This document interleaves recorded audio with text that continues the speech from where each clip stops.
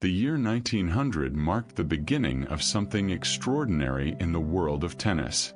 In the final summer months of that year, at the Longwood Cricket Club in Boston, a new international competition was born from the vision of a young Harvard student named Dwight "Philly" Davis.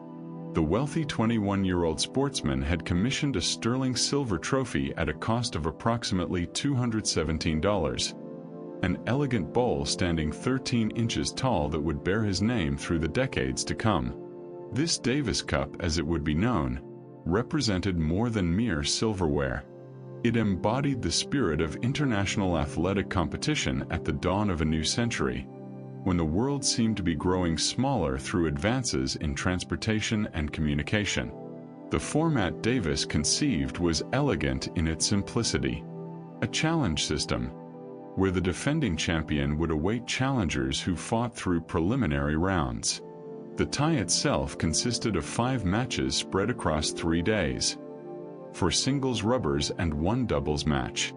Each match followed the traditional best-of-5 sets format, ensuring that stamina and mental fortitude would be tested alongside pure tennis skill. That inaugural competition in August 1900 featured just 2 nations. The United States, represented by Davis himself along with Holcomb Ward and Malcolm Whitman, and the British Isles team of Arthur Gore, Ernest Black, and Herbert Roper Barrett. The grass courts of Longwood provided a familiar surface for both teams, though the Americans held the advantage of home conditions and enthusiastic local support. The tie unfolded over 3 days in the late summer heat. Davis, serving as playing captain, took to the court in the opening rubber against Ernest Black. The match showcased the American's all-around game, his powerful serve complementing solid ground strokes. Davis prevailed in straight sets, establishing early momentum for the hosts. Malcolm Whitman followed with another American victory, his baseline consistency proving too steady for the British opposition. The doubles rubber on the second day saw Davis and Ward combine their talents against the British pair. The match unfolded on a warm August afternoon, with spectators seeking shade under the trees that surrounded the courts. Davis and Ward had refined their teamwork through countless hours on New England courts, and their understanding showed in the crucial moments. They moved with practiced coordination, Ward's aggressive net play and quick reflexes complementing Davis's more measured approach from the baseline, his steady ground strokes setting up opportunities for Ward to finish points at the net. The British pair fought valiantly, demonstrating the grass court skills honed on English lawns, but could not overcome the host's superior cohesion and the subtle advantages of familiar surroundings and supportive crowds. With the tie already decided at 3 rubbers to none, the remaining matches took on an exhibition quality. The sparse crowds who had gathered to witness history had seen something unprecedented, an international team tennis competition that promised to grow beyond this modest beginning. The final scoreline of 3 wins to none in favor of the United States marked the Americans as the first champions of this new tournament. Dwight Davis could not have imagined, as he accepted congratulations that warm summer day, that his silver trophy would still be contested more than a century later, becoming one of sport's most enduring and prestigious team competitions. The competition bore all the hallmarks of late Victorian sporting culture. Strict amateurism with no prize money or professional players allowed, gentlemanly conduct both on and off court, and the idealistic belief that athletic competition between nations could foster international understanding and goodwill. These noble ideals would be tested and transformed in the decades ahead as the competition grew to encompass the globe, surviving world wars, political upheavals, and the eventual transition from amateur to professional tennis. The Longwood Cricket Club, with its manicured grass courts and Victorian clubhouse, provided an appropriately refined setting for this first chapter. The venue sat in the genteel suburb of Brookline, just outside Boston proper, where the city's sporting elite gathered for cricket, tennis, and social events throughout the summer months. The atmosphere on those August days combined competitive intensity with social grace, as players and spectators mingled between matches in the clubhouse, enjoying refreshments and discussing the unfolding competition. The modest crowds who attended, perhaps 200 or 300 on the busiest days, represented Boston's tennis enthusiasts, many of whom had followed Davis's development as a player through the regional tournament circuit. The success of that first tie ensured the competition would continue. Davis had proven that international team tennis could capture public imagination, even if the audience remained relatively small in these early years. The challenge format meant the United States, as defending champions, would now await the next challenger. The Davis Cup had taken its first steps on what would become a remarkable journey through tennis history, through wars and social change, through amateur and professional eras, carrying that silver bowl forward as the symbol of international tennis supremacy. The year 1901 brought an unexpected development to the young Davis Cup competition. No challenger emerged to contest the trophy that Dwight Davis and his American teammates had won the previous summer. The British Isles team, recovering from their defeat in Boston, chose not to mount an immediate challenge. No other nation had yet developed the organizational structure or competitive tennis program necessary to issue a challenge under the competition's strict requirements. This absence of challengers meant the United States retained the Davis Cup by default, an anticlimax after the excitement of the inaugural tie. Yet this quiet year served a purpose, allowing the competition's framework to solidify and giving other nations time to consider whether they might assemble teams capable of challenging for the trophy. The Davis Cup remained in America, sitting in its case as a symbol of potential rather than contested glory. By 1902, the British Isles had regrouped and issued a new challenge. The venue this time was the Crescent Athletic Club in Brooklyn, New York, shifting the competition to America's largest city. The grass courts there offered similar conditions to the inaugural tie, though the urban setting provided a different atmosphere from suburban Boston. The challenge round took place in early August, as summer heat blanketed the eastern seaboard.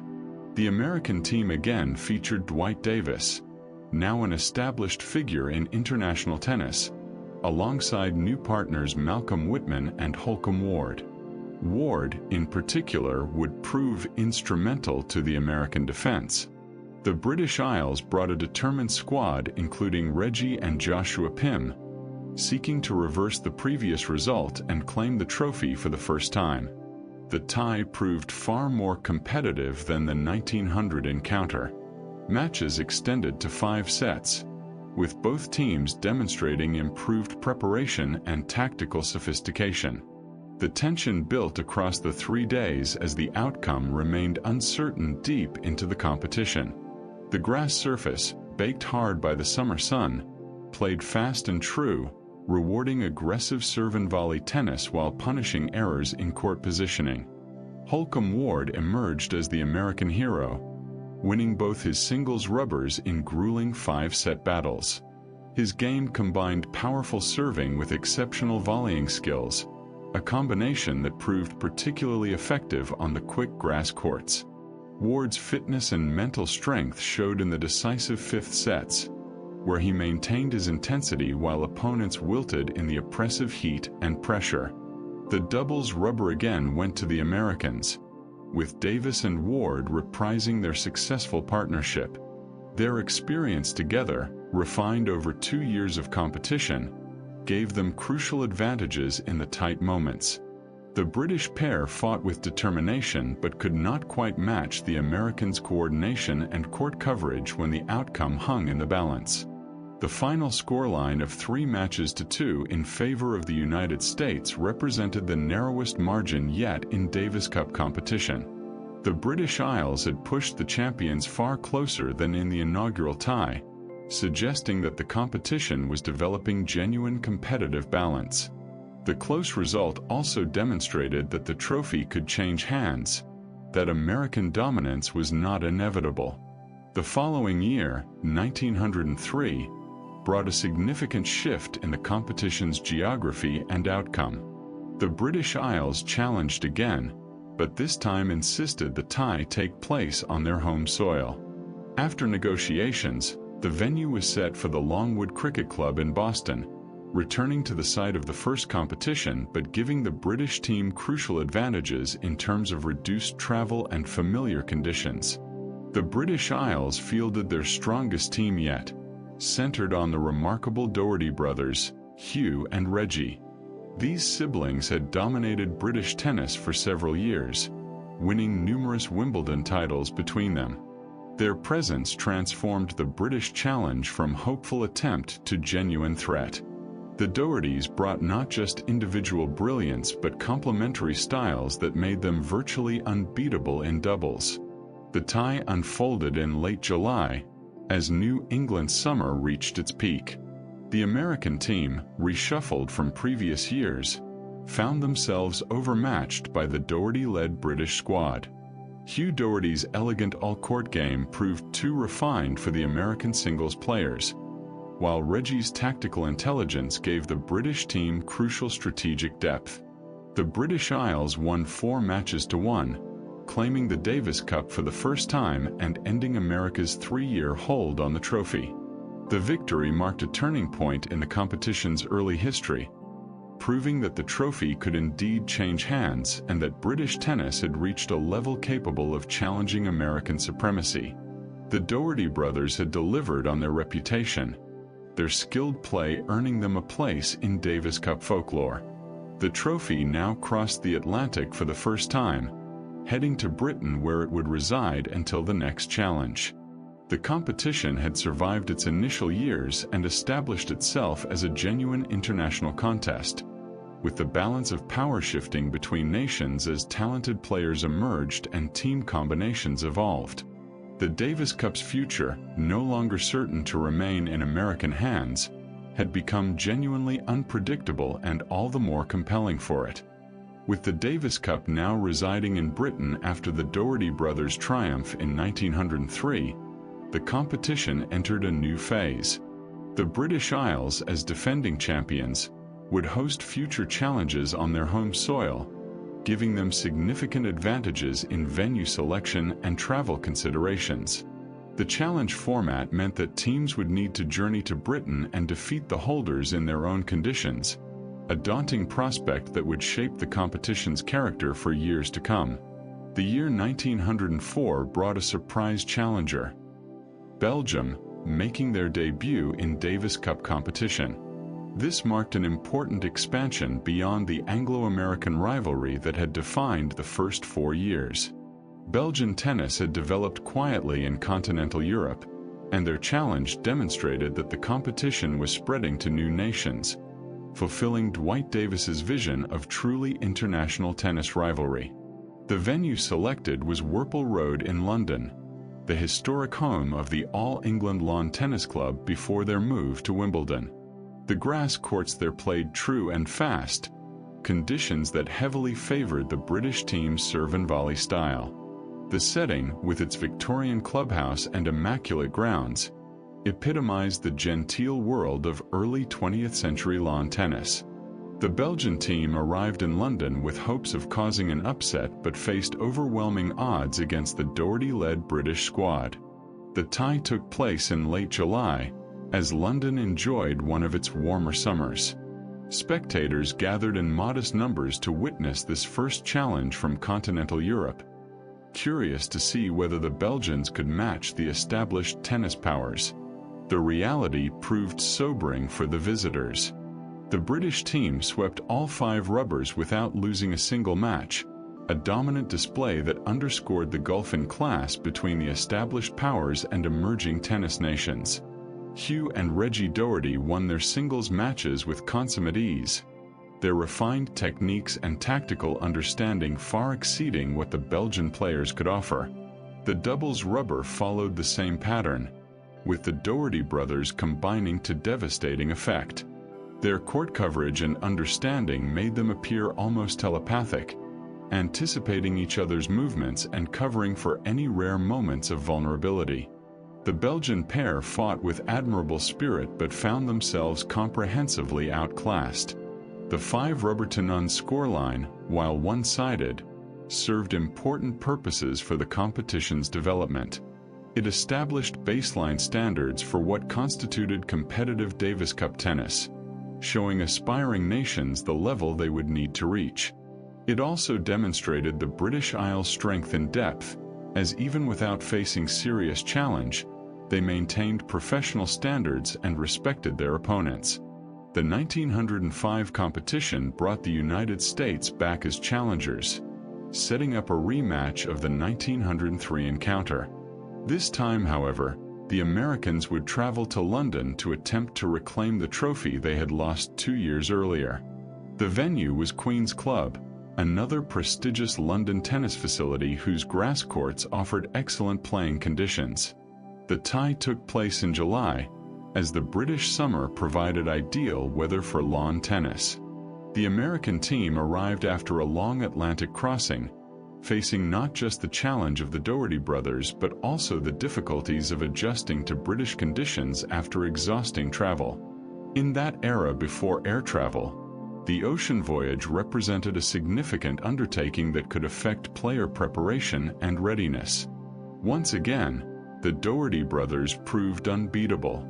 Their home advantage, combined with their natural superiority on grass courts, made them virtually invincible in British conditions. Hugh Doherty moved across the manicured lawns with graceful efficiency, his volleys crisp and placement precise. Reggie complemented his brother perfectly, his steadier baseline game providing the foundation for their doubles dominance. The British team swept all 5 rubbers for the second consecutive year, though the American challengers proved more competitive than Belgium had been. The matches extended longer, with several going to 4 or 5 sets, but the ultimate outcome never seemed in doubt. The Doherty brothers won every match they contested, establishing themselves as the dominant force in early Davis Cup history. The 5-rubber-to-none scoreline marked the British Isles' 3rd consecutive defense of the trophy, establishing them as a genuine dynasty in the young competition. The Doherty's partnership had become legendary, their names synonymous with British tennis excellence. Their ability to raise their game for Davis Cup competition, to perform at their peak when representing their nation, set standards that future players would strive to match. The challenge format meant the British Isles could continue defending on home soil, a significant advantage they exploited fully. The travel demands placed on challengers, combined with unfamiliar conditions and the pressure of attempting to dethrone defending champions, created formidable obstacles. The British team understood these advantages and used them strategically, selecting venues that maximized their strengths. The competition had now established clear patterns.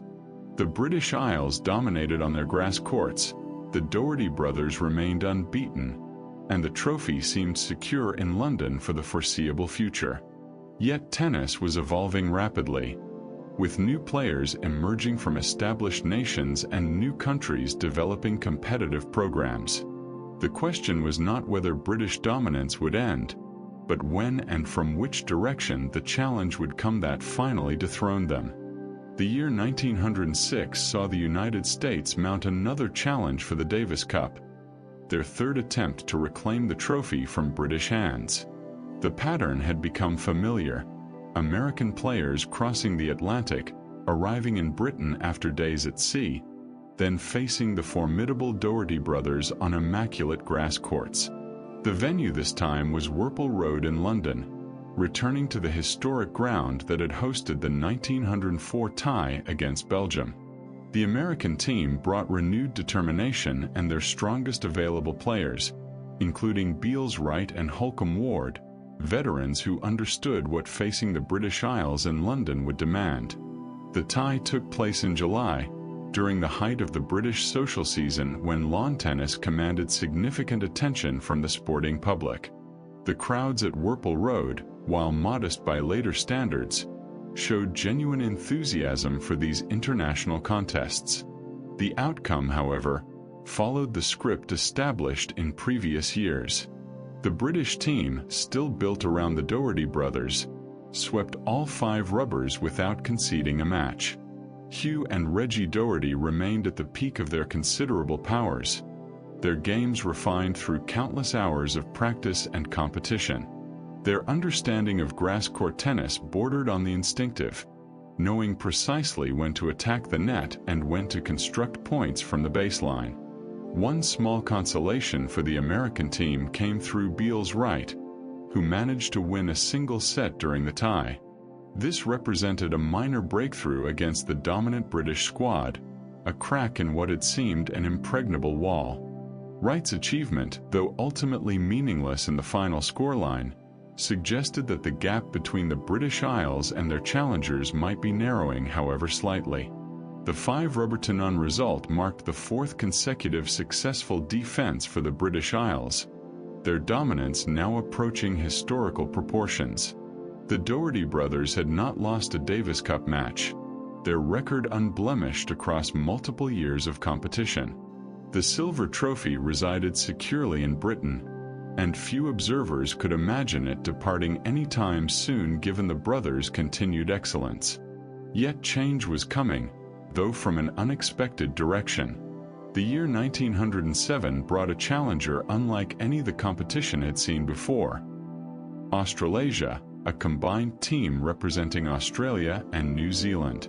This development marked a crucial expansion of the Davis Cup beyond Europe and North America, demonstrating that tennis had developed to competitive levels in the far reaches of the British Empire. The emergence of Australasian tennis owed much to one player, Norman Brooks, a left-handed Australian whose game would revolutionize Davis Cup competition. Brooks brought a different style to the grass courts, combining powerful serving with exceptional volleying skills. His left-handed delivery created unusual angles that troubled opponents accustomed to right-handed players, while his mental toughness gave him crucial advantages in pressure situations. The 1907 Challenge round took place at Worple Road in August, as the British summer began its slow transition toward autumn. The Australasian team, having survived the lengthy sea voyage from the Southern Hemisphere, arrived in London as decided underdogs. The British Isles had never lost the Davis Cup on home soil, and few expected that record to change against challengers from so far away. The tie began with Norman Brooks facing one of the Doherty brothers in the opening singles rubber. The match that followed would become legendary in Davis Cup history. Brooks demonstrated that he belonged on the same court as the British champions, his left-handed serve consistently troubling his opponent. The rallies showcased contrasting styles: British elegance against Australian aggression, traditional grass court tennis against a more modern attacking approach. When Brooks secured victory, the result sent ripples through the tennis world. The Doherty brothers' aura of invincibility had been punctured, and suddenly the tie's outcome seemed genuinely uncertain. The Australasian team, energized by Brooks' breakthrough, fought with renewed confidence in the subsequent matches. The doubles rubber proved crucial, with Brooks partnering Tony Wilding, a New Zealander whose elegant game complemented the Australians' power. Together they formed a formidable combination, their fresh legs and aggressive tactics proving too much for the British pair. The capacity to mount sustained pressure, to maintain intensity through long matches, gave Australasia advantages that became decisive. When the final rubber concluded, the scoreline read 3-2 in favor of Australasia. The British Isles had lost the Davis Cup for the first time on home soil. Their 4-year reign ended by challengers from the other side of the world. The Doherty brothers' remarkable run was over, their dominance finally broken by opponents who brought different weapons and fresh approaches to traditional grass court tennis. The victory marked a watershed moment in Davis Cup history. For the first time, a nation outside the original Anglo-American rivalry had claimed the trophy. Tennis had truly become global, with players from the Southern Hemisphere proving they could compete with and defeat the established powers. The Davis Cup would now travel to Australasia, requiring future challengers to make the arduous journey to the other side of the world if they wished to contest the trophy. Norman Brooks had announced himself as one of the game's great players, his performance in London establishing his reputation beyond the Australasian region. His ability to perform under extreme pressure, to deliver his best tennis when his nation needed it most, epitomized the Davis Cup spirit. The competition would never quite be the same after 1907, the year when tennis truly became a worldwide sport. The Davis Cup's journey to the Southern Hemisphere in 1907 created immediate logistical challenges for the competition. Future challengers would now need to mount expeditions to Australia or New Zealand, undertaking sea voyages that lasted weeks and navigating the considerable expense and time commitment such travel demanded. The Australasian team's victory had fundamentally altered the competition's geography, shifting its center of gravity halfway around the world. The United States emerged as the first challenger willing to make this extraordinary journey. The American team, eager to reclaim the trophy they had held in the competition's earliest years, committed to the months-long expedition required to reach Australasia and compete for the Davis Cup. The logistics involved in such an undertaking were formidable, requiring not just the players but support staff, equipment, and financial backing on a scale not previously necessary. The 1908 Challenge Round took place at the Albert Ground in Melbourne during November and December, taking advantage of the Australian summer when conditions were ideal for outdoor tennis. The venue, located in the heart of Melbourne, represented one of Australia's premier sporting facilities. The grass courts there played somewhat differently from British grass, the harder surface and faster conditions suiting the aggressive styles that characterized Australasian tennis. Norman Brooks remained the cornerstone of the Australasian defense, his reputation enhanced by his heroics in London the previous year. The home crowd, passionate in their support, created an atmosphere unlike anything the Americans had experienced. The enthusiasm of Australian sporting crowds, their vocal support for their champions, added another layer of pressure on the challenging team.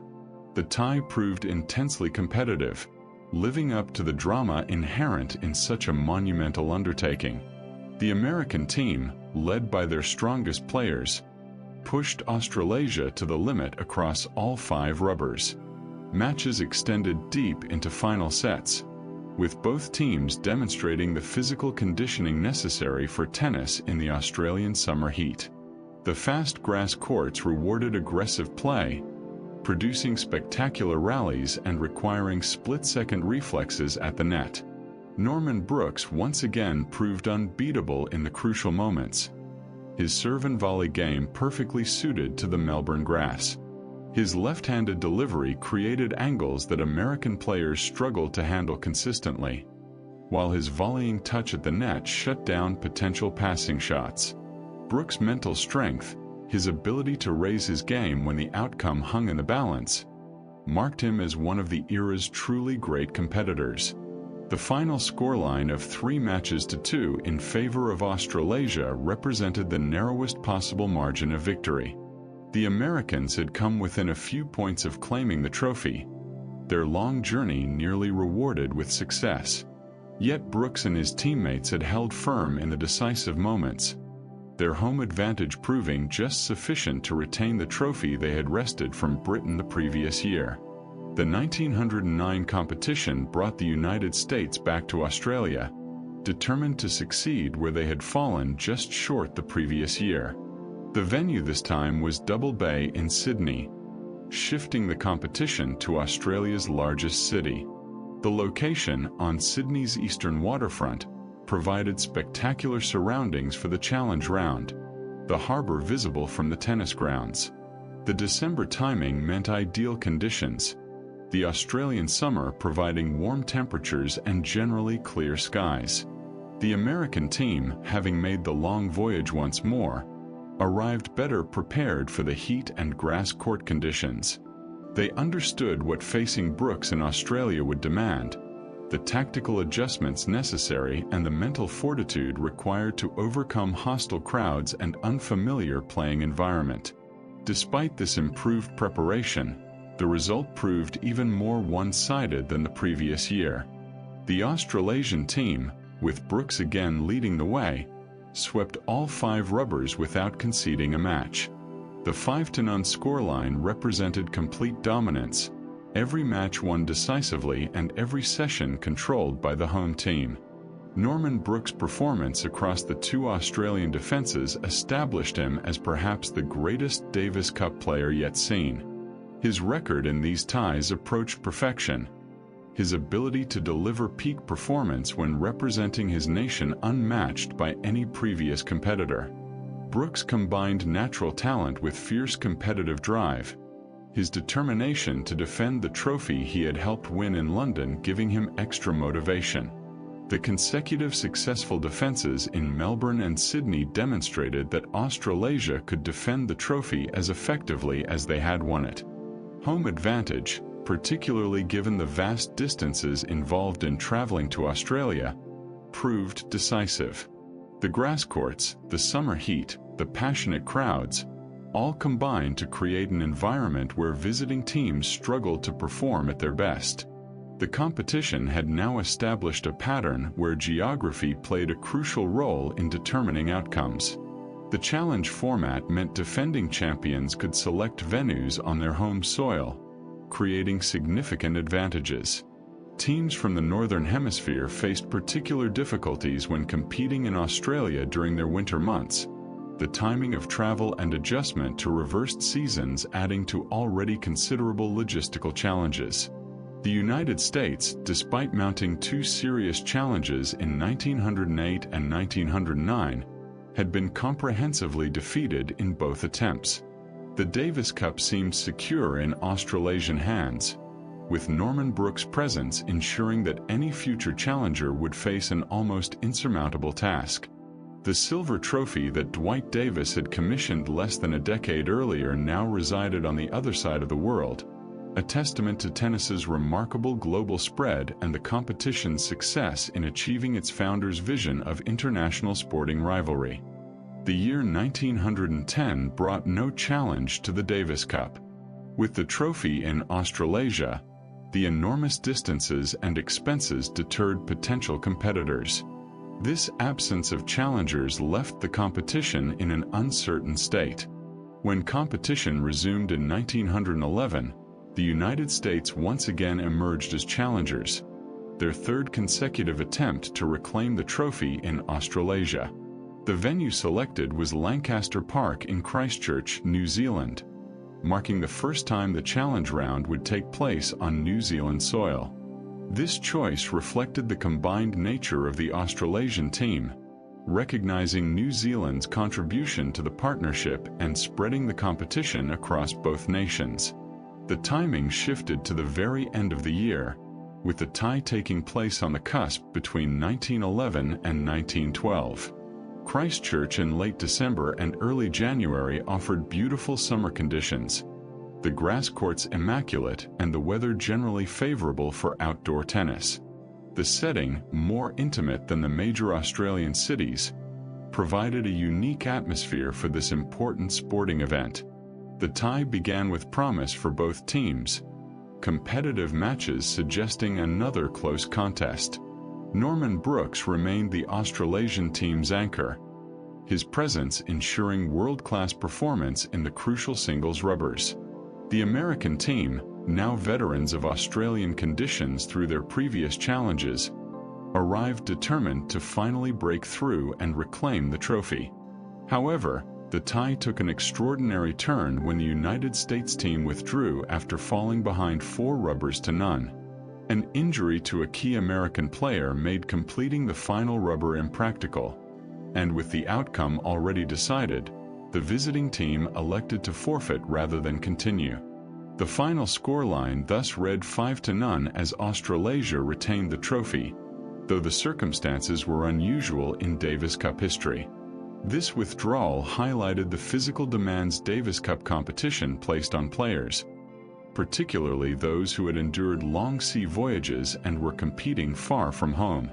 The injury situation, combined with the heat of Southern Hemisphere summer, created conditions where player welfare sometimes conflicted with the competition's traditional format of completing all 5 rubbers regardless of the overall outcome. The year 1912 brought a challenge from the British Isles, eager to reclaim the trophy they had lost to Australasia in 1907. The British team, rebuilt after the Doherty brothers era, represented a new generation of players seeking to restore British tennis prestige. The venue was the Albert Ground in Melbourne, returning to the site of the 1908 challenge. This tie, scheduled for November during the Australian spring, would prove to be one of the most dramatic in the competition's young history. The British Isles fielded a strong team including Charles Dixon, whose all-around game and competitive temperament made him ideally suited to Davis Cup tennis. Norman Brooks again led the Australasian defense, seeking to extend his unbeaten record in challenge rounds. The matches proved extraordinarily competitive, with several extending to 5 sets and crucial games decided by the narrowest of margins. The Melbourne grass played quick and true, rewarding aggressive tactics and punishing hesitation. Both teams demonstrated remarkable fitness and mental strength, the intensity sustained across 3 days of competition. Charles Dixon emerged as the British hero, winning crucial rubbers including a decisive singles match that showcased his versatility and determination.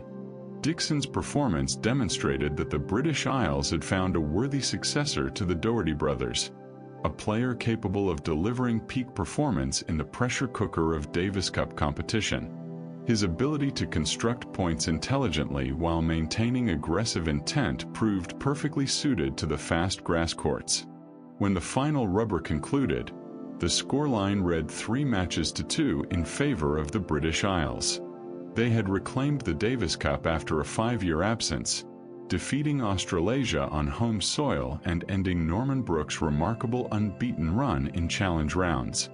The victory marked a significant achievement, overcoming all the disadvantages of traveling to the Southern Hemisphere and defeating formidable opponents in their home conditions. The British triumph demonstrated that no team, regardless of home advantage, could maintain indefinite dominance. Brooks and Australasia had defended superbly across multiple years, but eventually, a challenger emerged strong enough to overcome all obstacles. The Davis Cup would now return to Britain, completing another circuit of the globe and resetting the competition's geography once more. For the British Isles team, the victory represented redemption after their defeat to Australasia in London 5 years earlier. They had journeyed to the other side of the world, endured weeks at sea, adjusted to reversed seasons and unfamiliar conditions, and ultimately prevailed in desperately tight competition. Charles Dixon's heroics in Melbourne earned him a place alongside the Doherty brothers in British tennis history.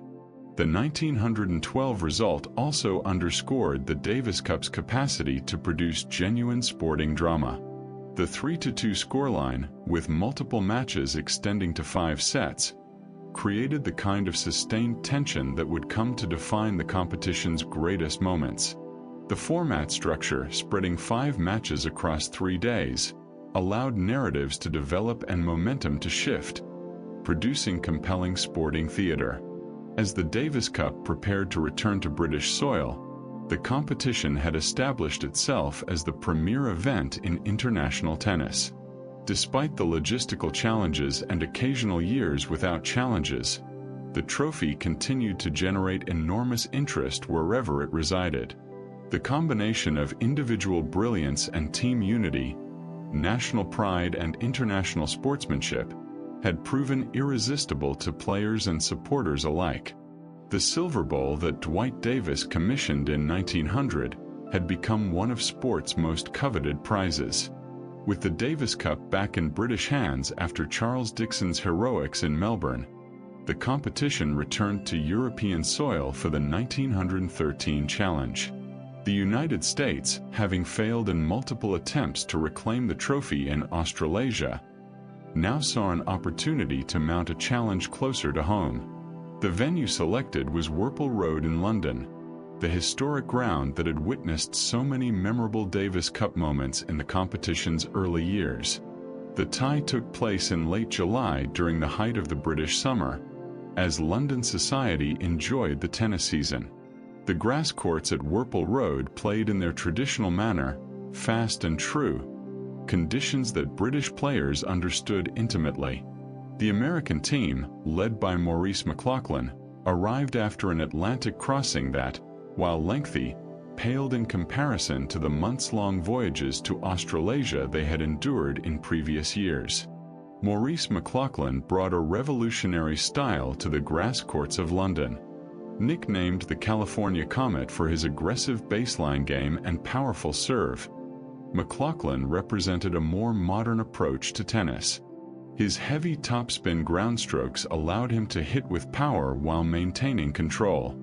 The British Isles fielded a strong defensive team, confident in their home advantage and buoyed by their success in reclaiming the trophy from Australasia. The opening rubbers suggested British control, as their players demonstrated the grass court mastery developed through countless hours on similar surfaces. The crowd at Whirple Road, though not massive, created an atmosphere of partisan support that added to American challenges. However, Maurice McLoughlin's brilliance in the crucial middle rubbers turned the tie in America's favor.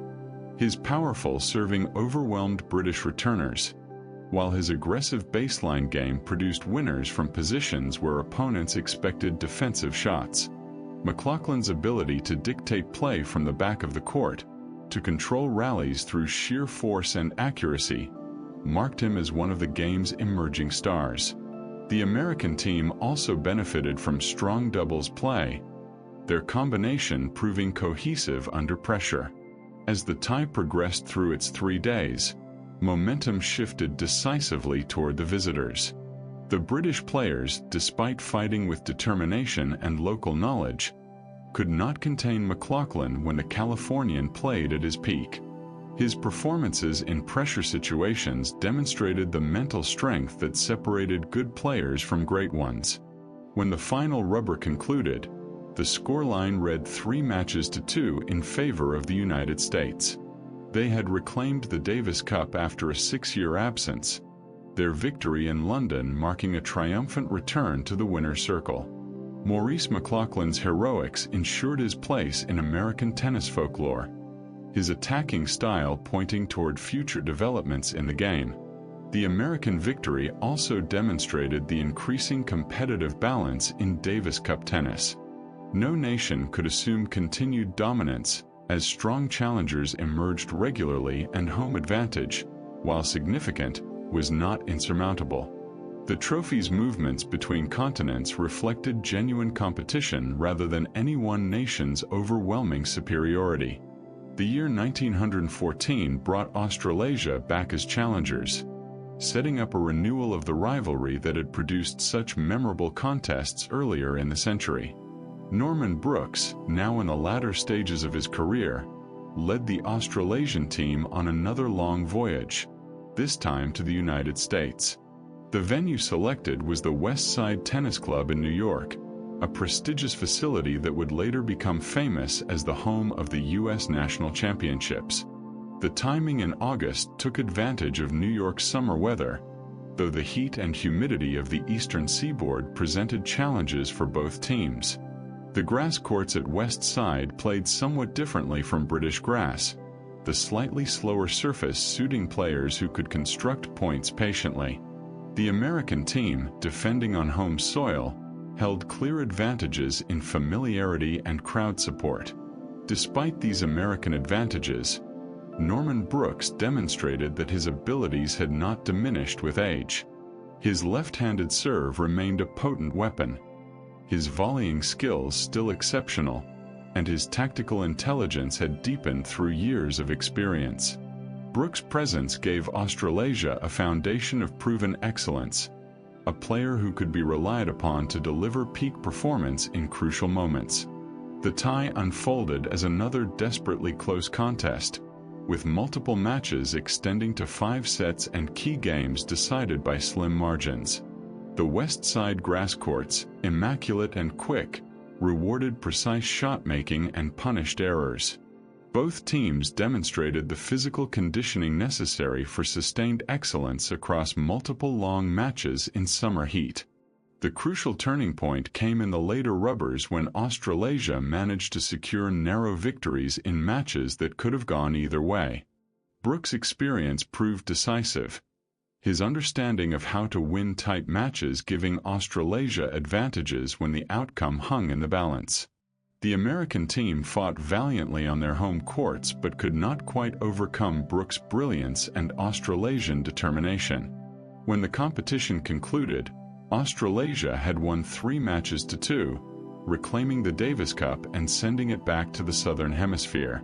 Norman Brooks had once again proven himself one of the great Davis Cup competitors, his ability to perform under extreme pressure undiminished by age or the challenges of trans-Pacific travel. The trophy would return to Australia, where future challengers would need to journey if they wished to contest for tennis's ultimate team prize. The 1914 result marked the last Davis Cup competition before the world changed forever. Within weeks of Australasia's triumph in New York, Europe descended into war. The conflict that began in August 1914 would eventually engulf much of the globe, including Australia and New Zealand. Tennis, along with most international sporting competitions, would cease for the duration of hostilities. The Davis Cup would remain frozen in time, waiting in Australia for a world at peace to resume the competition. The years between 1915 and 1918 brought silence to the tennis courts where Davis Cup glory had been contested. The Great War, as it became known, consumed Europe and drew in nations from across the globe, including the Australasian partners who held the Davis Cup. Young men who might have competed for their nations on tennis courts instead found themselves in trenches or on battlefields far from sporting venues. The silver trophy sat in Australia, waiting for a world that seemed to be tearing itself apart. The war's impact on tennis was profound and personal. Players who had represented their nations in Davis Cup competition enlisted in military service, facing dangers far more serious than any they had encountered on court. Some would never return, their promising careers cut short by the conflict. Others would survive but carry physical or psychological scars that affected their ability to compete at the highest level. The sport's global community, which had come together in the Davis Cup spirit of international competition, found itself divided by the war's terrible necessities. During these years, the competition existed only in memory and hope. Tennis enthusiasts wondered whether the Davis Cup would resume after the war, whether the nations that had competed before the conflict would be able to field teams again. The war disrupted not just the competition itself but the entire infrastructure that supported international tennis. The clubs, the tournaments, the development pathways for young players. The Australian and New Zealand tennis communities, though far from the war's European battlefields, sent thousands of young men to fight alongside British forces. The distance from the fighting did not spare the Southern Hemisphere nations from the war's costs. Families across Australia and New Zealand mourned losses, and communities struggled with the absence of an entire generation of young men who had departed for the war. As 1918 drew to a close, the war finally ended with armistice in November. The world that emerged from the conflict was profoundly changed. Empires had fallen, new nations had emerged, and the optimistic certainty of the pre-war years had been shattered by 4 years of industrial-scale slaughter. Yet amid the devastation and grief, thoughts turned to rebuilding and resuming the normal patterns of life. For tennis, this meant considering whether and how the Davis Cup might continue. The year 1919 brought the competition's resumption, a symbolic moment in the post-war return to peace. The decision to hold the challenge round represented more than just sporting renewal. It signaled that international cooperation and competition could again replace conflict. The venue was Double Bay in Sydney, returning to the site where the United States had challenged unsuccessfully in 1909. Great Britain, as the British Isles team was now more commonly known, emerged as challengers.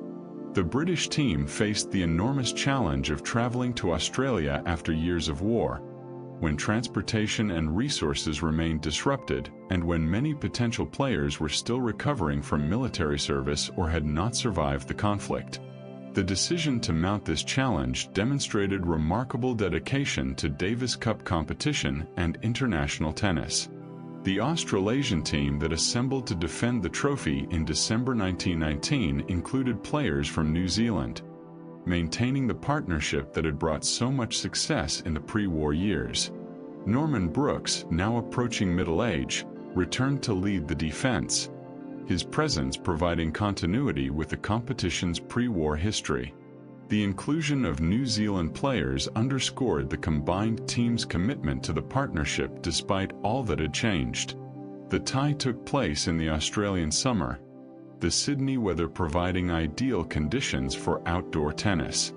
The atmosphere at Double Bay carried special significance, as spectators gathered to witness not just a sporting contest but a symbol of the world's return to normalcy. Tennis, which had seemed so trivial during the war years, now represented something important: the capacity for nations to compete peacefully and the resumption of international cooperation. The matches themselves reflected the complex emotions of this first post-war competition. Players competed with the intensity Davis Cup demanded, yet there was also a sense that simply being able to play international tennis again mattered as much as the outcome.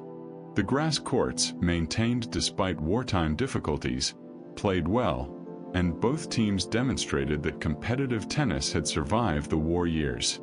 Australasia won the tie 4-1, successfully defending the trophy in the symbolically important first post-war competition. The margin of victory suggested that Australasian tennis had weathered the war years better than British tennis, though the difference in travel burdens and time for post-war recovery likely played significant roles.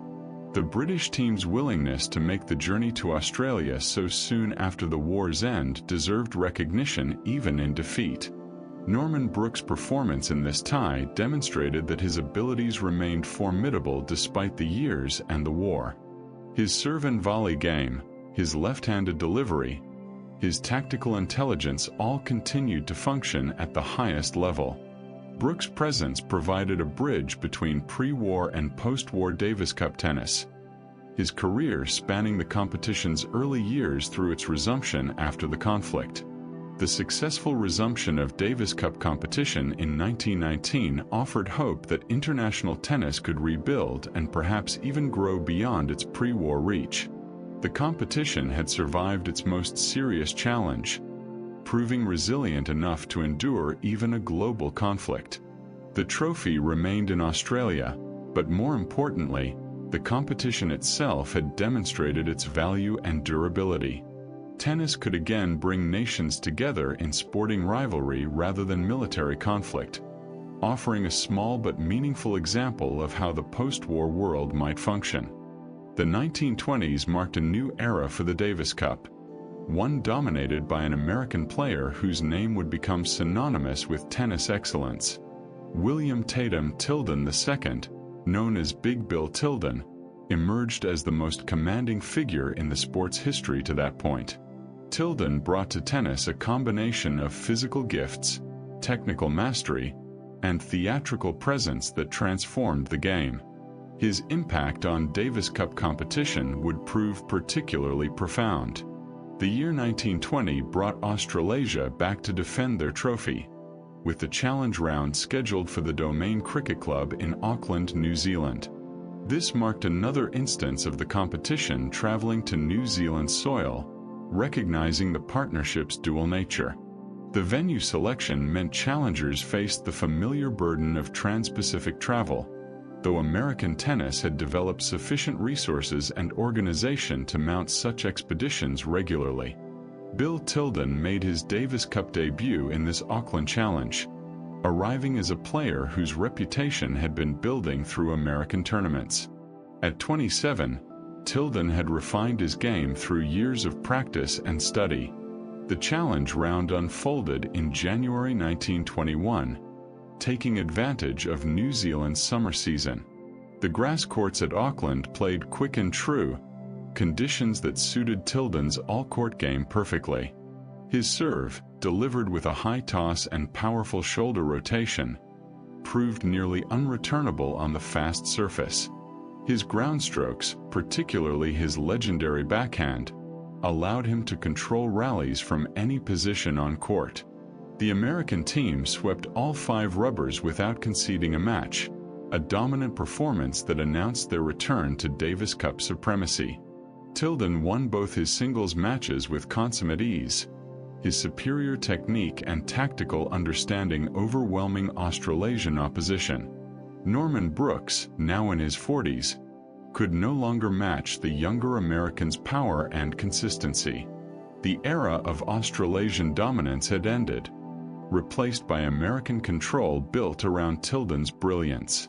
The 5-0 scoreline marked the beginning of what would become an extended American reign. With the trophy now returning to the United States for the first time since 1913, the Davis Cup center of gravity shifted back across the Pacific. Future challenges would take place on American soil, with the United States selecting venues that maximized their advantages just as previous champions had done. The year 1921 brought an unexpected and fascinating challenger: Japan, making their debut in a Davis Cup final.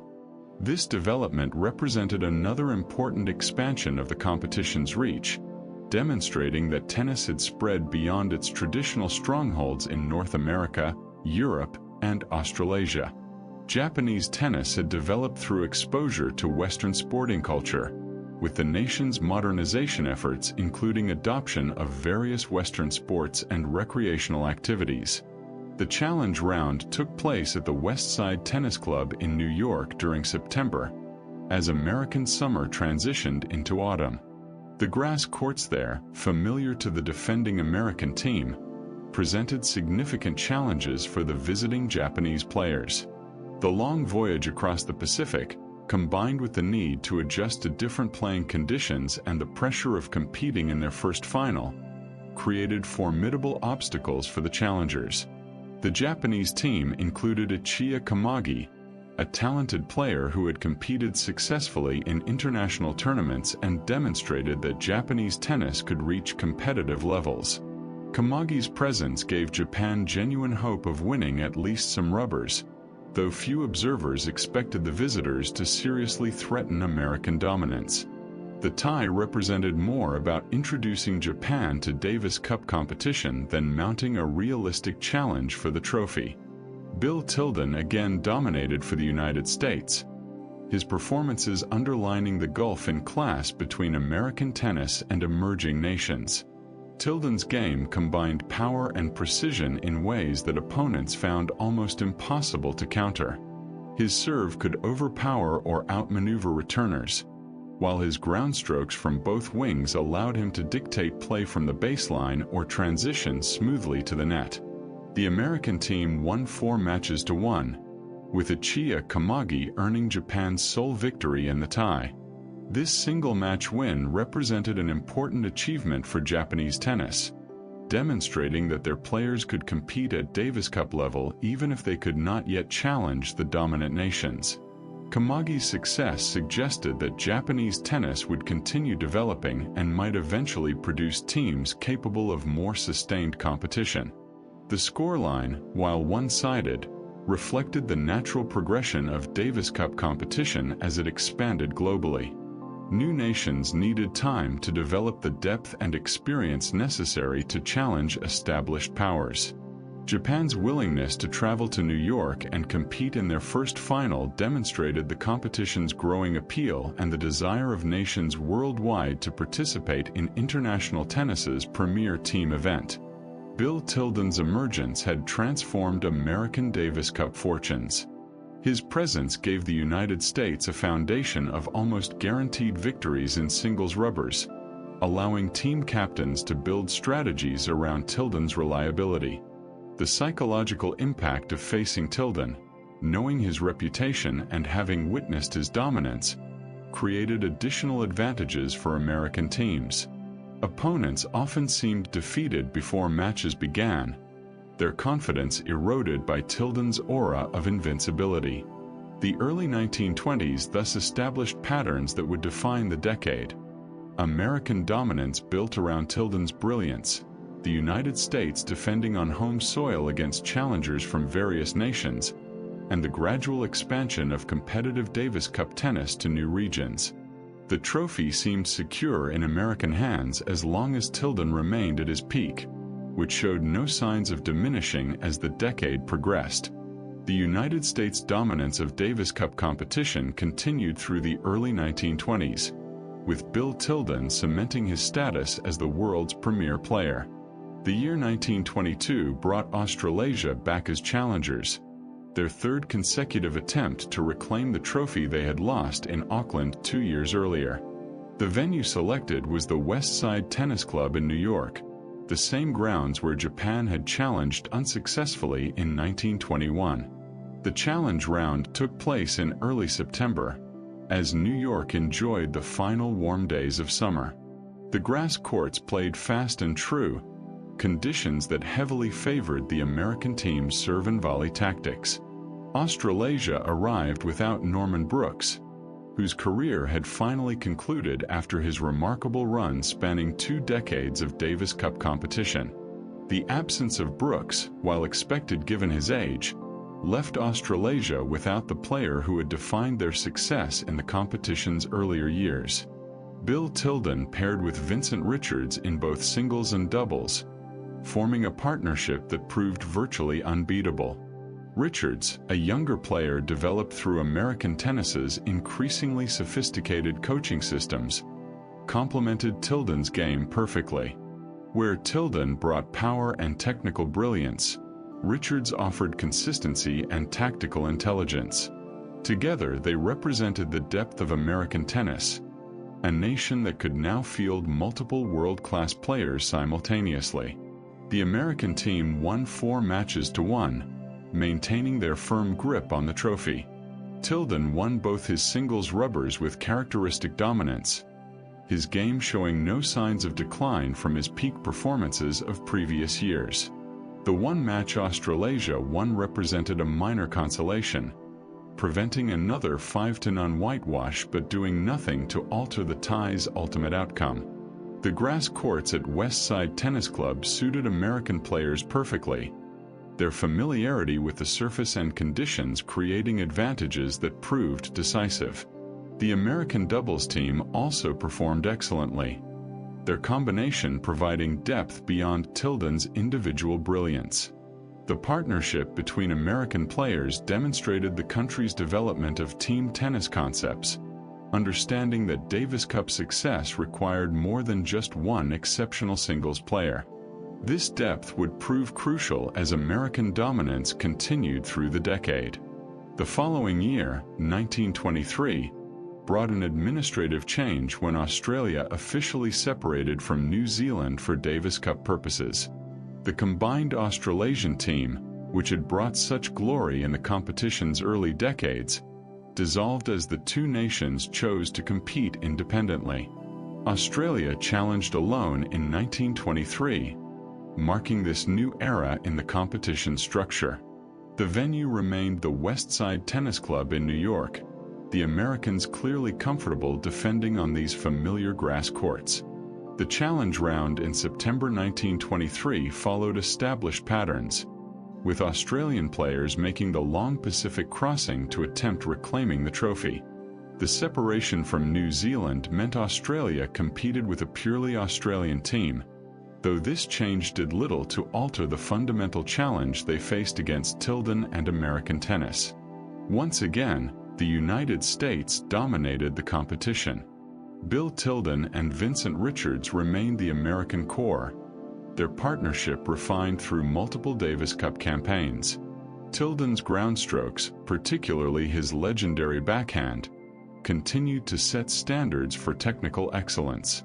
His ability to hit winners from defensive positions, to turn rallies in his favor through sheer shot-making brilliance, demoralized opponents who thought they had gained control of points. The scoreline of 4-1 mirrored the previous year's result, emphasizing American superiority. Australia's single victory prevented complete humiliation but could not disguise the gulf in class between the teams. The United States had now successfully defended the Davis Cup for 4 consecutive years since reclaiming it in Auckland, establishing a dynasty that showed no signs of weakening. The grass court dominance Americans displayed in New York had become almost routine, their familiarity with surface and conditions creating overwhelming advantages. Australian players, more accustomed to grass than some challengers but still facing long travel and unfamiliar East Coast conditions, simply could not overcome Tilden's brilliance and American depth. The pattern of annual Australian challenges creating predictable American victories suggested the need for new challengers if the competition was to remain genuinely competitive. The year 1924 brought Australia back to challenge once more, their determination to reclaim the trophy admirable even as recent results suggested such hopes were unrealistic. The venue this time was the Germantown Cricket Club in Philadelphia, shifting the competition from New York but remaining on familiar American grass courts.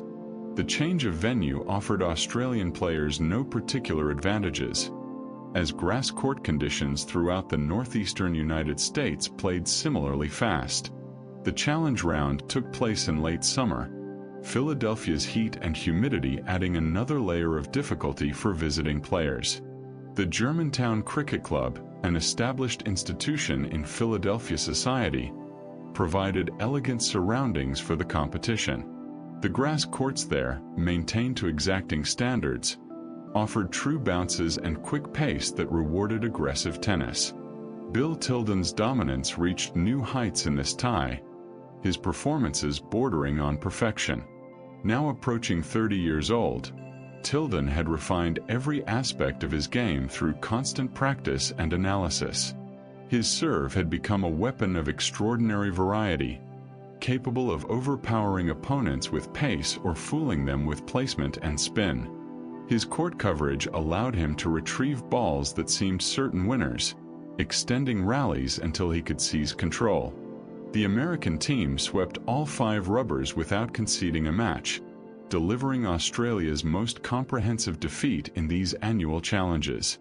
The 5-0 scoreline demonstrated complete American superiority across all aspects of the competition. Tilden won his singles matches without dropping a set, his level of play so high that Australian opposition seemed overmatched from the opening service games. Vincent Richards continued his excellent support of Tilden, winning his singles rubber and partnering successfully in doubles.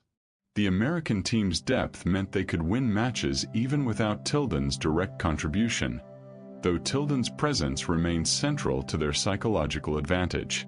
Opponents knew that defeating the Americans meant overcoming Tilden, a task that seemed impossible given his consistent excellence. The American dominance in Philadelphia demonstrated that their grip on the trophy had not loosened despite years of annual defenses. If anything, they seemed stronger than when they reclaimed the trophy from Australasia in 1920. The combination of Tilden's individual brilliance and American tennis's overall depth created almost insurmountable obstacles for challengers. The following year, 1925, brought no change to American dominance, as the United States successfully defended the Davis Cup for the 6th consecutive year. Australia challenged once more at the Germantown Cricket Club in Philadelphia, facing the familiar combination of Bill Tilden's brilliance and American grass court mastery. The outcome followed the now-established pattern, with the United States winning decisively and Tilden maintaining his perfect record in Davis Cup singles play. The American dynasty seemed impregnable as the mid-1920s approached, with 6 consecutive successful defenses establishing them as the dominant force in international tennis. Bill Tilden showed no signs of decline, his technical mastery and competitive drive as formidable as ever. American tennis officials could reasonably expect continued success for years to come, particularly as they retained the advantage of defending on home grass courts. Yet developments in France were quietly creating the foundation for a dramatic shift in Davis Cup competition. French tennis had been developing steadily through the 1920s, producing a remarkable generation of players whose skills would soon challenge American supremacy. These players, known collectively as the Four Musketeers, would transform not just French tennis but the entire landscape of international competition. The Four Musketeers consisted of Jean Barotra, Jacques Brugnon, Henri Cochet, and René Lacoste. Each brought distinct qualities to French tennis. Barotra, nicknamed the Bounding Basque for his acrobatic court coverage, exemplified aggressive net play. Brugnon, the eldest, specialized in doubles and provided veteran steadiness. Cochet possessed perhaps the finest touch and improvisational skills of any player in the era. Lacoste, methodical and analytical, earned the nickname the Crocodile for his tenacious baseline game. Together, these four players gave France unprecedented depth in Davis Cup competition, where previous challengers typically relied on one or two exceptional players. France could field multiple world-class competitors simultaneously. This depth created tactical flexibility and psychological pressure on opponents, who could no longer focus solely on stopping one dominant player as they had with Tilden. The emergence of the Four Musketeers would soon challenge American supremacy in ways no previous nation had managed during Tilden's reign. The year 1926 brought France to the United States for their first Davis Cup final appearance. The venue was the Germantown Cricket Club in Philadelphia, the same grass courts where American teams had defended successfully in recent years. The challenge round took place in September, as Philadelphia's summer heat began moderating into autumn.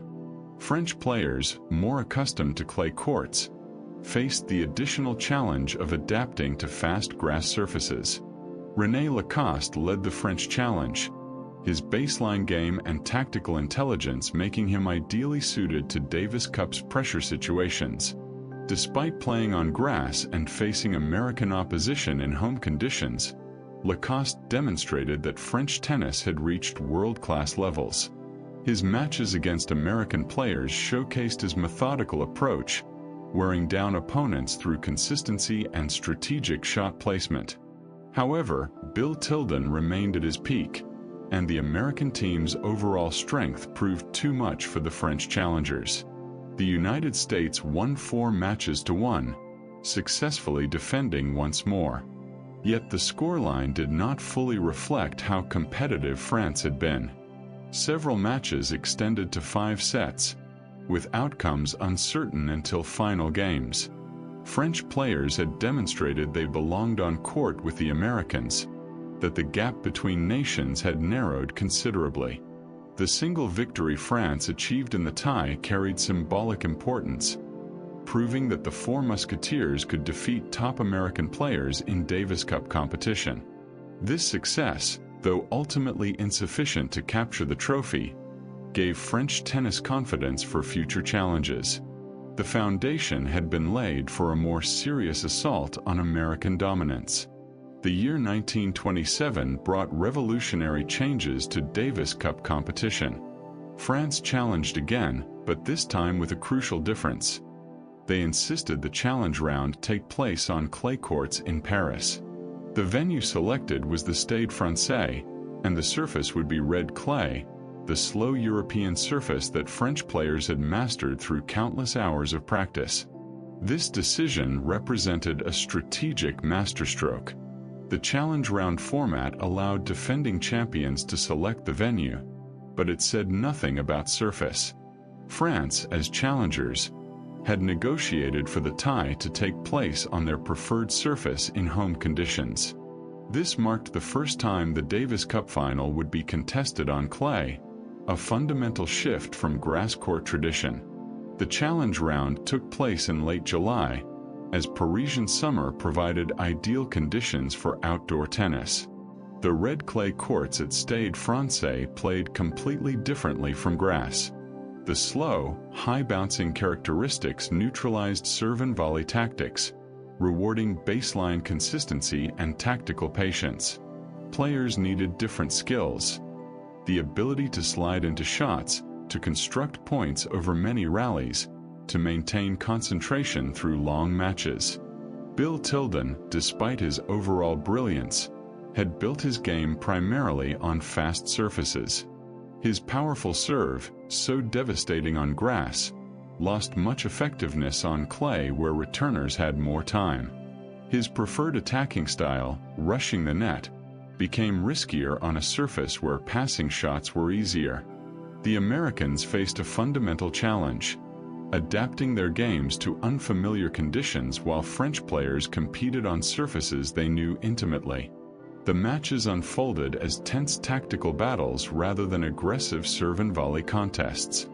René Lacoste and Henri Cochet won crucial singles rubbers, their clay court expertise proving decisive.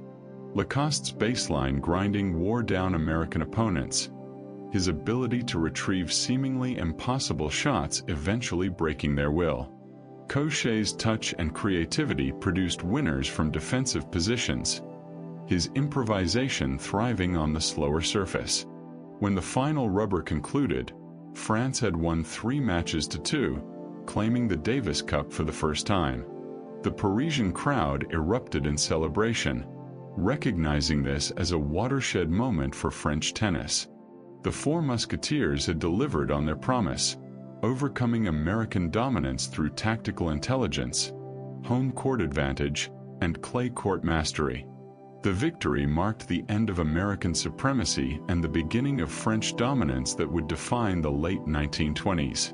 More significantly, it established that clay courts were viable surfaces for Davis Cup finals, expanding the competition's tactical diversity.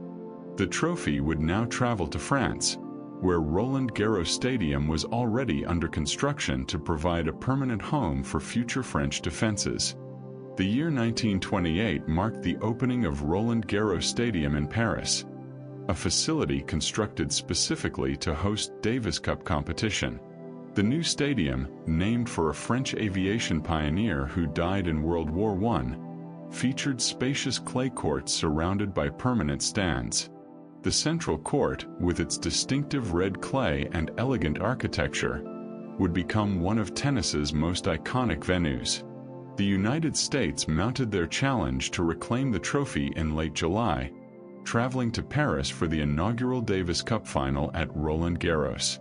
The Americans arrived determined to reverse the previous year's defeat, having studied French tactics and prepared specifically for clay court conditions. Bill Tilden, though now in his mid-30s, remained capable of world-class tennis and understood what defeating France in Paris would require. The challenge round atmosphere at Roland Garros exceeded anything previously seen in Davis Cup competition. Parisian crowds, passionate about tennis and fiercely supportive of their national team, created an intimidating environment for visiting players.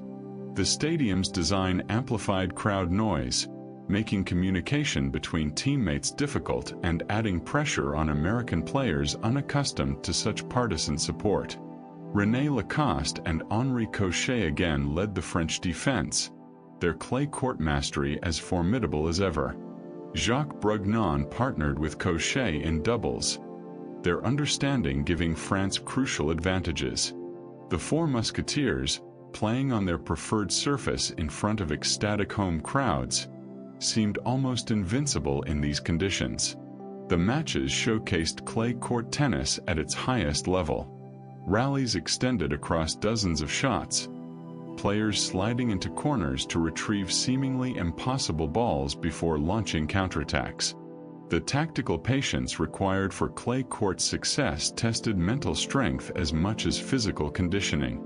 Points that would have ended quickly on grass continued through multiple exchanges, with control shifting until someone forced an error or produced a winner. France won 4 matches to 1, successfully defending the Davis Cup for the first time. The scoreline represented complete dominance, with French players winning decisively on their preferred surface. The single American victory prevented total humiliation but could not disguise French superiority. Roland Garros had proven an impregnable fortress. The year 1929 brought the United States back to Paris for another challenge, their determination to reclaim the trophy undiminished despite previous failures. The venue this time was the Stade Français, returning to the site of France's initial victory in 1927. The change of venue within Paris made little practical difference, as both facilities featured the same red clay surface where French players held overwhelming advantages. Bill Tilden, now approaching the end of his career, understood this might be his final opportunity to reclaim the Davis Cup for the United States. His rivalry with Henri Cochet had become one of tennis's great individual matchups, their contrasting styles creating compelling drama whenever they faced each other. Tilden's power and technical precision against Cochet's touch and improvisational genius produced matches of extraordinary quality. The tie culminated in a legendary fifth rubber with the overall outcome still undecided. Tilden faced Cochet in a match that would determine whether France retained the trophy or the United States reclaimed it. The Stade Français crowd, understanding the stakes, created an atmosphere of almost unbearable tension. Every point carried enormous weight, every game potentially decisive. The match extended through 5 sets, with both players demonstrating the mental toughness that separated them from lesser competitors. Tilden's powerful serve and aggressive tactics pushed Cochet to his limits, while the Frenchman's defensive skills and counterpunching ability frustrated American attempts to dominate. The clay surface, slowing down Tilden's best shots, gave Cochet opportunities to extend rallies and impose his tactical approach. In the decisive 5th set, Henri Cochet produced one of the great Davis Cup performances, his shot-making under extreme pressure reaching almost superhuman levels. He won the final set and with it the match, securing France's defense of the trophy. The Parisian crowd erupted in wild celebration, recognizing they had witnessed something extraordinary. Cochet's victory over Tilden in this pressure-packed situation became part of Davis Cup folklore. The final scoreline of 3-2 in France's favor reflected how competitive the tie had been. The United States had come within a few points of reclaiming the trophy, but ultimately French clay court mastery and Cochet's heroics proved sufficient. The defeat marked a symbolic end to Bill Tilden's Davis Cup career, his final attempt falling just short despite his best efforts. The year 1930 brought the United States back to Roland Garros for yet another challenge. By now, the pattern had become clear. France dominated on clay courts, their 4 musketeers still at their collective peak and seemingly invincible on red clay in front of passionate Parisian crowds. The Americans, despite fielding strong teams, simply could not overcome the combination of French talent and home court advantage. The challenge round in late July unfolded much like previous years, with French players controlling play through baseline consistency and tactical intelligence. The Americans fought hard, winning individual matches and pushing others to 5 sets, but could not string together enough victories to capture the trophy. France's depth proved decisive, as any of the 4 musketeers could step up when needed. France won 4-1, successfully defending for the 4th consecutive year and establishing their own dynasty in Davis Cup competition. This extended run of success, from 1927 through 1930, represented a golden age for French tennis. The 4 musketeers had achieved what many thought impossible, dominating the competition and establishing France as the world's premier tennis nation. The French dynasty also marked a tactical evolution in Davis Cup tennis. The shift from grass to clay as the predominant surface for finals changed how the competition was played and which skills mattered most. Baseline consistency, tactical patience, and clay court movement became as important as serve and volley skills that had dominated the grass court era. This diversification enriched the competition, demonstrating that multiple approaches could succeed. The year 1931 saw France reach the peak of their Davis Cup dominance. The United States challenged once more at Roland Garros, making their annual summer pilgrimage to Paris, hoping to finally break through. The challenge round scheduled for late July promised to follow familiar patterns, with French players defending on beloved red clay in front of wildly enthusiastic crowds. However, this tie produced an unusual outcome. The official result recorded France winning 6-1, but circumstances surrounding the scoreline raised questions. Reports suggested the American team faced internal difficulties, with some sources indicating a walkover situation developed. The exact details remained somewhat murky, but the result stood.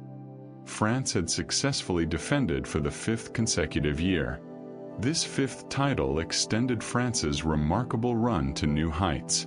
The Four Musketeers had now dominated Davis Cup competition for half a decade, establishing themselves among the great teams in the competition's history. René Lacoste, Henri Cochet, Jean Barotra, and Jacques Brugnon had achieved everything possible in Davis Cup tennis. Yet by 1931, the Four Musketeers were aging. Lacoste had already begun reducing his playing schedule due to health concerns, his meticulous approach having taken physical toll. The others, while still world-class, no longer possessed the youthful energy that characterized their emergence.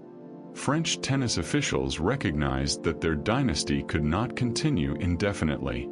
The year 1932 brought significant changes to Davis Cup format and venue selection. For the first time since France's initial victory, the challenge round moved away from French clay courts. The venue selected was Wimbledon Centre Court in London, a neutral site offering neither France nor the challenging United States particular advantages. The surface returned to grass, though neither team could claim home court familiarity. This shift to neutral venue represented important precedent, suggesting future finals might not automatically favor defending champions through home court selection. Playing at Wimbledon, the sport's most prestigious venue, added gravitas while reducing the overwhelming advantages France had enjoyed on Parisian clay. Both teams would need to adapt, creating more balanced competition. The challenge round in late July unfolded as a tense, competitive affair. The grass surface at Wimbledon played quick and true, rewarding aggressive serve and volley tennis rather than baseline grinding. Both French and American players adjusted tactics, recognizing Wimbledon grass demanded different approaches than Roland Garros clay. Henri Cochet and Jean Barotra led the French defense, their experience and versatility allowing them to compete effectively even on grass. The American team, sensing their best opportunity in years, fought with determination and tactical intelligence. Matches extended through 5 sets, with momentum shifting between teams as the 3-day competition progressed. When the final rubber concluded, France had narrowly won 3 matches to 2, retaining the trophy by the smallest possible margin. The close result vindicated the decision to move the tie to neutral venue, producing genuinely competitive tennis rather than one-sided affairs common when France defended on home clay. The Americans had come tantalizingly close to ending French dominance but ultimately fell just short. The year 1933 brought Great Britain into the challenge round for the first time in years, ending the pattern of annual American challenges. British tennis had quietly rebuilt since their defeats in the mid-1920s, developing new talent capable of competing at the highest level. The challenge round venue was Roland Garros in Paris, returning to French clay for what would prove to be a historic tie. Bunny Austin led the British challenge, his all-court game and competitive temperament making him ideally suited to Davis Cup's pressure situations. Austin, while not as naturally talented as some contemporaries, possessed extraordinary mental strength and tactical intelligence. His ability to execute game plans under extreme pressure made him a formidable Davis Cup competitor. Fred Perry accompanied Austin on the British team, the younger player's emergence giving Great Britain genuine hope of defeating France. Perry brought aggressive baseline play and exceptional court coverage, his fitness and movement allowing him to retrieve balls and extend rallies. Together, Austin and Perry formed a partnership that could challenge France's aging champions. The tie at Roland Garros produced dramatic tennis, with both teams fighting desperately for victory. The clay surface, while favoring French players theoretically, could not compensate for the advancing age of the four musketeers. Henri Cochet, though still capable of brilliance, no longer possessed the consistency of his peak years. Jean Barotre's athleticism had diminished slightly. Bunny Austin produced the tie's crucial performance, defeating Henri Cochet in a match that seemed to symbolize the passing of eras. Austin's tactical discipline and mental toughness wore down Cochet, whose improvisational genius could not overcome the British player's relentless pressure. The victory represented a symbolic changing of the guard. When the final rubber concluded, Great Britain had won 3 matches to 2, claiming the Davis Cup and ending France's 6-year reign. The Parisian crowd, though disappointed, recognized they had witnessed the end of an era. The Four Musketeers' time had passed, their collective brilliance finally overcome by age and new talent. Fred Perry's contributions to the British victory proved equally important. Perry won his singles rubber and partnered successfully in doubles, his all-around excellence demonstrating that British tennis had found a genuine champion.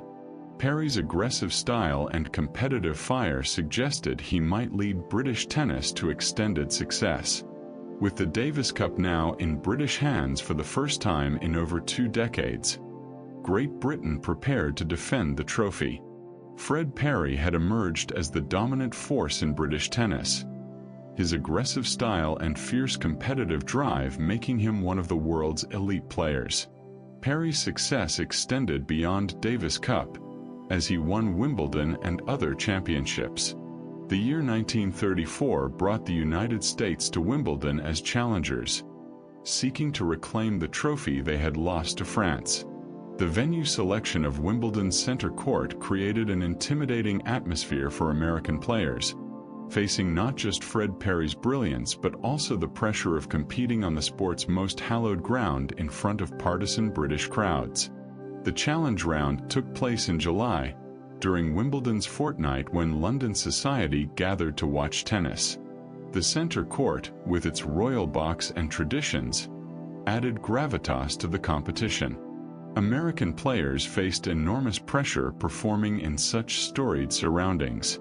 Fred Perry dominated the tie, winning both his singles rubbers with commanding performances showcasing his complete game. Perry's forehand, hit with unusual force and topspin for the era, proved nearly unreturnable on Wimbledon's grass. His court coverage and fitness allowed him to retrieve balls and extend rallies. Perry's mental strength made him particularly dangerous in Davis Cup. Great Britain won 5 matches to none, sweeping the Americans comprehensively. The scoreline demonstrated complete British superiority, with Perry's individual brilliance supported by strong teammates.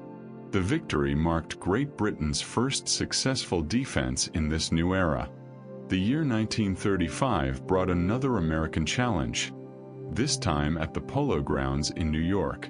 The venue represented an unusual choice, as the Polo Grounds was primarily a baseball stadium. Temporary grass courts were installed, creating somewhat unfamiliar conditions.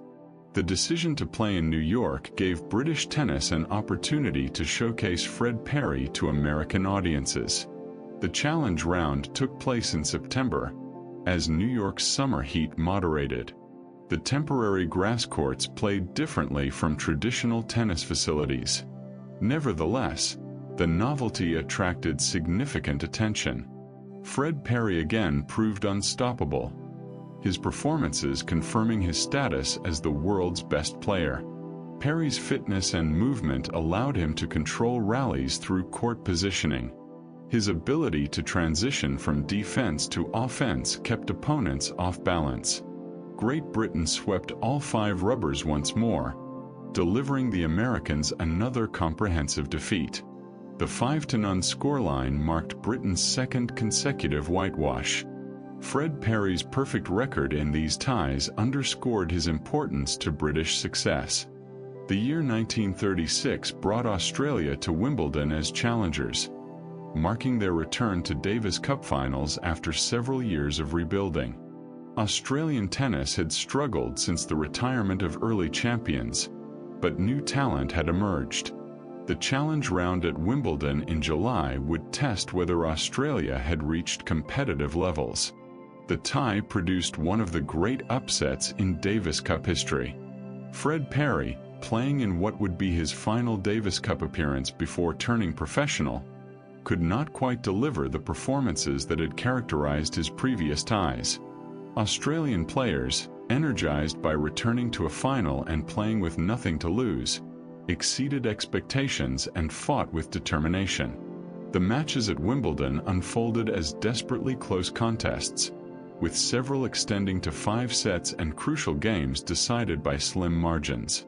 The Australian team demonstrated that their nation's tennis had indeed recovered from the post-Brooks years, developing players capable of competing with the world's best.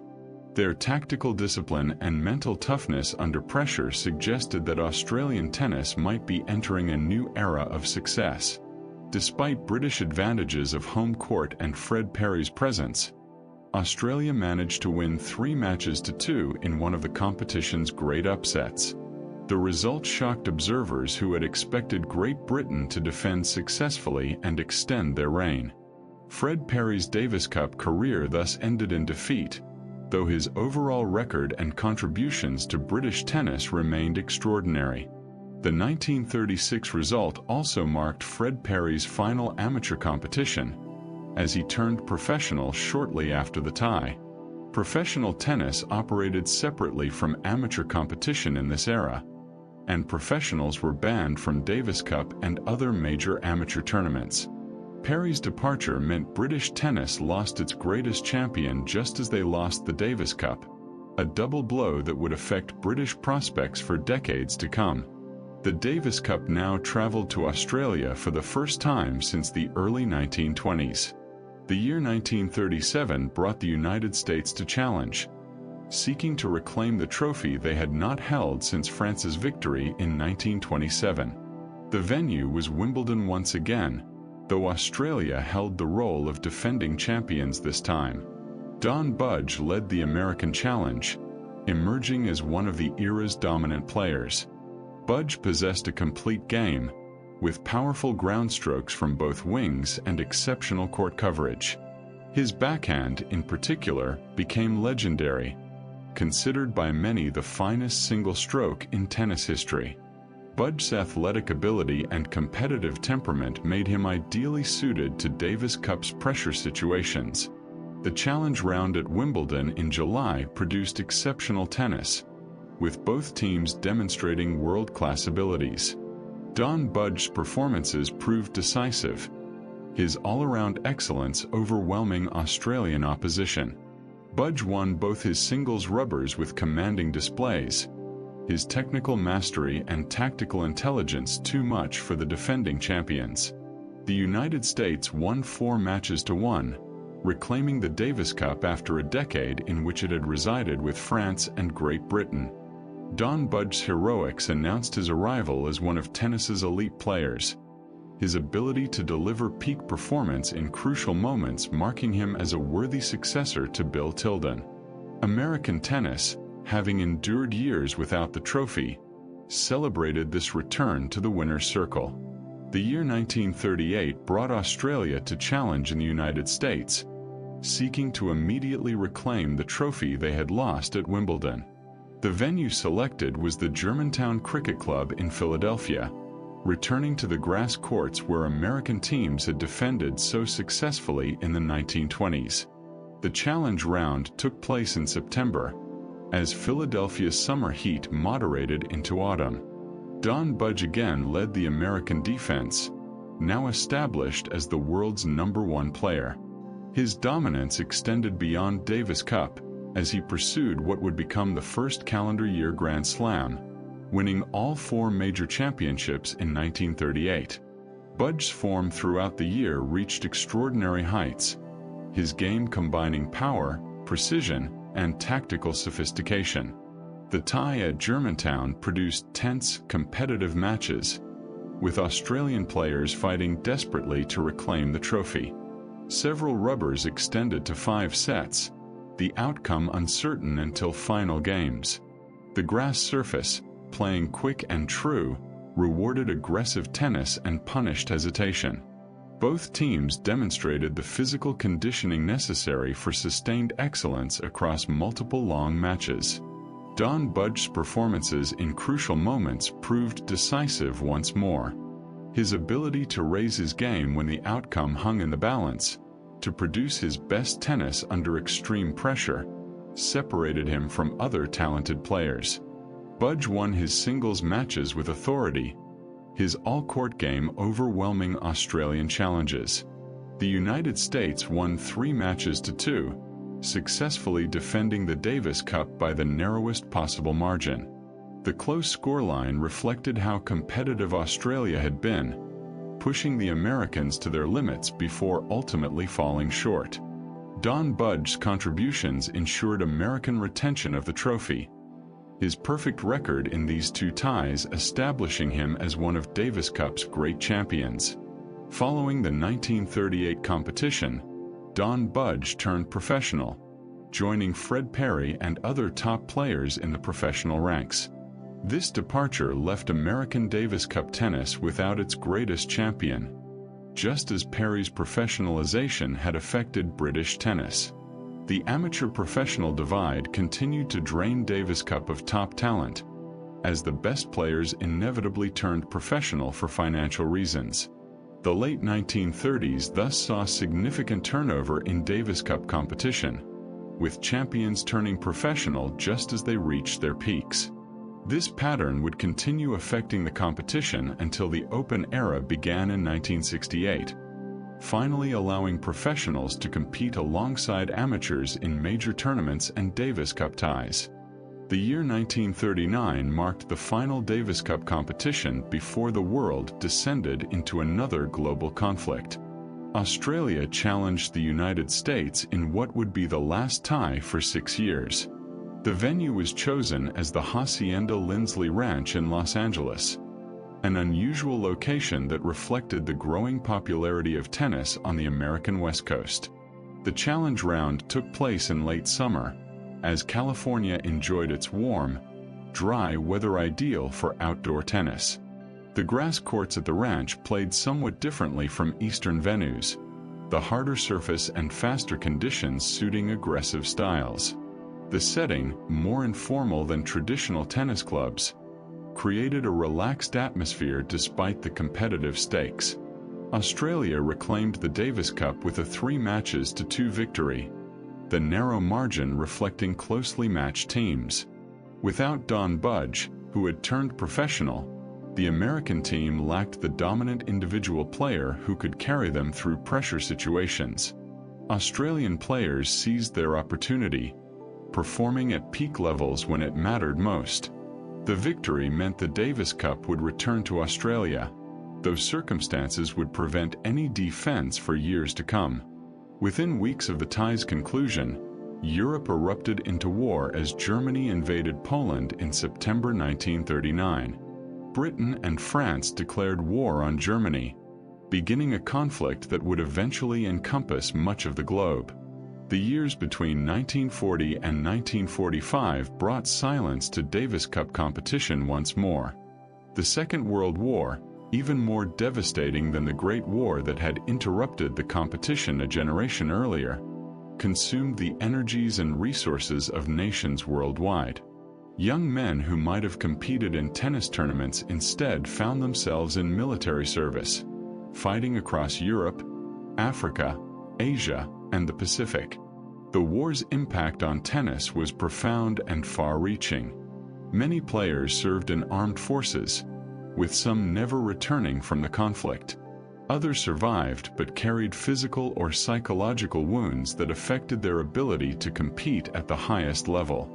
The sport's infrastructure, particularly in Europe, suffered damage from bombing and years of neglect as nations devoted resources to the war effort. Australia and New Zealand, though geographically distant from European battlefields, found themselves drawn into the Pacific War after Japan's expansion brought conflict to their region. The Southern Hemisphere nations sent military forces to fight alongside Allied powers, suffering casualties and experiencing the war's disruptions despite the distance from Europe. During these years, the Davis Cup trophy sat in Australia, a symbol of international sporting competition waiting for a world at peace. Tennis enthusiasts wondered whether the competition would resume after this second global conflict, whether the nations that had competed before the war would be able to field teams again. The uncertainty extended beyond mere logistics to questions about whether international sporting competition made sense in a world that had twice descended into industrial-scale warfare. As 1945 drew to a close, the war finally ended with Allied victory in both Europe and the Pacific. The world that emerged from the conflict was profoundly changed. The United States and Soviet Union had emerged as superpowers. Europe lay in ruins requiring massive reconstruction. Colonial empires were beginning to dissolve, and the atomic age had begun with the bombing of Hiroshima and Nagasaki. Yet amid the devastation and uncertainty, thoughts turned to rebuilding and resuming normal patterns of life. For tennis, this meant considering whether and how Davis Cup competition might continue. The decision to resume would represent more than just sporting renewal. It would signal that international cooperation and competition could again replace conflict, that nations could come together peacefully. The organizational challenges facing Davis Cup resumption were significant. Transportation infrastructure had been disrupted by the war, with shipping and air travel still recovering. Many tennis facilities had suffered damage, particularly in Europe where bombing had destroyed courts and clubhouses. National tennis associations needed to rebuild administrative structures and identify players who could represent their countries. Financial resources presented another obstacle. Many nations faced severe economic difficulties as they recovered from the war, making it difficult to fund international sporting expeditions. The expense of travel, particularly between continents, remained substantial in an era before widespread commercial air travel. Teams needed not just talented players but also financial backing to undertake the journeys Davis Cup competition required. Despite these challenges, the desire to resume Davis Cup competition remained strong. The trophy represented continuity with the pre-war world, a connection to traditions that had survived two global conflicts. The competition had demonstrated remarkable resilience, enduring from 1900 through two interruptions for world wars.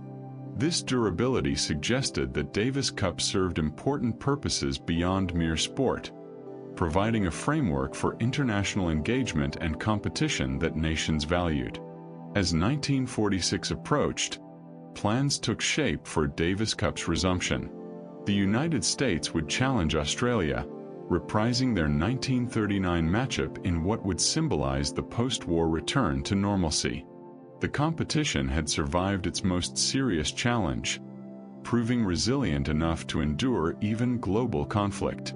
Tennis could again bring nations together in sporting rivalry rather than military confrontation, offering hope that the post-war world might function differently than what had come before.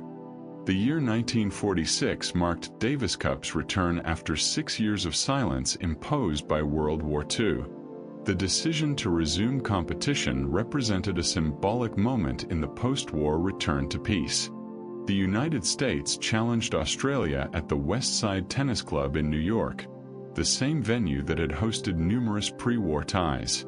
The choice of familiar location provided continuity with the competition's history while demonstrating that international tennis could resume despite all that had changed.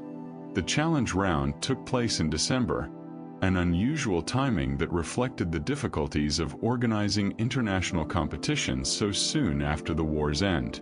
Australian players faced the challenge of traveling to the United States when transportation remained disrupted and resources scarce. The team that assembled in New York represented Australia's determination to maintain their Davis Cup traditions despite post-war difficulties. The tie itself carried special significance beyond its sporting outcome. Spectators gathered at Westside Tennis Club to witness not just a tennis competition but a symbol of the world's return to normalcy. The matches demonstrated that nations could again compete peacefully, that international cooperation could replace the conflict that had dominated recent years. The atmosphere combined competitive intensity with appreciation for simply being able to play international tennis again. The United States dominated the tie, winning 5 matches to none in comprehensive fashion. The scoreline reflected American advantages in post-war recovery and player development. While Australia had sent a team willing to make the difficult journey, they could not match American strength and depth. The American sweep demonstrated that their tennis program had weathered the war years better than Australia's. The 5-0 result marked the United States' reclamation of the Davis Cup after 7 years. The trophy's return to American hands symbolized both sporting success and the nation's emergence from the war as the world's dominant power. American tennis, like the country itself, had come through the conflict with resources and infrastructure largely intact, ready to assert dominance in the post-war era. The year 1947 brought Australia back to challenge at Westside Tennis Club, their determination to reclaim the trophy undiminished by the previous year's defeat. The challenge round took place in late December, continuing the unusual end-of-year timing as Davis Cup competitions sought to establish new rhythms in the post-war world. The grass courts played well despite the winter season, New York's climate allowing outdoor tennis even in December. Jack Kramer emerged as the dominant American player, his powerful serve and volley game perfectly suited to fast grass courts. Kramer represented a new generation of American tennis talent, players who had come of age during or just after the war. His aggressive style, characterized by heavy serving and relentless net attack, would influence tennis tactics for decades to come. The tie unfolded as another one-sided affair, with American players controlling matches from start to finish. Jack Kramer won both his singles rubbers with commanding performances, his serve and volley game overwhelming Australian opposition. The grass courts at Westside Tennis Club suited Kramer's style perfectly, the quick surface rewarding his aggressive tactics. The United States won 4 matches to 1, successfully defending the Davis Cup with another dominant performance. The single match Australia won prevented total humiliation but could not disguise the gulf in class between the teams. American tennis had established clear superiority in these early post-war years, their depth and talent exceeding what other nations could field. The year 1948 brought the competition back to Westside Tennis Club for a 3rd consecutive year, as Australia mounted yet another challenge. The persistence of annual Australian challenges demonstrated their commitment to Davis Cup competition despite repeated defeats.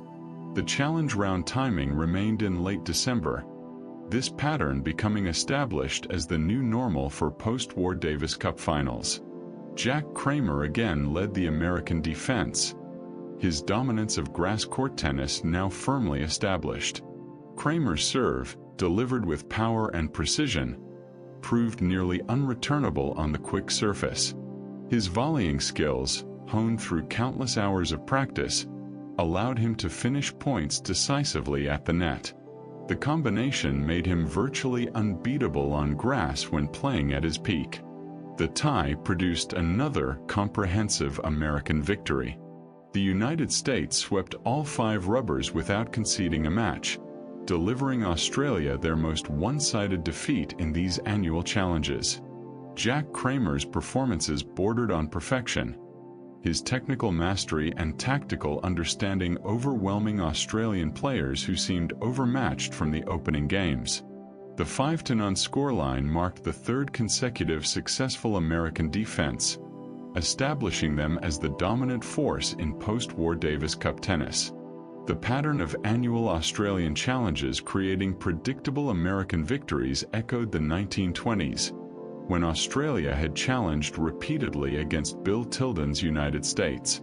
History seemed to be repeating itself, with American grass court dominance proving insurmountable for visiting teams. The consistent American victories also highlighted the advantages defending champions enjoyed through venue selection. By defending on fast grass courts in New York, the United States maximized their natural strengths while creating difficult conditions for challengers more accustomed to different surfaces. Australian players, despite being competitive on grass, could not overcome the combination of travel difficulties, unfamiliar conditions, and superior American talent. Jack Kramer's emergence as the dominant player in these ties established him as one of Davis Cup's great champions. His perfect record across multiple years demonstrated reliability under pressure and ability to deliver peak performances when representing his nation. Kramer's serve and volley style would influence American tennis for generations, establishing tactical patterns that American players would employ successfully for decades. The year 1949 brought Australia back to the West Side Tennis Club for yet another challenge, their fourth consecutive attempt since the war's end. The pattern had become familiar. Australian players traveling to New York in December, facing American dominance on fast grass courts, and returning home without the trophy. Yet Australian persistence demonstrated admirable determination, their commitment to Davis Cup competition unwavering despite repeated setbacks. The challenge round in December followed established rhythms, with both teams understanding what the competition would demand. The grass courts at West Side played their characteristic quick and true, conditions heavily favoring serve and volley tennis. American players, competing at home in familiar surroundings, held every advantage except the intangible motivation that challenging teams sometimes discovered. The United States won 4 matches to 1, extending their post-war winning streak. The scoreline represented another dominant performance, though the single Australian victory suggested slight improvement in competitiveness. American tennis remained clearly superior, their depth and home court advantages creating obstacles that Australia could not overcome despite fielding talented players. The USA-Australia final streak that began in 1938, interrupted only by the war years, had now continued through multiple editions. This bilateral rivalry, while producing predictable outcomes in the immediate post-war period, maintained Davis Cup's continuity and ensured the competition remained active. The annual challenges kept international tennis alive even as other nations rebuilt their programs. By 1949, the number of participating nations had grown to 24, demonstrating that Davis Cup competition was expanding beyond its traditional strongholds. New nations were developing tennis programs and entering the preliminary rounds, even if they could not yet challenge for the trophy. This growth suggested that tennis was spreading globally, fulfilling the vision of international sporting competition that had motivated the Davis Cup's creation. The year 1950 brought a dramatic shift in Davis Cup fortunes.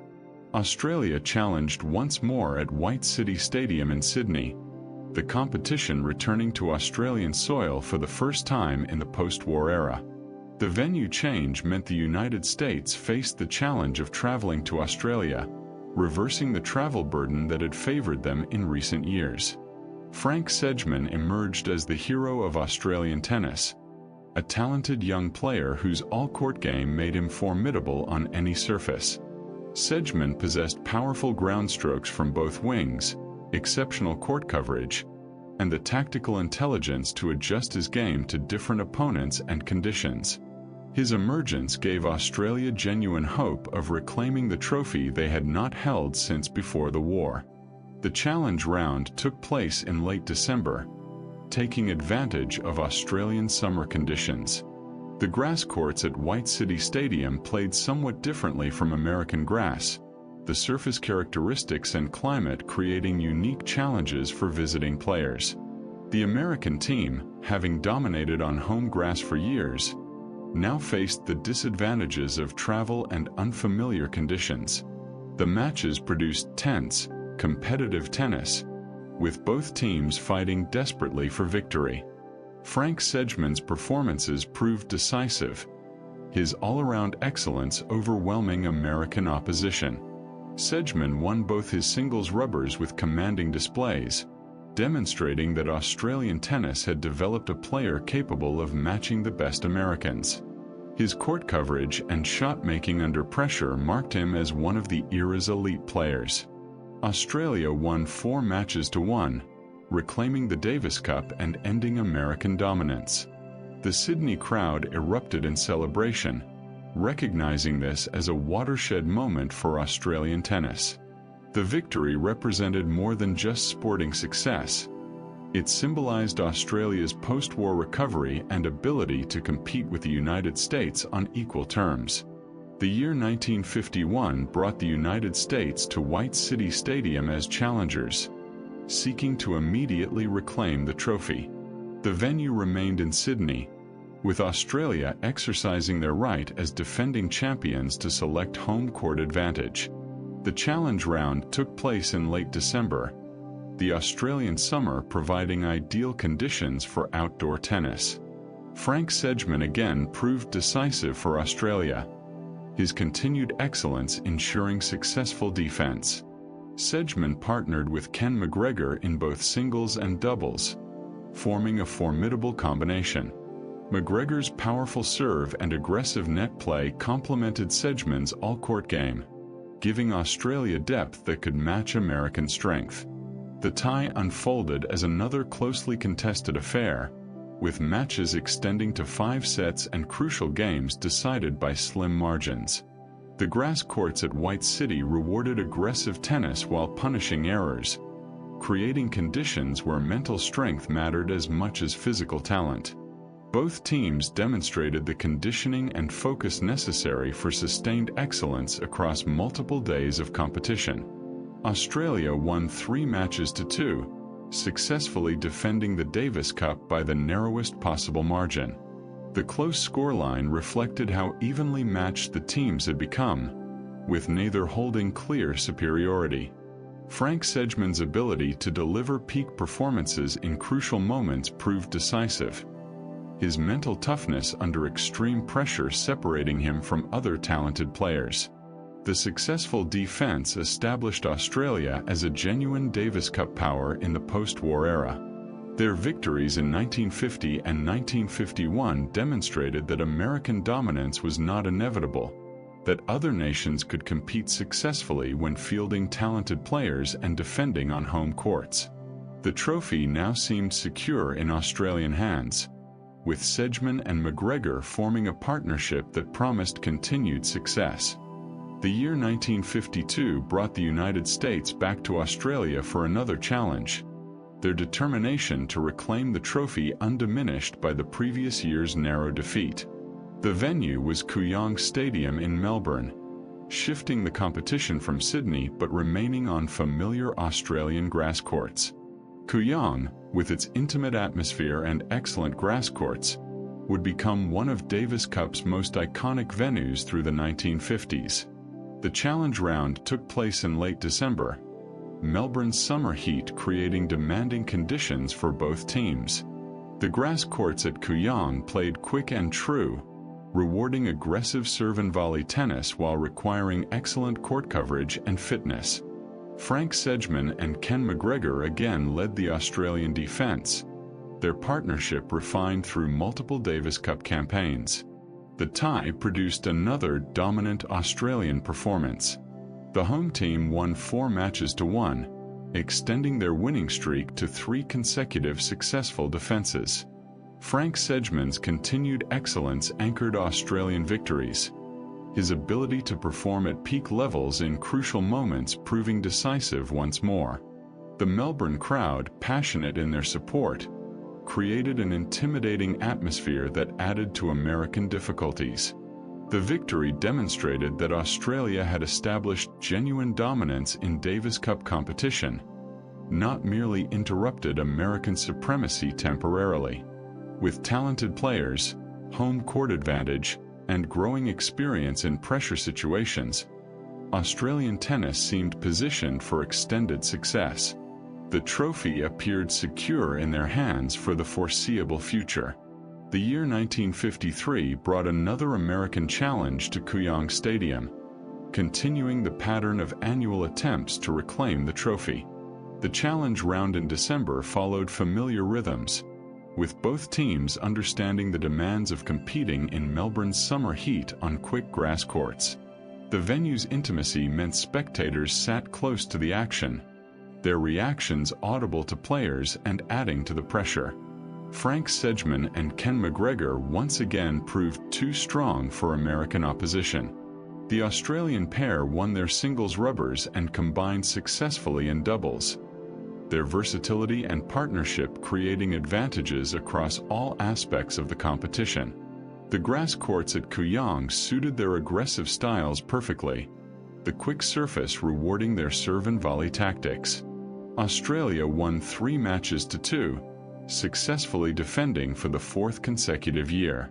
The narrow margin reflected increasingly competitive matches, with American players pushing Australia to their limits before ultimately falling short. The close scoreline suggested that the gap between nations had narrowed, that future challenges might produce different outcomes if circumstances shifted slightly. The successful defense extended Australia's winning streak to 4 years, matching the post-war run the United States had achieved from 1946 through 1949. Australian tennis had clearly established itself as the dominant force in Davis Cup competition, their home court advantages and talented players creating formidable obstacles for challengers. The year 1954 brought significant change when the United States finally broke through after years of trying. The venue remained White City Stadium in Sydney, returning to the site where Australia had first reclaimed the trophy in 1950. The challenge round took place in late December, the Sydney summer providing warm conditions ideal for outdoor tennis. The American team featured Vic Seixas and Tony Trabert, talented players whose games were well suited to Davis Cup's pressure situations. Seixas brought experience and tactical intelligence, his ability to adjust strategies mid-match making him particularly effective in team competition. Trabert possessed power and aggression, his serve and volley game overwhelming on fast surfaces when he played at his peak. The tie unfolded as an extraordinarily tense affair, with multiple matches extending to 5 sets and crucial games decided by the narrowest margins. The grass courts at White City played quick and true, rewarding aggressive tactics while punishing hesitation. Both teams demonstrated remarkable fitness and mental strength, maintaining intensity across 3 days of grueling competition. Vic Seixas and Tony Trabert delivered when it mattered most, their performances in crucial rubbers proving decisive. The American pair won tight matches where momentum shifted multiple times, their ability to execute under extreme pressure separating them from opponents in the final games. The partnership between Seixas and Trabert gave the United States the edge needed to overcome Australian home court advantage. The United States won 3 matches to 2, reclaiming the Davis Cup after 4 years of Australian dominance. The American team's celebration reflected both sporting triumph and relief after years of frustration. The narrow victory demonstrated how evenly matched the nations had become, with neither holding clear superiority and outcomes determined by performance in crucial moments. The result ended Australia's impressive 4-year reign but did not suggest American dominance would return. Rather, it established that the Davis Cup would shift between these two tennis powers based on individual performances and circumstances rather than systematic superiority.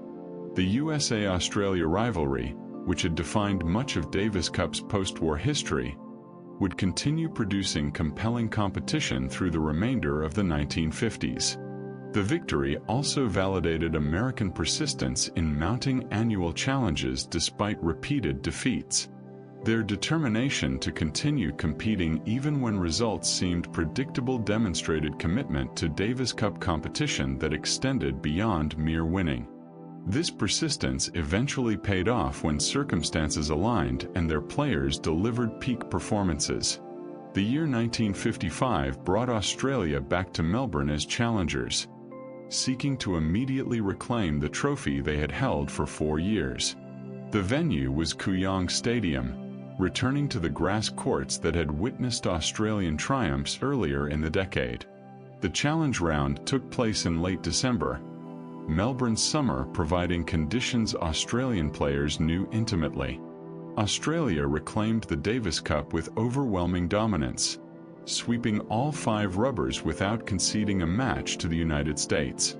The 5-0 scoreline demonstrated complete Australian superiority, their players performing at peak levels across all aspects of the competition. The grass courts at Kooyong suited Australian styles perfectly, the quick surface rewarding their aggressive serve and volley tactics. Lou Hode emerged as a new Australian star, his powerful all-court game making him one of the era's most talented players. Hode possessed exceptional natural ability, his ground strokes hit with unusual pace and his court coverage allowing him to retrieve seemingly impossible balls. When playing at his peak, Hode seemed almost unbeatable, his combination of power and touch overwhelming opponents. The comprehensive victory marked Australia's return to dominance after their brief loss of the trophy. The 5-0 margin suggested they had learned from the 1954 defeat, returning with renewed determination and improved preparation. The trophy would remain in Australia for years to come as a new generation of players established themselves. The year 1956 brought the United States back to White City Stadium in Sydney for another challenge. The annual USA-Australia rivalry had become Davis Cup's defining characteristic in the 1950s, their repeated finals creating sustained interest even as outcomes became somewhat predictable. The challenge round in December followed familiar patterns, with both teams understanding what competing in Australian summer conditions would demand. Lou Hode again proved decisive for Australia, sweeping both his singles matches with dominant performances. Hode's game had matured through Davis Cup experience, his natural talents now complemented by tactical sophistication and mental toughness. When serving well and moving forward aggressively, Hode presented problems that American players could not solve consistently. Australia won 5 matches to none, delivering the United States another comprehensive defeat. The second consecutive 5-0 scoreline established Australian dominance beyond any doubt, their superiority evident across singles and doubles. The grass courts at White City rewarded Australian tactics while neutralizing American attempts to impose different approaches. The victory extended Australia's winning streak to 2 years since reclaiming the trophy, establishing them once more as the dominant force in Davis Cup tennis. Lou Hode's perfect record in these ties underscored his importance to Australian success, his ability to deliver peak performances when representing his nation making him one of Davis Cup's great champions. The year 1957 brought the competition back to Kooyong Stadium in Melbourne, as the United States mounted yet another challenge. The persistence of American challenges demonstrated their commitment to Davis Cup despite repeated defeats on Australian soil.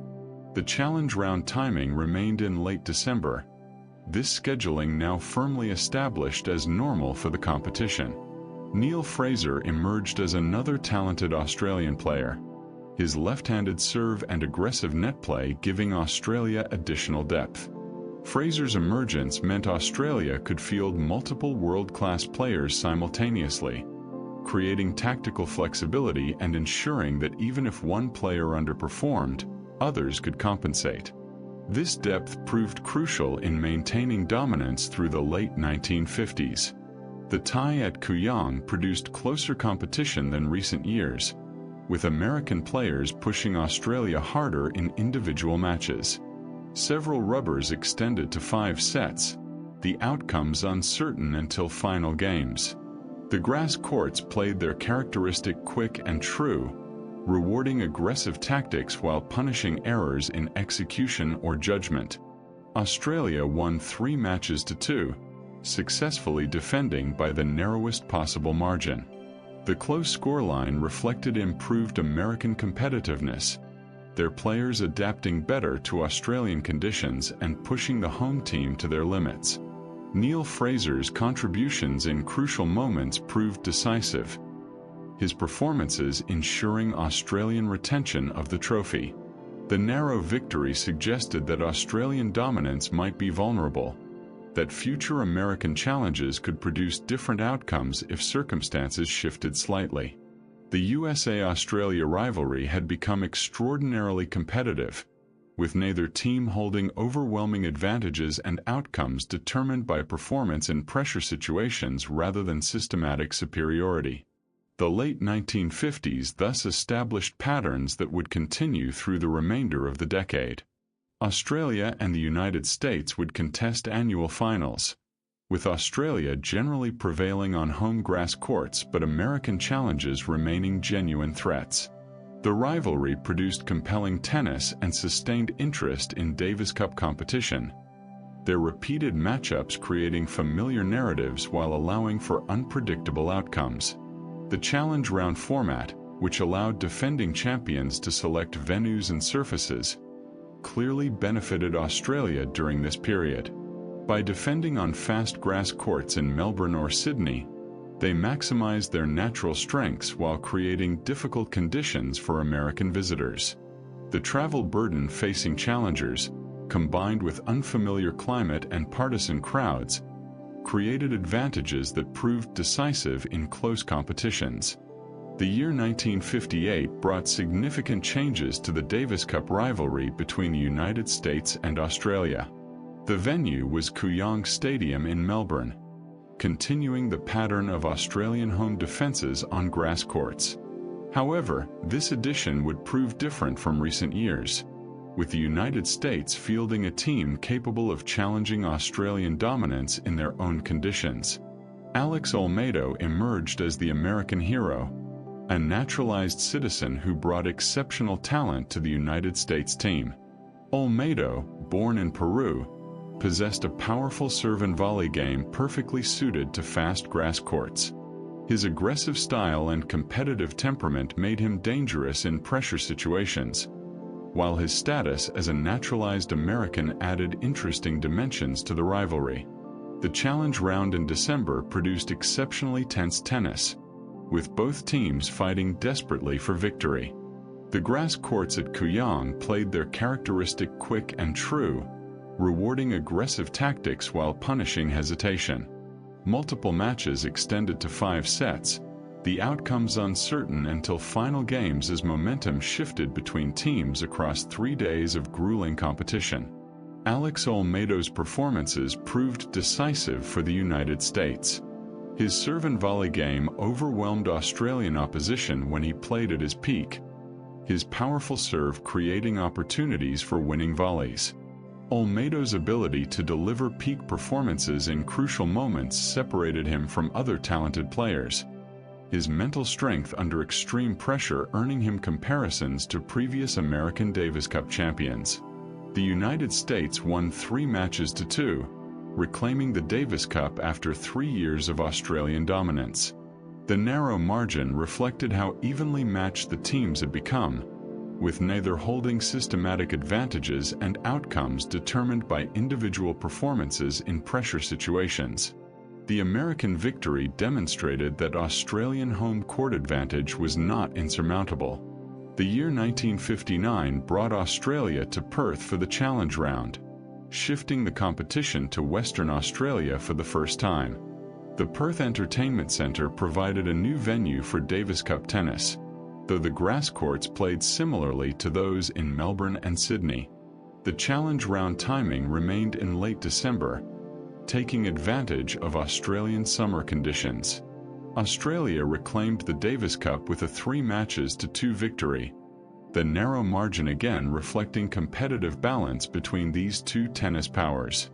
The close result suggested that the trophy would continue shifting between nations based on individual performances rather than systematic superiority. Home court advantage remained significant, but not overwhelming. The venue change to Perth demonstrated Davis Cup's expansion within Australia, spreading the competition beyond the traditional eastern cities. Perth's isolation on the west coast made it Australia's most remote major city, adding travel difficulties for visiting teams. The United States faced not just the challenge of crossing the Pacific but also the additional journey across Australia to reach Perth. The year 1960 brought Italy to White City Stadium in Sydney, marking their first Davis Cup final appearance. Italian tennis had developed steadily through the post-war years, finally producing a team capable of reaching the challenge round. This represented important expansion beyond the USA-Australia rivalry that had dominated the 1950s, demonstrating that other nations could compete at the highest level. The challenge round took place in December, Sydney's summer providing ideal conditions for outdoor tennis. The grass courts at White City played quick and true, conditions that heavily favored Australian players who had mastered these surfaces through countless hours of practice. Italian players, more accustomed to clay courts, faced significant challenges adapting to the fast grass. Australia dominated the tie, winning 4-1 against Italian opposition.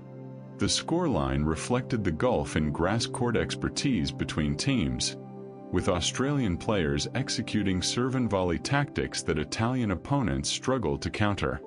Rod Laver emerged as a key Australian player, his left-handed game and exceptional court coverage making him one of the era's rising stars.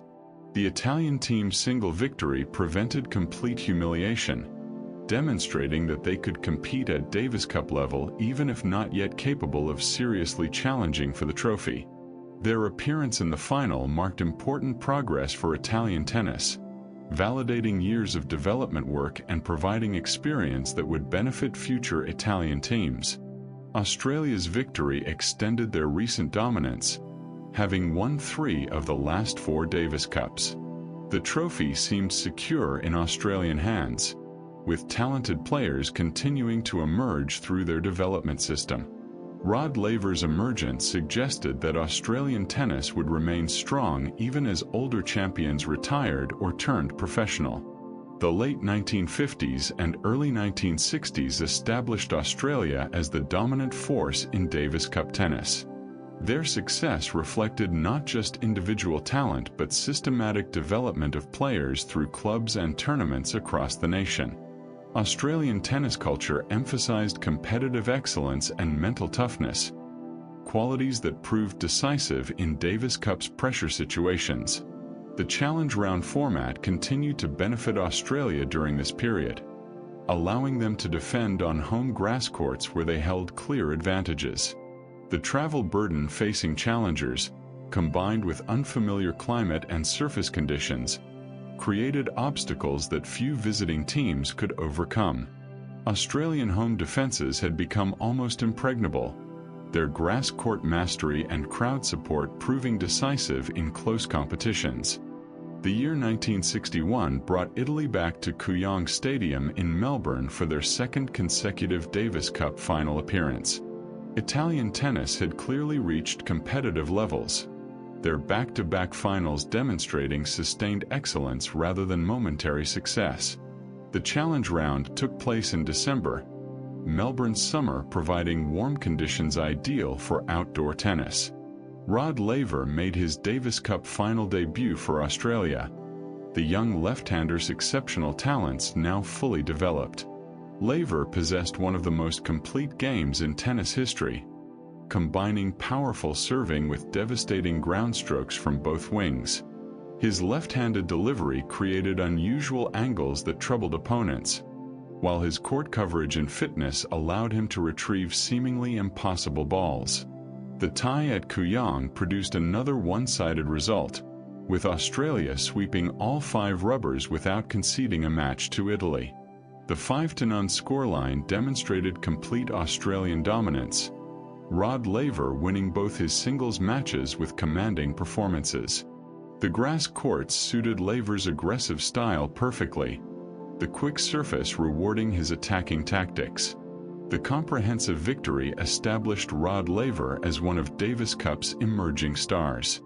His ability to deliver peak performances in crucial moments, combined with his natural talent and competitive temperament, marked him as a worthy successor to previous Australian champions.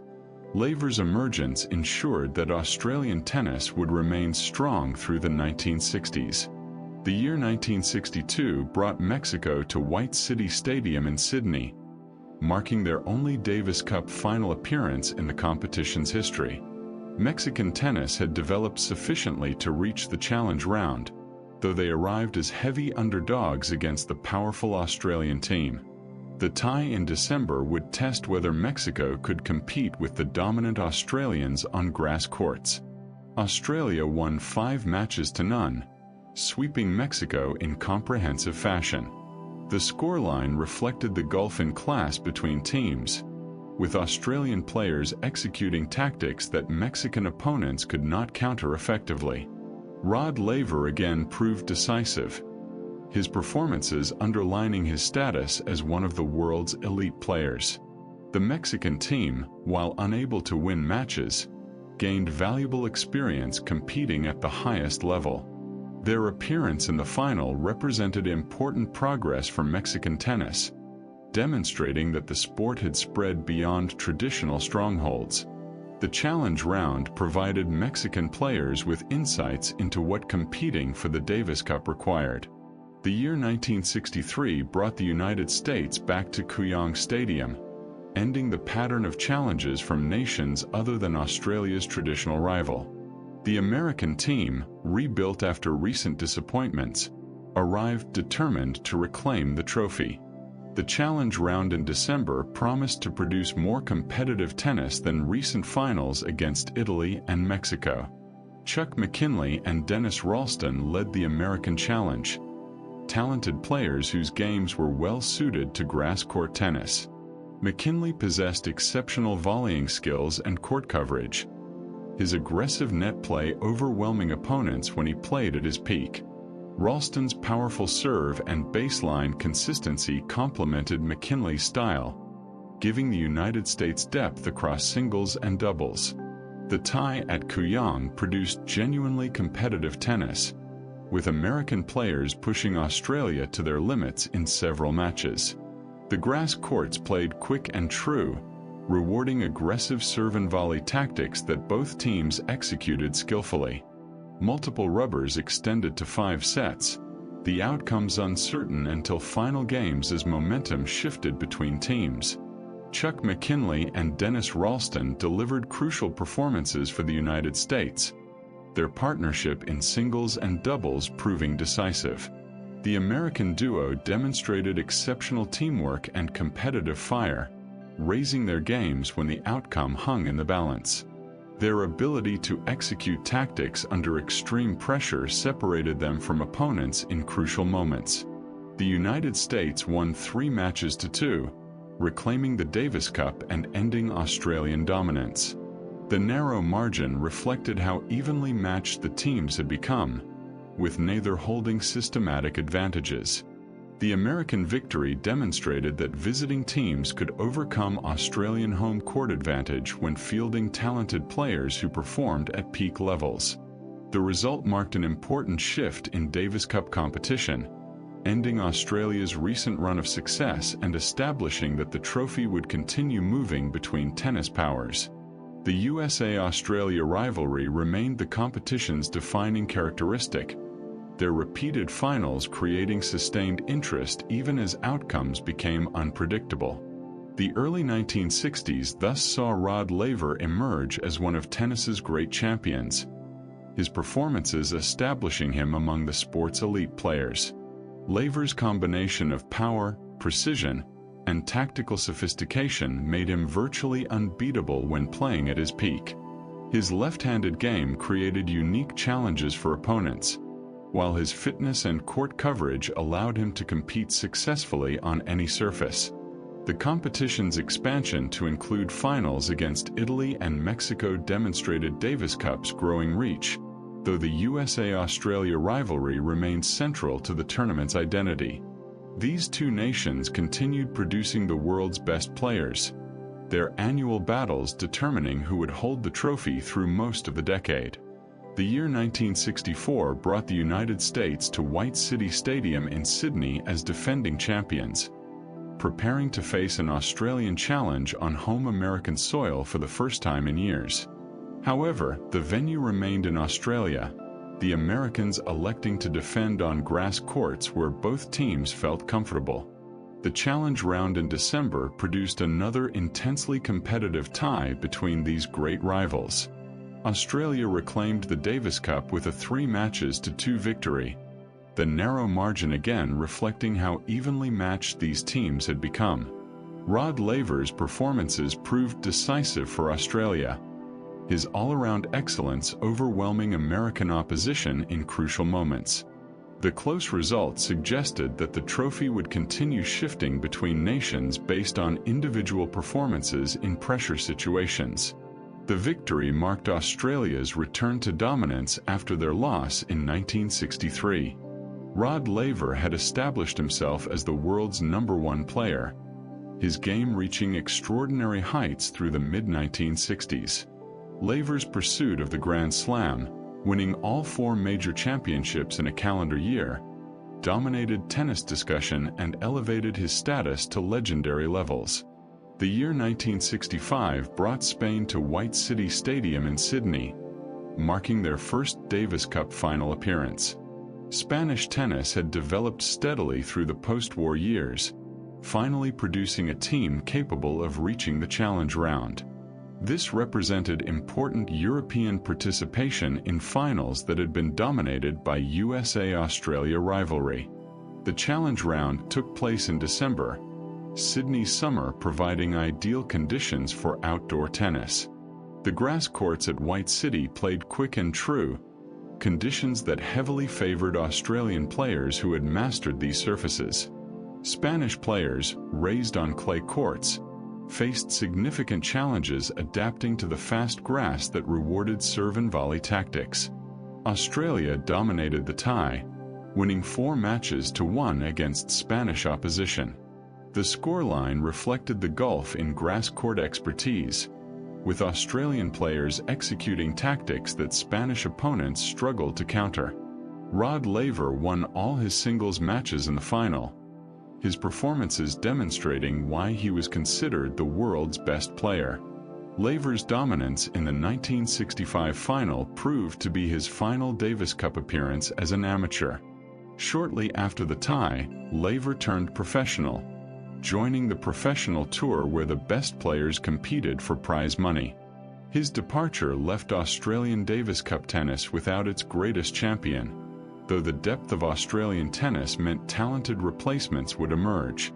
The amateur-professional divide continued affecting Davis Cup competition, draining the tournament of top talent as the best players inevitably turned professional. This pattern had affected the competition since the 1930s, with champions like Fred Perry, Don Budge, and now Rod Laver departing just as they reached their peaks. The divide would continue until the Open era began in 1968. The year 1966 brought India to White City Stadium in Sydney, marking their sole Davis Cup final appearance in the competition's history.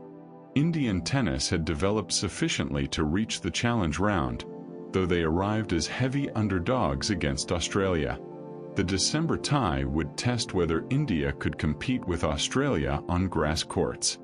Australia won 4-1, maintaining their dominance despite Rod Laver's absence. The scoreline demonstrated that Australian tennis possessed depth beyond individual stars, their development system continuing to produce talented players. The grass courts at White City suited Australian styles perfectly, their aggressive serve and volley tactics overwhelming Indian opposition.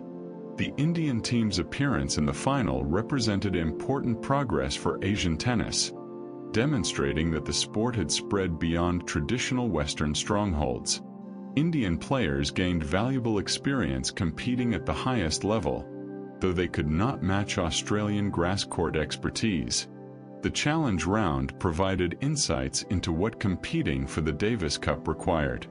The mid-1960s established patterns that would continue through the remainder of the decade. Australia remained the dominant force in Davis Cup tennis despite losing Rod Laver to professional ranks. Their success reflected systematic player development rather than dependence on individual champions, ensuring continued excellence even as top players turned professional. The challenge round format continued benefiting Australia, allowing them to defend on home grass courts where they held clear advantages. The travel burden facing challengers, combined with unfamiliar conditions and partisan crowds, created obstacles that few visiting teams could overcome. Australian home defenses had become almost routine, their grass court mastery proving decisive. The competition's expansion to include finals against Spain and India demonstrated Davis Cup's growing global reach. European and Asian nations were developing competitive tennis programs, though they could not yet consistently challenge the traditional powers. The USA-Australia rivalry remained central to the tournament, their matches determining who would hold the trophy through most years. The amateur-professional divide created increasing tensions within tennis. The best players competed on professional tours for prize money, while Davis Cup and major championships remained restricted to amateurs. This split diminished the quality of amateur competition, as top talent departed for professional ranks. Calls for reform grew louder through the mid-1960s, pressure building toward eventual adoption of open tennis. The year 1967 brought Spain back to Kooyong Stadium in Melbourne for their second Davis Cup final appearance. Spanish tennis had continued developing, their return to the challenge round demonstrating sustained competitive excellence. The tie in December would test whether Spain could compete more effectively against Australia than in their previous meeting 2 years earlier. Australia won 4 matches to 1, maintaining dominance on home grass courts. The scoreline reflected continuing Australian superiority, their grass court expertise and home advantage proving decisive. Spanish players, more comfortable on clay, struggled to adapt to the quick grass surfaces that rewarded serve and volley tactics Australian players executed so skillfully. The victory extended Australia's recent run of success, having now won multiple consecutive Davis Cups despite losing Rod Laver to professional ranks. The depth of Australian tennis ensured continued excellence, with new champions emerging to replace those who had turned professional. The Australian development system proved resilient, continuing to produce world-class players. The year 1968 marked revolutionary change for tennis and Davis Cup competition. The sport adopted open tennis, finally allowing professionals and amateurs to compete together in major tournaments and Davis Cup ties. This ended the damaging split that had drained talent from amateur competition for decades, reuniting the tennis world under a single competitive structure. The open era's beginning meant that Rod Laver and other top professionals could now represent their nations in Davis Cup competition. This dramatically increased the quality of play, as the world's best players competed for national pride rather than being restricted to professional tours. The change promised to restore Davis Cup to its position as the premier team competition in tennis. The 1968 Challenge Round brought the United States to Memorial Drive in Adelaide, marking the first open-era Davis Cup final. The venue change to Adelaide represented another shift in Australian home defenses, spreading the competition across different cities. The grass courts there played similarly to other Australian venues, quick and true surfaces rewarding aggressive tennis. The United States won 4 matches to 1, reclaiming the Davis Cup in this historic first open-era final. Stan Smith and Bob Lutz led the American Challenge, talented players whose games were well-suited to grass-court tennis. Smith's powerful serve and aggressive net play proved particularly effective on the quick Adelaide grass. The American victory demonstrated that the USA-Australia rivalry would continue in the open era, though now with access to all available players regardless of professional status.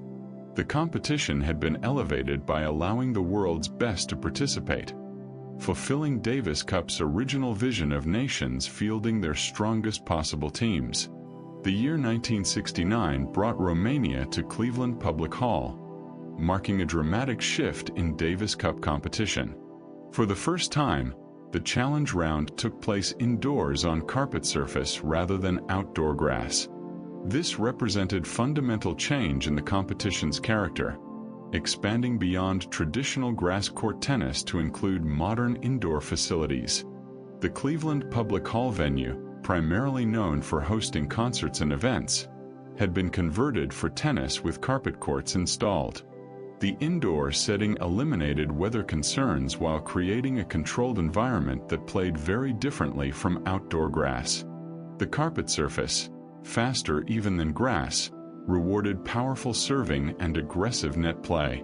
The United States dominated the tie, winning 5 matches to none against Romanian opposition. The scoreline reflected American advantages in adapting to indoor carpet conditions, their players more experienced with this surface than Romanian visitors. Stan Smith again proved decisive, his serve and volley game perfectly suited to the quick carpet. The Romanian challenge represented important Eastern European participation in Davis Cup finals, demonstrating that the competition had truly become global. Romania's tennis program had developed through state support, producing talented players who could compete at the highest levels. Their appearance in the final marked Communist Eastern Europe's arrival as a competitive force in international tennis.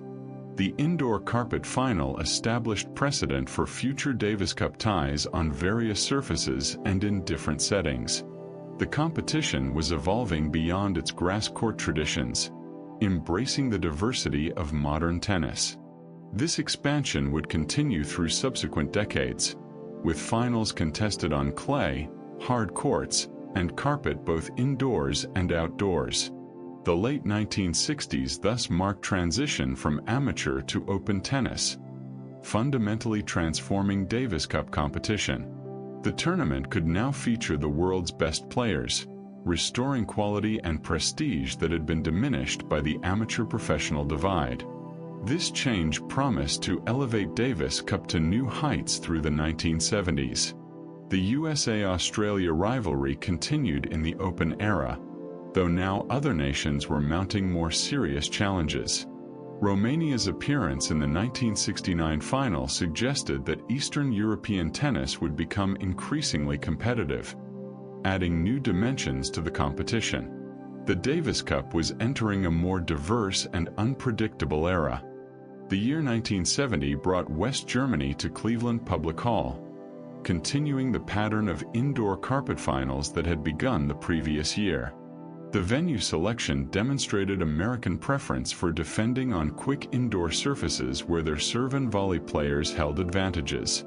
The challenge round in September marked another timing shift, the competition no longer restricted to traditional December scheduling.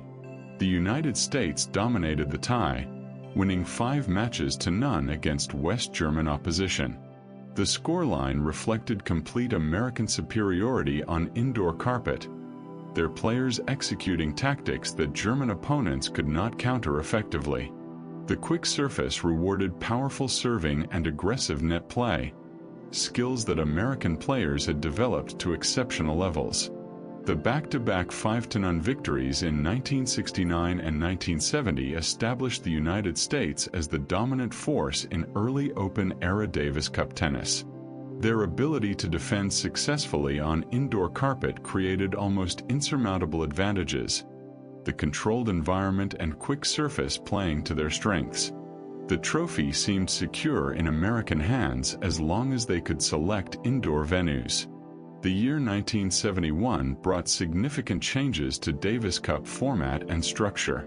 The challenge round system, which had defined the competition since its inception, was abolished. Under the new format, all nations competed through preliminary rounds, with the defending champion required to play through the competition rather than awaiting a challenger. This democratized the tournament while increasing the number of matches required to win the trophy. The 1971 final took place at the Stadion NTC in Bucharest, Romania, marking the first time an Eastern European nation hosted the championship match. The venue represented important recognition of Romania's competitive tennis program and their emergence as a serious Davis Cup contender. The tie would be contested indoors on clay, an unusual surface combination that created unique challenges. The United States faced Romania in this historic final, the first under the new format without a challenge round. The indoor clay courts in Bucharest played slower than outdoor clay, the controlled environment reducing the surface's traditional characteristics. Both teams needed to adapt tactics to these unusual conditions, balancing clay court baseline play with the different bounces produced by indoor lighting and air. Romania pushed the United States to their limits, the tie extending to a decisive fifth rubber before the outcome was determined. The matches demonstrated Romania's competitive strength, their players executing tactics suited to indoor clay conditions. The Bucharest crowd created an intimidating atmosphere for American visitors, their passionate support adding pressure on the visiting team. The United States won 3-2, successfully defending the Davis Cup by the narrowest possible margin. The close result vindicated the new format, producing genuinely competitive tennis rather than the one-sided affairs sometimes seen under the challenge round system. The American victory demonstrated their adaptability, succeeding on unfamiliar indoor clay rather than the quick surfaces they preferred. The year 1972 brought the final to Memorial Drive in Adelaide, returning to Australian grass courts. The United States faced Romania again, the two nations having emerged as the dominant forces in early 1970s Davis Cup tennis. The outdoor grass in Adelaide played completely differently from the indoor clay in Bucharest, requiring tactical adjustments from both teams. The tie produced another desperately close contest, with matches extending to 5 sets and crucial games decided by slim margins. The grass courts at Memorial Drive rewarded serve and volley tennis, though Romanian players demonstrated they could compete effectively on any surface. The December timing meant ideal Australian summer conditions, warm weather and clear skies perfect for outdoor tennis. The United States won 3-2, successfully defending for the third consecutive year. The narrow margin again reflected how competitive Davis Cup tennis had become, with multiple nations capable of winning the trophy. The American victories in varied conditions demonstrated their depth and versatility, succeeding on indoor carpet, indoor clay, and outdoor grass. The early 1970s established the United States as the dominant Davis Cup nation in the Open era. Their 3 consecutive titles from 1970 through 1972 demonstrated sustained excellence rather than momentary success. The American program produced talented players across generations, ensuring continued competitiveness even as individual champions retired or reduced their playing schedules. The abolition of the challenge round format increased competitive balance, requiring defending champions to play through preliminary rounds and face multiple opponents.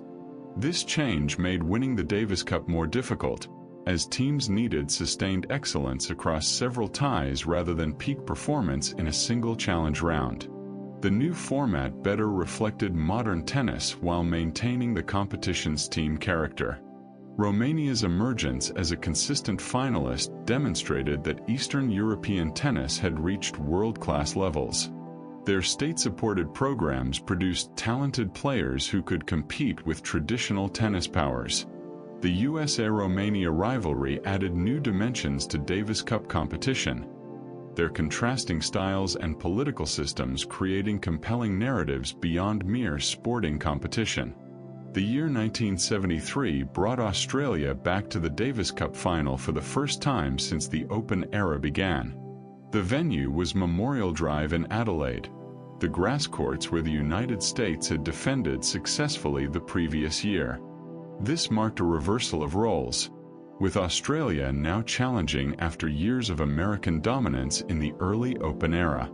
John Newcombe and Tony Roche led the Australian challenge, talented players whose games were perfectly suited to grass court tennis. Newcombe possessed a powerful serve and aggressive net play, his volleys crisp and his court coverage exceptional. Roche complemented Newcombe with steady baseline play and tactical intelligence, their partnership in doubles particularly formidable. The tie at Memorial Drive produced exceptional tennis, with both teams demonstrating world-class abilities across singles and doubles. The grass courts played quick and true, rewarding serve and volley tactics that both Australian and American players executed skillfully. Multiple matches extended to 5 sets, the outcomes uncertain until final games as momentum shifted between teams. Australia dominated the final, winning 5 matches to none and reclaiming the Davis Cup after years of American control. The comprehensive scoreline reflected Australian superiority on home grass courts, their tactical execution and mental toughness overwhelming American opposition. Newcombe and Roche won all their matches, their performances establishing them among the great Davis Cup partnerships. The victory marked Australia's return to the winner's circle, ending a drought that had lasted through the early Open era years. Their triumph demonstrated that Australian tennis remained a powerful force despite the challenges of competing in the professional era. The depth of Australian tennis ensured they could field competitive teams even as the sport's structure continued evolving. The year 1974 brought South Africa into the Davis Cup final, though the circumstances surrounding this tie would prove controversial. Political opposition to South Africa's apartheid system created tensions around their participation in international sporting competitions. The final against India was scheduled for Ellis Park in Johannesburg, giving South Africa significant home advantages. India forfeited the tie in protest against apartheid, refusing to travel to South Africa and compete. This political forfeit resulted in South Africa winning 2-1 by default, claiming the Davis Cup without contesting a complete final. The situation highlighted how international politics could affect sporting competitions, with Davis Cup becoming entangled in broader struggles over apartheid and international isolation. The forfeit raised questions about whether sporting competitions should be used as platforms for political protest or whether sport should remain separate from politics. These debates would continue affecting South African participation in international tennis through the 1980s until apartheid's eventual dismantling. The Davis Cup's involvement demonstrated sport's complex relationship with political issues. The year 1975 brought Sweden into the Davis Cup final, marking a watershed moment for Swedish tennis. The venue was Stockholm, where Sweden would defend on indoor carpet surface. This represented Sweden's emergence as a serious tennis nation, their development programs having produced talented players capable of competing for the trophy. Bjorn Borg led the Swedish team, the young player's exceptional talents already evident despite his youth. Borg possessed one of the most distinctive games in tennis history, combining heavy topspin ground strokes with exceptional court coverage and mental toughness. His baseline consistency and ability to perform under extreme pressure made him ideally suited to Davis Cup competition. The final against Czechoslovakia produced intense tennis, with both nations seeking their first Davis Cup title. The indoor carpet courts in Stockholm played quick and true, rewarding aggressive tactics while requiring excellent reflexes and court coverage. The Swedish crowd created an electric atmosphere, their passionate support giving the home team additional motivation. Sweden won 3 matches to 2, claiming their first Davis Cup title in a historic achievement for Swedish tennis. The narrow margin reflected how competitive the tie had been, with multiple matches extending to decisive sets.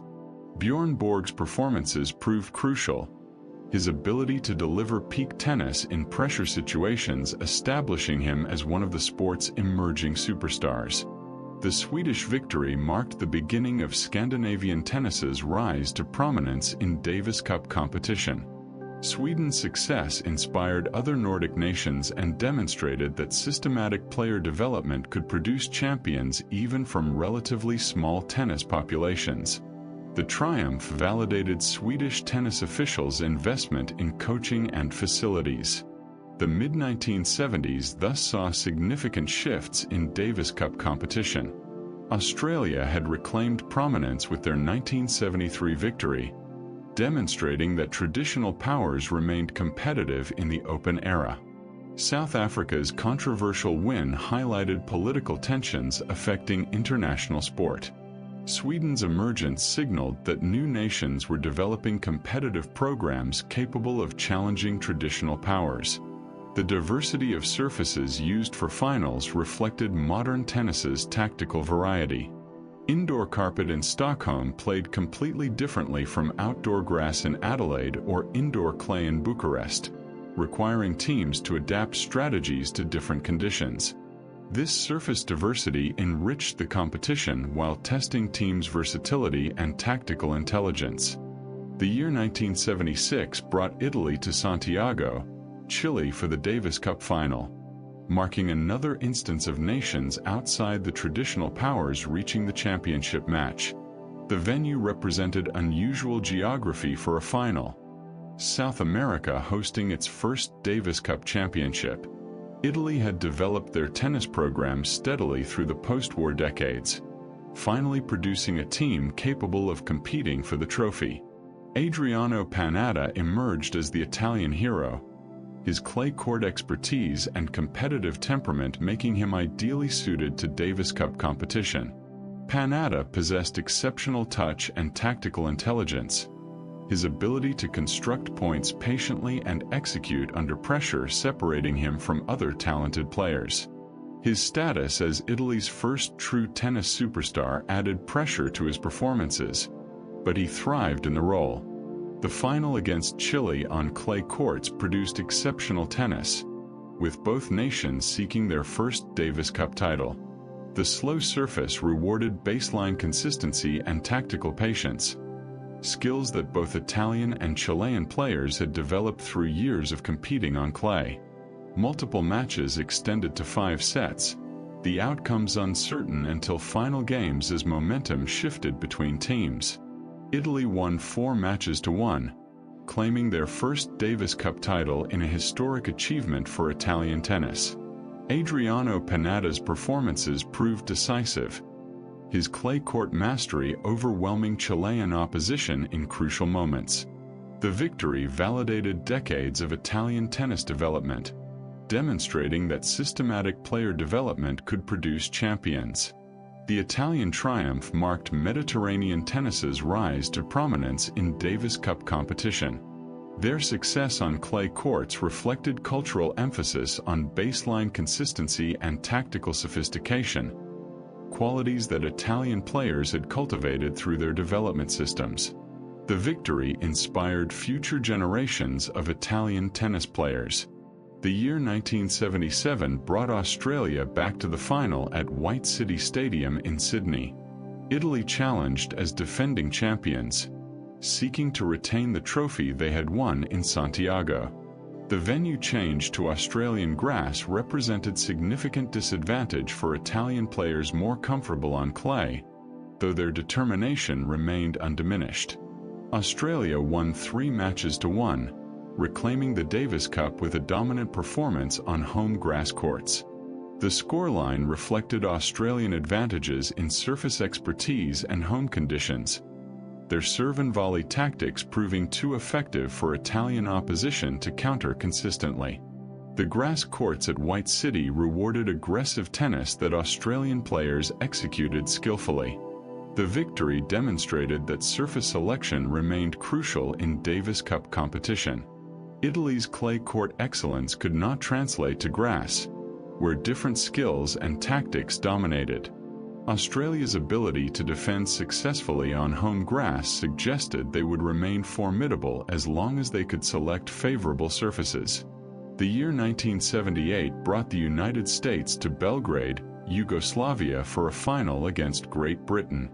The venue represented another unusual location, Yugoslavia hosting its first Davis Cup final on indoor carpet surface. The tie would be contested at Kopaonik, a mountain resort where temporary facilities had been constructed for the championship match. John McEnroe made his Davis Cup final debut for the United States, the young player's exceptional talents already evident despite his youth. McEnroe possessed one of the most distinctive games in tennis history, combining exceptional touch and court sense with fierce competitive intensity. His serve and volley skills on quick surfaces made him particularly dangerous on indoor carpet. The final against Great Britain produced intense tennis, with both nations fielding talented teams capable of winning. The indoor carpet at Kopaonik played extremely quick, rewarding powerful serving and aggressive net play. McEnroe's performances proved crucial for the United States, his ability to deliver peak tennis under pressure establishing him as a future Davis Cup great. The United States won 4 matches to 1, reclaiming the Davis Cup after Australia's brief possession. The scoreline reflected American dominance on indoor carpet, their players more experienced with the surface than British opposition. McEnroe's emergence suggested that American Davis Cup tennis had found another champion capable of delivering sustained excellence. The late 1970s established patterns of surface diversity that would continue affecting Davis Cup competition. Finals were contested on grass, clay, and various indoor surfaces, requiring teams to adapt tactics to different conditions. This variety enriched the competition while testing teams' versatility and tactical intelligence. The emergence of new champions like Adriano Panatta and John McEnroe demonstrated that Davis Cup continued producing memorable individual performances. These players thrived in the pressure situations Davis Cup created, their abilities to deliver peak tennis when representing their nations separating them from other talented competitors. The geographic diversity of finals reflected Davis Cup's global reach. Santiago, Belgrade, and Sydney represented dramatically different locations and cultures, yet all hosted championship matches that demonstrated tennis's universal appeal. The competition had truly become worldwide, fulfilling its founder's vision of international sporting rivalry. The year 1979 brought Italy back to challenge the United States at Eastbourne Park in Madrid, Spain. The venue selection represented unusual geography, a neutral site chosen to balance advantages between defending champions and challengers. The clay courts favored Italian players more comfortable on slow surfaces, though the United States fielded a strong team capable of competing on any surface. The United States dominated the final, winning 5 matches to none against Italian opposition. The comprehensive scoreline demonstrated American superiority despite the clay surface, their players adapting tactics effectively to the slower conditions. John McEnroe again proved decisive, his performances establishing him as the dominant American player in Davis Cup competition. The 5-0 victory extended American control of the Davis Cup, their depth and versatility allowing them to succeed on different surfaces. The triumph validated their development system's emphasis on producing well-rounded players capable of adapting to various conditions rather than specialists limited to particular surfaces. The year 1980 brought Czechoslovakia to Prague for a final against Italy, marking the first time 2 nations outside the traditional powers contested the championship. This represented important progress for Davis Cup's global development, demonstrating that competitive tennis had spread beyond the sport's historical strongholds in the United States, Australia, and Western Europe. Ivan Lendl led the Czechoslovakian challenge, the young player's exceptional talents making him one of the era's rising stars. Lendl possessed powerful ground strokes and exceptional fitness, his baseline game overwhelming opponents through sustained pressure and relentless consistency. His competitive intensity and determination to win made him ideally suited to Davis Cup's pressure situations. The final on indoor carpet in Prague produced exceptional tennis, with both nations seeking to claim the trophy. The quick surface rewarded aggressive baseline play and powerful serving, skills that both Czechoslovakian and Italian players possessed. Ivan Lendl's performances proved decisive, his ability to dominate from the baseline proving too much for Italian opposition. Czechoslovakia won 4 matches to 1, claiming their first Davis Cup title in a historic achievement for Eastern European tennis. The victory demonstrated that communist nations' state-supported sports programs could produce tennis champions capable of competing with and defeating Western opposition. Lendl's emergence as a Davis Cup champion presaged his future dominance of professional tennis. The Czechoslovakian triumph marked Eastern European tennis's arrival as a major force in Davis Cup competition. Their systematic approach to player development, combining early identification of talent with intensive coaching and support, proved capable of producing world-class players.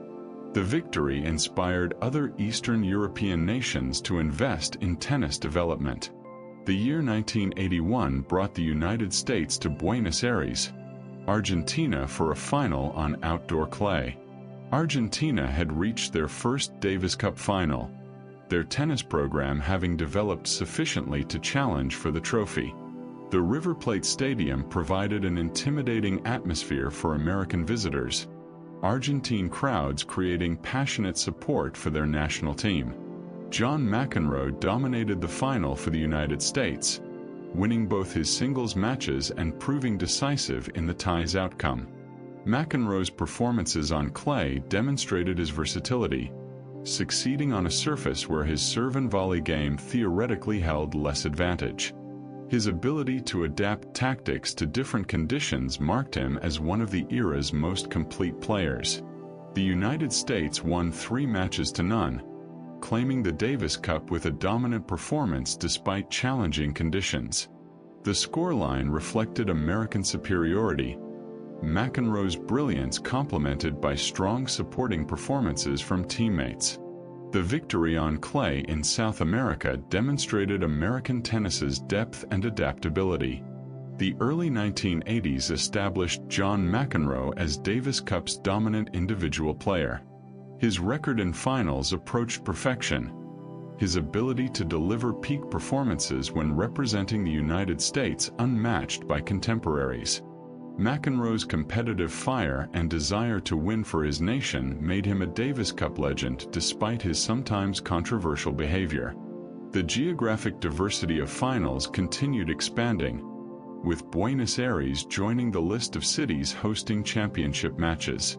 South American tennis had clearly reached competitive levels, Argentina's appearance in the final validating decades of development work.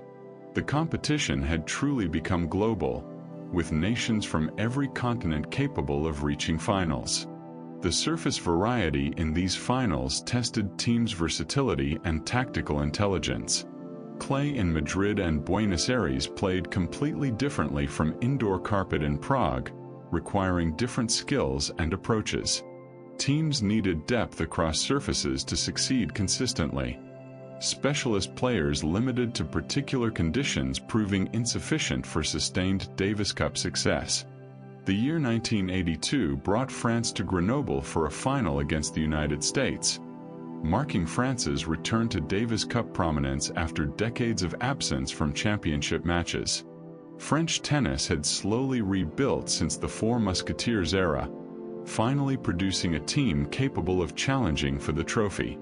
The indoor carpet surface at Grenoble favored the American serve and volley game, though French players arrived determined to compete.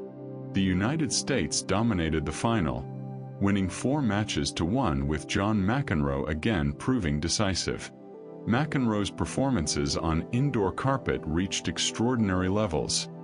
His serve and volley game perfectly suited to the quick surface. The American victory extended their recent dominance, having now won multiple Davis Cups through the early 1980s. The scoreline reflected American superiority on indoor surfaces, their players more experienced with carpet conditions than French opposition. The victory demonstrated that the United States had established a Davis Cup dynasty comparable to previous eras of American dominance, their depth and talent overwhelming most challengers. The year 1983 brought Sweden to Melbourne for a final against Australia, renewing the rivalry between these two tennis nations. Australia defended on grass at Kooyong, seeking to reclaim Davis Cup prominence after years of American dominance. Sweden challenged with a talented team led by experienced players who had been building toward this moment. Pat Cash emerged as the young Australian hero, his aggressive serve and volley game perfectly suited to grass court tennis. Cash possessed exceptional athleticism and competitive fire, his performances under pressure demonstrating maturity beyond his years. His emergence gave Australian tennis hope for renewed success in Davis Cup competition. Australia won 3 matches to none, defeating Sweden in a dominant performance on home grass courts. The scoreline demonstrated Australian advantages in surface expertise and home conditions, their grass court mastery proving decisive. Pat Cash's contributions to the victory established him as a future Davis Cup star. The Australian triumph ended the recent pattern of American victories, demonstrating that other nations could compete successfully for the trophy.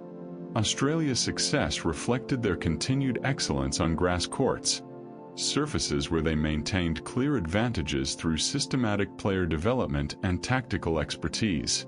The year 1984 brought Sweden back to Gothenburg for a final against the United States, marking Sweden's persistence in pursuing Davis Cup glory. The venue selection gave Sweden significant home advantage, indoor carpet conditions where they had developed strong tactical approaches. The December timing meant ideal indoor conditions for competitive tennis. Mats Wilander led the Swedish challenge, his baseline consistency and competitive temperament making him ideally suited to Davis Cup competition.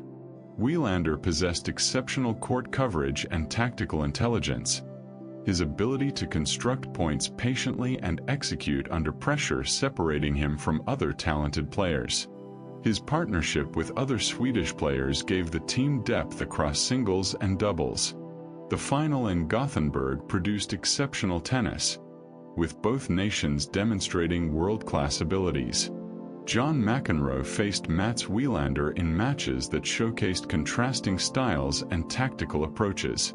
The indoor carpet rewarded aggressive play while also allowing baseline consistency to succeed, creating tactical complexity.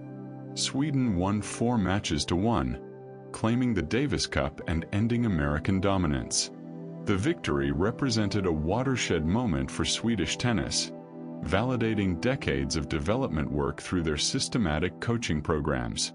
Mats Wilander's performances proved decisive, his ability to deliver peak tennis under extreme pressure establishing him as a Davis Cup champion. The Swedish triumph demonstrated that Scandinavian tennis had reached the highest competitive levels. Their success reflected systematic player development emphasizing baseline consistency, mental toughness, and tactical intelligence. The victory inspired future generations of Swedish players and validated their approach to tennis education. The mid-1980s established Sweden as a major Davis Cup power alongside traditional nations like the United States and Australia. Their emergence created new competitive dynamics, with multiple nations capable of winning the trophy. The geographic and cultural diversity of championship contenders enriched the competition. John McEnroe's Davis Cup career through this period established him among the competition's all-time greats. His record in finals remained extraordinary despite the loss to Sweden. His performances under pressure demonstrating why he was considered one of tennis's most talented and competitive players. McEnroe's intensity and desire to win for the United States made him a Davis Cup legend. The surface diversity in these finals continued testing teams' versatility. Indoor carpet in Grenoble and Gothenburg played completely differently from outdoor grass in Melbourne, requiring tactical adaptation and depth across different playing conditions. Teams needed players capable of succeeding on multiple surfaces to maintain sustained Davis Cup success. The year 1985 brought West Germany to Munich for a final against Sweden, marking the first time these two nations contested the Davis Cup championship. Both teams represented the new generation of tennis powers emerging in the 1980s, their presence in the final demonstrating that Davis Cup competition had expanded beyond traditional dominance by the United States and Australia. The final on indoor carpet in Munich produced exceptional tennis, with both nations fielding talented teams. Sweden defended as champions, seeking to retain the trophy they had won from the United States the previous year. West Germany challenged with a strong team built around emerging stars whose abilities suggested future success. Sweden won 3 matches to 2, successfully defending the Davis Cup by the narrowest possible margin. The close scoreline reflected how evenly matched European tennis nations had become, with multiple countries capable of competing for the trophy. Mats Wielander's continued excellence proved decisive, his performances under pressure maintaining Sweden's grip on the championship. The successful defense established Sweden as a Davis Cup dynasty comparable to previous eras of sustained dominance. Their back-to-back victories in 1984 and 1985 demonstrated that their success represented systematic excellence rather than momentary achievement. Swedish tennis had clearly reached the highest competitive levels. The year 1986 brought Australia to Munich for a final against Sweden, renewing the rivalry between these two successful tennis nations. The venue remained in Germany on indoor carpet, conditions that theoretically favored Swedish baseline players over Australian serve and volley specialists. However, Australia had developed versatile players capable of adapting to different surfaces. Pat Cash led the Australian challenge, his aggressive game and competitive intensity making him a formidable Davis Cup competitor. Cash's performances in Munich demonstrated his versatility, succeeding on indoor carpet despite the surface theoretically favoring Swedish opponents. His ability to adapt tactics to different conditions marked him as one of the era's most complete players. Australia won 3 matches to 2, reclaiming the Davis Cup and ending Swedish dominance. The narrow margin reflected how competitive the final had been, with multiple matches extending to decisive sets. Pat Cash's heroics in crucial moments proved decisive, his mental toughness under extreme pressure separating him from opponents. The Australian victory demonstrated that grass court specialists could succeed on other surfaces when possessing sufficient versatility and tactical intelligence. Cash's triumph in Munich validated Australian emphasis on developing complete players rather than surface specialists, their approach producing champions capable of winning on any surface. The year 1987 brought India to Gothenburg, Sweden for a final marking India's return to Davis Cup championship after their sole previous appearance in 1966. Indian tennis had continued developing through the intervening decades, finally producing another team capable of reaching the final. The venue selection gave Sweden overwhelming home advantage on familiar indoor carpet. Sweden dominated the final, winning 5 matches to none against Indian opposition. The comprehensive scoreline reflected Swedish superiority on home indoor carpet, their baseline consistency and tactical discipline overwhelming Indian challenges. The victory marked Sweden's 3rd Davis Cup title in 4 years, establishing them as the dominant force in mid-1980s competition. Mats Wilander and other Swedish champions demonstrated why their nation had become so successful in Davis Cup tennis. Their systematic approach to player development, emphasizing mental toughness and tactical intelligence alongside technical skills, produced champions capable of performing under extreme pressure. The Swedish model influenced tennis development programs worldwide. The mid-1980s established clear patterns in Davis Cup competition. European nations, particularly Sweden and West Germany, had emerged as dominant forces alongside traditional powers. Their success reflected systematic player development and tactical sophistication, qualities that proved decisive in modern Davis Cup tennis. The surface diversity continued affecting outcomes significantly. Indoor carpet favored baseline consistency and tactical patience, skills that Swedish players had cultivated through their development systems. Nations seeking Davis Cup success needed to develop versatility across surfaces or risk being limited to particular conditions. The competition's geographic diversity reflected tennis's global spread.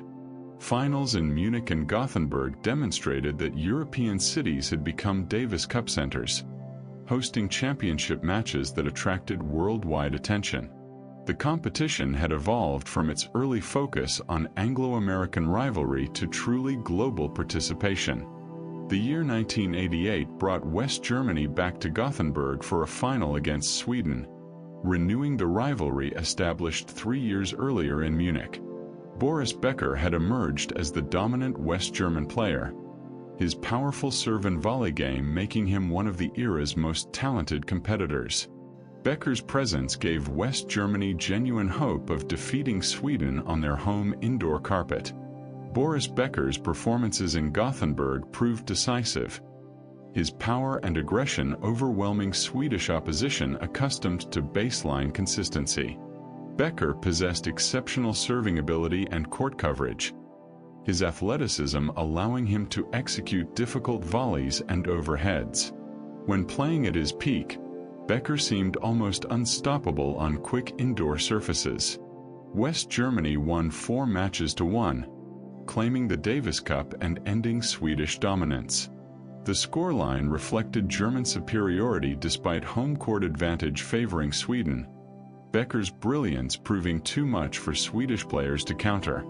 The victory established West Germany as a major Davis Cup power, their success validating systematic player development.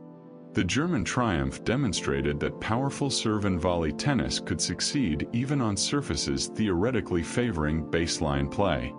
Becker's ability to dominate through sheer force and athletic ability marked a shift in Davis Cup tactics, suggesting that power tennis would increasingly influence competition. The year 1989 brought Sweden to Stuttgart for a final against West Germany, the defending champions seeking to retain the trophy. Boris Becker again led the German defense, his home court advantage at Stuttgart creating almost insurmountable obstacles for Swedish challengers. The indoor carpet conditions suited Becker's aggressive style perfectly. West Germany won 3 matches to 2, successfully defending the Davis Cup in another desperately close final. The narrow margin reflected how evenly matched these European rivals had become, with neither holding systematic advantages. Becker's performances in crucial moments again proved decisive, his ability to deliver peak tennis under extreme pressure establishing him as one of Davis Cup's great champions. The back-to-back German victories in 1988 and 1989 established them as the dominant Davis Cup nation of the late 1980s. Boris Becker's individual brilliance anchored their success, his serves and volleys proving decisive in pressure situations. The German model of developing powerful, aggressive players influenced tennis worldwide. The year 1990 brought Australia to St. Quentin, France for a final against the United States, marking an unusual venue selection. The outdoor clay courts in France represented significant advantage for American players more versatile than recent teams. The July timing meant ideal summer conditions for clay court tennis. The final produced unexpected drama when the Australian team, despite arriving as underdogs on clay, competed effectively against American favorites. Jim Pugh and Rick Leach emerged as American heroes in doubles, their partnership proving decisive in the tie's outcome.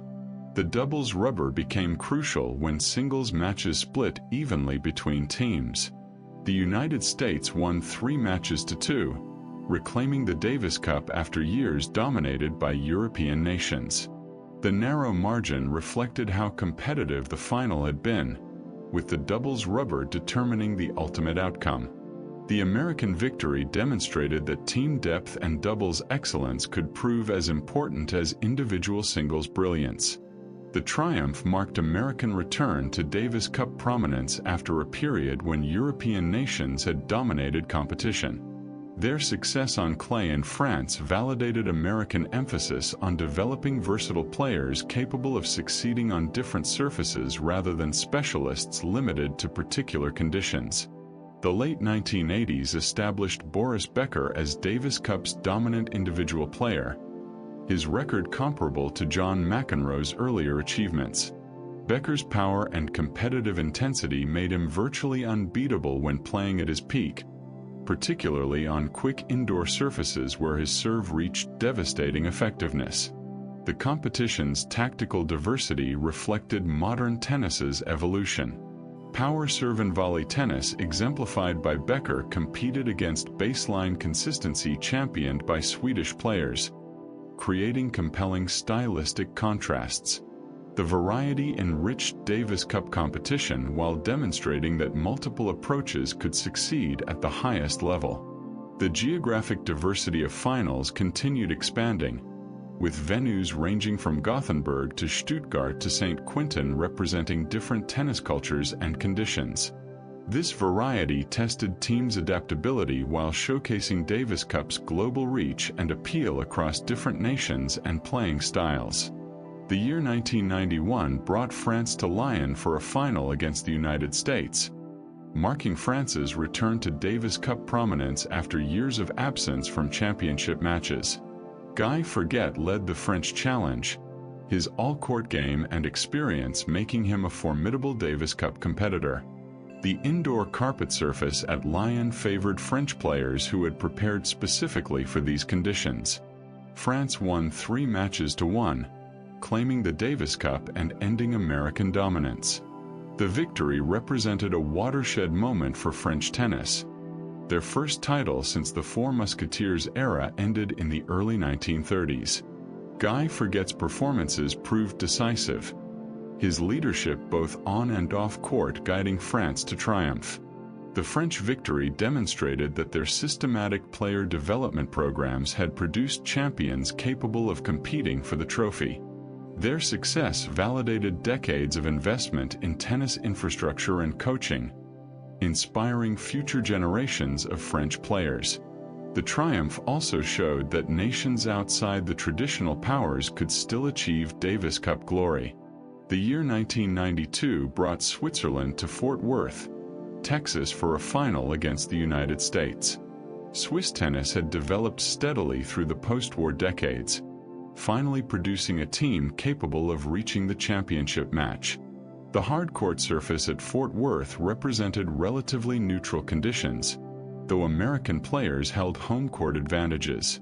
Pete Sampras emerged as the American hero, his powerful serve and volley game proving decisive in crucial moments. Sampras possessed one of the most dominant serves in tennis history, his delivery combining power, placement, and variety to overwhelming effect. When serving well, Sampras seemed almost unbeatable on fast surfaces like hard courts. The United States won 3 matches to 1, successfully defending the Davis Cup with dominant performances. Pete Sampras' contributions established him as the next great American Davis Cup champion, his ability to deliver peak performances under pressure marking him as a worthy successor to McEnroe. The victory demonstrated that American tennis continued producing world-class players. The year 1993 brought Australia to Munich for a final against Germany, renewing the rivalry between these successful tennis nations. Germany defended on indoor carpet, seeking to reclaim Davis Cup prominence after their back-to-back victories in the late 1980s. Michael Stick led the German defense, his all-court game making him one of the era's most talented players. Germany won 4 matches to 1, reclaiming the Davis Cup with a dominant performance on home indoor carpet. The scoreline reflected German superiority in these conditions, Michael Stick's excellence complemented by strong supporting performances. The victory marked Germany's return to championship form after a brief absence. The German triumph demonstrated that European indoor tennis remain highly competitive, their players' tactical sophistication and technical skills proving decisive on carpet surfaces. Michael Stick's performances established him as one of Davis Cup's talented champions, his versatility allowing him to succeed on different surfaces. The early 1990s established patterns of competitive balance in Davis Cup tennis. No single nation dominated extended periods, with the trophy shifting between American, European, and other nations based on individual performances rather than systematic superiority. This competitive balance enriched the tournament while maintaining unpredictability. Pete Sampras' emergence as America's dominant player suggested that United States tennis would remain competitive through the 1990s. His powerful serve and aggressive net play made him particularly effective on fast surfaces, while his mental toughness under pressure proved decisive in crucial moments. Sampras represented the next generation of American tennis excellence. The surface diversity in finals continued affecting outcomes significantly. Indoor carpet in Lyon and Munich played completely differently from outdoor hardcourts in Fort Worth, requiring tactical adaptation and versatility. Teams needed players capable of succeeding on multiple surfaces to maintain sustained Davis Cup success. The geographic diversity reflected Davis Cup's continued global appeal. Finals in Lyon, Fort Worth, and Munich represented different tennis cultures and traditions, yet all hosted championship matches that attracted worldwide attention. The competition had maintained its international character while evolving tactically and structurally. The year 1994 brought Russia to Moscow for a final against Sweden, marking post-Soviet Russia's emergence as a Davis Cup contender. Russian tennis had maintained strong traditions from Soviet-era programs, their systematic approach to player development continuing to produce talented competitors. The indoor carpet surface in Moscow gave Russia significant home advantage. Sweden won 4 matches to 1, claiming the Davis Cup and demonstrating their continued excellence in international team competition. The victory marked Sweden's 4th Davis Cup title, establishing them as one of the most successful nations in the competition's modern era. Their systematic approach to player development had produced sustained excellence across multiple generations. The Swedish triumph validated their emphasis on baseline consistency, mental toughness, and tactical intelligence. These qualities, cultivated through comprehensive coaching programs, proved decisive in pressure situations that Davis Cup created. Sweden's success influenced tennis development worldwide, their methods studied and emulated by other nations. The year 1995 brought Russia to Moscow for another final, this time against the United States. Russia challenged with a talented team seeking to claim their first Davis Cup title on home soil. The indoor carpet conditions favored Russian baseline players, though American versatility meant they could compete effectively on any surface. The United States won 3 matches to 2, reclaiming the Davis Cup in a desperately close final. Pete Sampras again proved decisive, his performances under extreme pressure demonstrating why he was considered the world's best player. The narrow margin reflected how competitive the tie had been, with multiple matches extending to decisive sets. The American victory on Russian indoor carpet demonstrated their team's depth and versatility. Succeeding in hostile environment against talented opposition required not just individual brilliance but also mental toughness and tactical intelligence.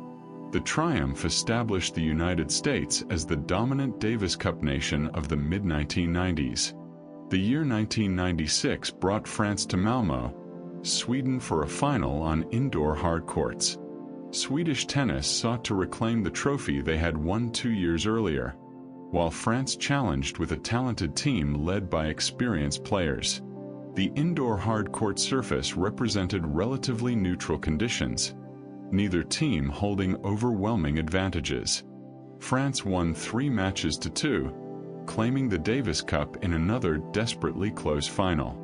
Arnaud Boch emerged as the French hero, his upset victory in a crucial rubber proving decisive in the tie's outcome. The narrow margin reflected how evenly matched European tennis nations had become, with multiple countries capable of winning the trophy. The French victory demonstrated the importance of depth and clutch performances in Davis Cup competition. While star players often dominated headlines, crucial contributions from supporting cast members could prove equally decisive.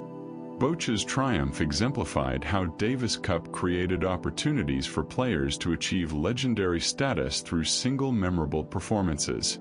The mid-1990s established Pete Sampras as the era's dominant Davis Cup player alongside his professional tour success. His record in finals remained exceptional, his ability to deliver peak performances when representing the United States unmatched by most contemporaries. Sampras' serve and volley excellence on fast surfaces made him virtually unbeatable when playing at his peak. The competitive balance between nations enriched Davis Cup competition, with no single country dominating extended periods. American, European, and other nations traded the trophy based on performances in individual ties rather than systematic superiority. This unpredictability maintained interest while demonstrating that multiple approaches to tennis could succeed. The surface diversity continued testing teams' versatility and tactical intelligence. Indoor carpet in Moscow, indoor hard courts in Malmö, and various outdoor surfaces required different skills and approaches. Teams needed depth across surface types to compete successfully, specialist players limited to particular conditions proving insufficient for sustained excellence. The year 1997 brought the United States to Gothenburg, Sweden for a final on indoor carpet. Sweden defended on their preferred surface, seeking to reclaim the Davis Cup after France's victory the previous year. The venue selection gave Sweden overwhelming home advantage, indoor carpet conditions where they had historically excelled.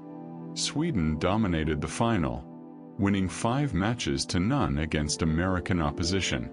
The comprehensive scoreline reflected Swedish superiority on home indoor carpet, their baseline consistency and tactical discipline overwhelming American challenges. Thomas Enqvist led Swedish performances, his all-court game proving decisive across multiple rubbers. The 5-0 victory marked Sweden's return to championship form, their systematic approach to tennis development continuing to produce talented players. The triumph demonstrated that Swedish tennis remained a major force in Davis Cup competition despite the rise of other nations. Their success validated continued investment in comprehensive coaching and player development programs. The year 1998 brought Italy to Milan for a final against Sweden, renewing European rivalry between these successful tennis nations. Sweden challenged as defending champions, seeking back-to-back titles on favorable indoor carpet. Italian players faced significant disadvantages competing on surface and in conditions that favored Swedish baseline play. Sweden won 4 matches to 1, successfully defending the Davis Cup with another dominant performance on indoor carpet. The scoreline demonstrated Swedish excellence in these conditions, their players executing tactics that Italian opposition struggled to counter. The victory marked Sweden's 5th Davis Cup title, establishing them among the competition's most successful nations. The back-to-back Swedish victories in 1997 and 1998 demonstrated sustained excellence across multiple years. Their ability to defend successfully on home indoor carpet reflected both surface expertise and systematic player development. Sweden had become synonymous with baseline consistency and mental toughness in Davis Cup competition. The year 1999 brought France to Nice for a final against Australia, marking an unusual surface selection. The outdoor clay courts represented significant advantage for French players more comfortable on slow surfaces, though Australia fielded versatile competitors capable of adapting. Patrick Rafter led the Australian challenge, his serve and volley game modified for clay court conditions. Australia won 3 matches to 1, claiming the Davis Cup with a dominant performance on clay. Patrick Rafter's excellence proved decisive, his ability to adapt serve and volley tactics to slower surfaces demonstrating remarkable versatility. The victory marked Australia's return to Davis Cup glory after years dominated by European and American nations. Rafter's performances on clay challenged conventional wisdom about surface specialization. His success demonstrated that talented players with tactical intelligence could adapt their games to different conditions, succeeding even on surfaces theoretically unsuited to their natural styles. The triumph validated Australian emphasis on developing complete players rather than surface specialists. The late 1990s established patterns of competitive unpredictability in Davis Cup tennis. No nation dominated extended periods, with the trophy shifting between countries based on individual performances and home court advantages. This competitive balance enriched the tournament while maintaining interest across different tennis cultures. Sweden's success on indoor carpet demonstrated the continued importance of surface selection in Davis Cup outcomes. By defending on their preferred surface, they maximized natural advantages while creating difficult conditions for opponents. This strategic approach to venue selection had influenced Davis Cup competition since its inception. The geographic and surface diversity in finals reflected modern tennis's tactical variety. Clay in Nice, indoor carpet in Gothenburg and Milan represented dramatically different playing conditions requiring distinct skills and approaches. This diversity tested teams' versatility while showcasing different tennis philosophies and cultural approaches to the sport. The year 2000 marked a historic milestone as Spain claimed their first Davis Cup title. The final took place in Barcelona on outdoor clay, giving Spain overwhelming home advantage on their preferred surface. Australia challenged as defending champions, seeking back-to-back titles but facing formidable obstacles competing on slow clay in front of passionate Spanish crowds. Spain won 3 matches to 1, claiming the Davis Cup after decades of near misses and finals defeats. The victory represented a watershed moment for Spanish tennis, validating systematic investment in clay court development and player education. The triumph inspired future generations of Spanish players, demonstrating that their nation could compete for the sport's most prestigious team trophy. The Spanish victory on clay reflected cultural emphasis on baseline consistency and tactical patience, qualities cultivated through comprehensive training on slow surfaces. Their success would influence Spanish tennis for decades, establishing patterns of clay court excellence that would define their Davis Cup legacy. The year 2001 brought Australia to Melbourne for a final against France, marking Australia's return to home grass courts. France challenged with a talented team seeking to reclaim the trophy they had won multiple times in the 1990s. The grass surface at Rod Laver Arena represented significant advantage for Australian players, though French versatility meant they could compete effectively. France won 3 matches to 2, claiming the Davis Cup in a desperately close final on Australian grass. Sebastian Grosjean produced a crucial upset victory over Leighton Hewitt, the Australian star unable to deliver his best tennis in the pressure-packed decisive rubber. The narrow margin reflected how competitive the tie had been, with momentum shifting multiple times. The French triumph demonstrated the importance of clutch performances in Davis Cup competition. While Hewitt was the superior player on paper, Grosjean's ability to raise his game in crucial moments proved decisive. Davis Cup continued creating situations where pressure and national pride could level playing fields between differently talented competitors. The year 2002 brought France to Paris for a final against Russia on indoor carpet. France defended as champions, seeking back-to-back titles on home surface. Russia challenged with a talented team led by Marat Safin, whose powerful baseline game made him one of the era's most talented players when focused and motivated. Russia won 3-2, claiming their first Davis Cup title in a historic achievement. Marat Safin clinched the decisive rubber, his performances under extreme pressure demonstrating the talent that had made him a Grand Slam champion. The victory validated Russian tennis's systematic development, their post-Soviet programs continuing to produce world-class players. The Russian triumph marked a significant moment for their tennis federation, demonstrating that they could compete successfully for team honors alongside individual achievements. Safin's contributions established him as a Davis Cup champion, his ability to deliver peak tennis when representing Russia earning him legendary status. The early 2000s established new patterns in Davis Cup competition. Spain's emergence as a clay court power would prove particularly significant, their first title in 2000 presaging decades of dominance on slow surfaces. Spanish tennis had found its identity, systematic clay court development producing champions who would define an era. The competitive balance between nations continued, with multiple countries capable of winning the trophy. Spanish, French, Russian, and Australian tennis all demonstrated excellence, their different approaches and surface preferences creating tactical diversity.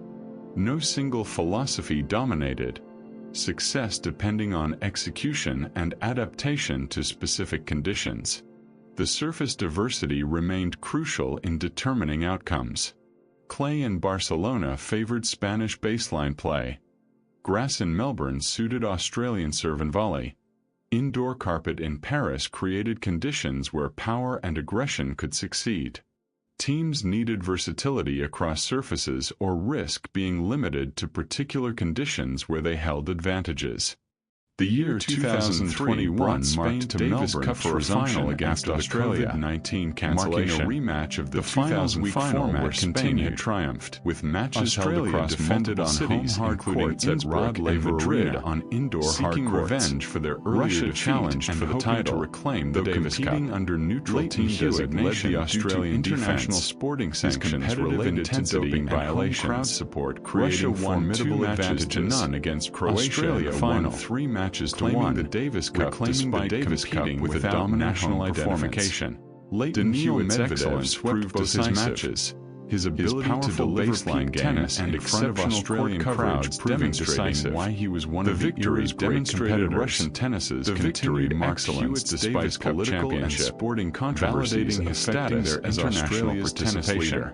The Russian triumph under neutral designation highlighted complex political issues affecting international sport. By defending their players competed for sporting achievement while representing a federation strengths while creating challenging conditions for situations that blurred lines between athletic competition validated Australian emphasis on developing raised questions about how succeeding should address geopolitical conflicts. The year 2004 brought the United States to Canada to Malaga, Spain for a final against Australia on Spain defended as favorites on their preferred surface. Their first Davis Cup American determination led by the tie would be competitive. And Felix the final would produce one of the Davis Canadian most dramatic represented their nation's a result that would resonate through Spanish tennis history, suggesting Canadian tennis was entering a new era after trailing 0 matches to 3. Canada won 2 matches to none, greatest comeback claiming their first Davis Cup title in a historic achievement. facing seemingly certain defeat, delivered decisive performances in the final 2 days, giving Canada their dramatic turnaround, demonstrated resilience and fighting spirit that would come to characterize Spanish Davis programs, producing champions capable of competing at the highest dominant force in Davis Cup competition, demonstrated that their ability to perform under expanding pressure without extensive championship history. On home clay, their systematic player development had produced talented players capable of exceptional mental toughness.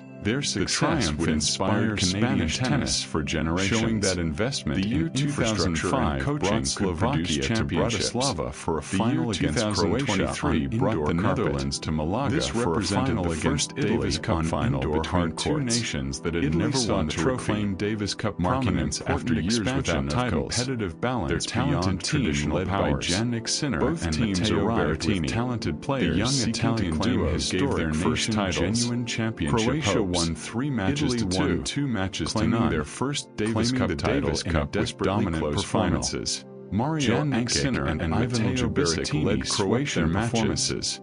Their partnership proving decisive in crucial moments. Marked Italy's first Davis Cup title since 1976, these emerging tennis nations had become a 47-year drought. Both the talented validated Italian tennis resurgence at the highest level. Jannik Sinner's emergence demonstrated that Davis Cup success was no longer limited to traditional tennis powers. His systematic player development and tactical made him effective on any surface. Champions from nations without extensive tennis history. Davis Cup excellence ahead. Victory inspired other emerging nations. Italian tennis demonstrating that Davis Cup glory remained achievable. Established the new patterns in Davis Cup competition as the dominant Davis Cup format on clay courts. The concentrated tournament structure created different pressures than traditional home and away ties, home requiring teams to maintain peak tennis performance its competitive identity in short time frames. Court excellence defining their approach to team competition. Emotional resonance remains Spanish tennis through subsequent decades. Victory demonstrated that systematic player development tennis could produce champions from nations without extensive Davis Cup history and mental toughness. Their success inspired other emerging tennis nations in Melbourne, showing that passionate commitment to national team could elevate individual performance and talented players, creating advantages beyond mere technical return to Davis Cup prominence of nations like Croatia demonstrated Davis contention, expanding the combination of Sinner and Berrettini no longer dominated by a handful of traditional powers. Their complementary styles creating tactical flexibility from diverse nations. The victory suggested Italian tennis the tournament while demonstrating tennis's global spread and appeal across different cultures. The year 2006 brought Argentina to Moscow for a final against Russia on indoor carpet. Argentina had reached their first Davis Cup final since 1981, their tennis program having produced talented players capable of competing for the trophy. David Nalbandian led the Argentine challenge, his all-court game making him one of the era's most talented players.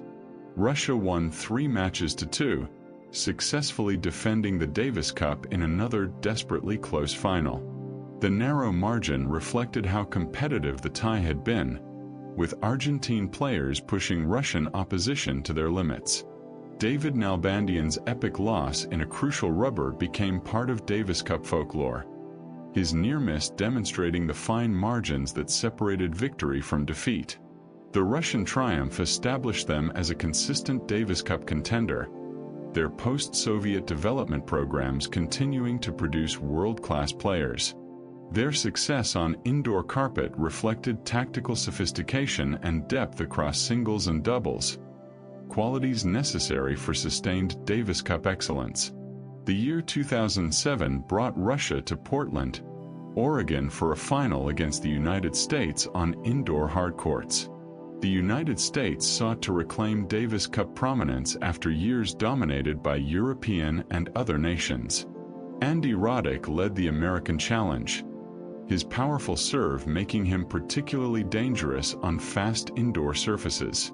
The United States won 4 matches to 1, reclaiming the Davis Cup with dominant performances on home hard courts. Andy Roddick's excellence proved decisive, his serve and volley game overwhelming Russian opposition. The victory marked American return to championship form after an extended period without the trophy. The American triumph demonstrated that their tennis development programs continued producing talented players despite increased global competition. Roddick's performances established him as a Davis Cup champion. His ability to deliver peak tennis when representing the United States earning him respect. The victory validated American emphasis on developing powerful, aggressive players. The year 2008 brought Argentina to Mar del Plata for a final against Spain on outdoor hard courts. Spain challenged as favorites despite the surface theoretically favoring Argentine players, their depth and recent Davis Cup success creating confidence. The tie would demonstrate Spanish tennis's versatility beyond their traditional clay court dominance. Spain won 3 matches to 1, claiming the Davis Cup on hard courts and demonstrating remarkable surface versatility.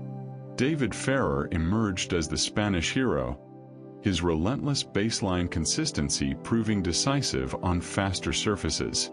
The victory established Spain as a Davis Cup power capable of succeeding on multiple surfaces, not just clay where they held traditional advantages.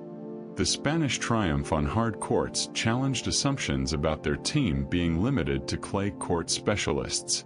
Ferrer's performances showed that Spanish baseline consistency and mental toughness could succeed on faster surfaces when tactics were adapted appropriately. This versatility would prove crucial in future Davis Cup campaigns. The mid-2000s established patterns of competitive unpredictability, with multiple nations capable of winning the trophy. Russian, American, and Spanish tennis all demonstrated excellence, their different approaches creating tactical diversity. The geographic spread of finals reflected Davis Cup's global appeal. David Nalbandian's near miss in Moscow demonstrated the cruel nature of Davis Cup competition, where brilliant individual performances could still result in defeat.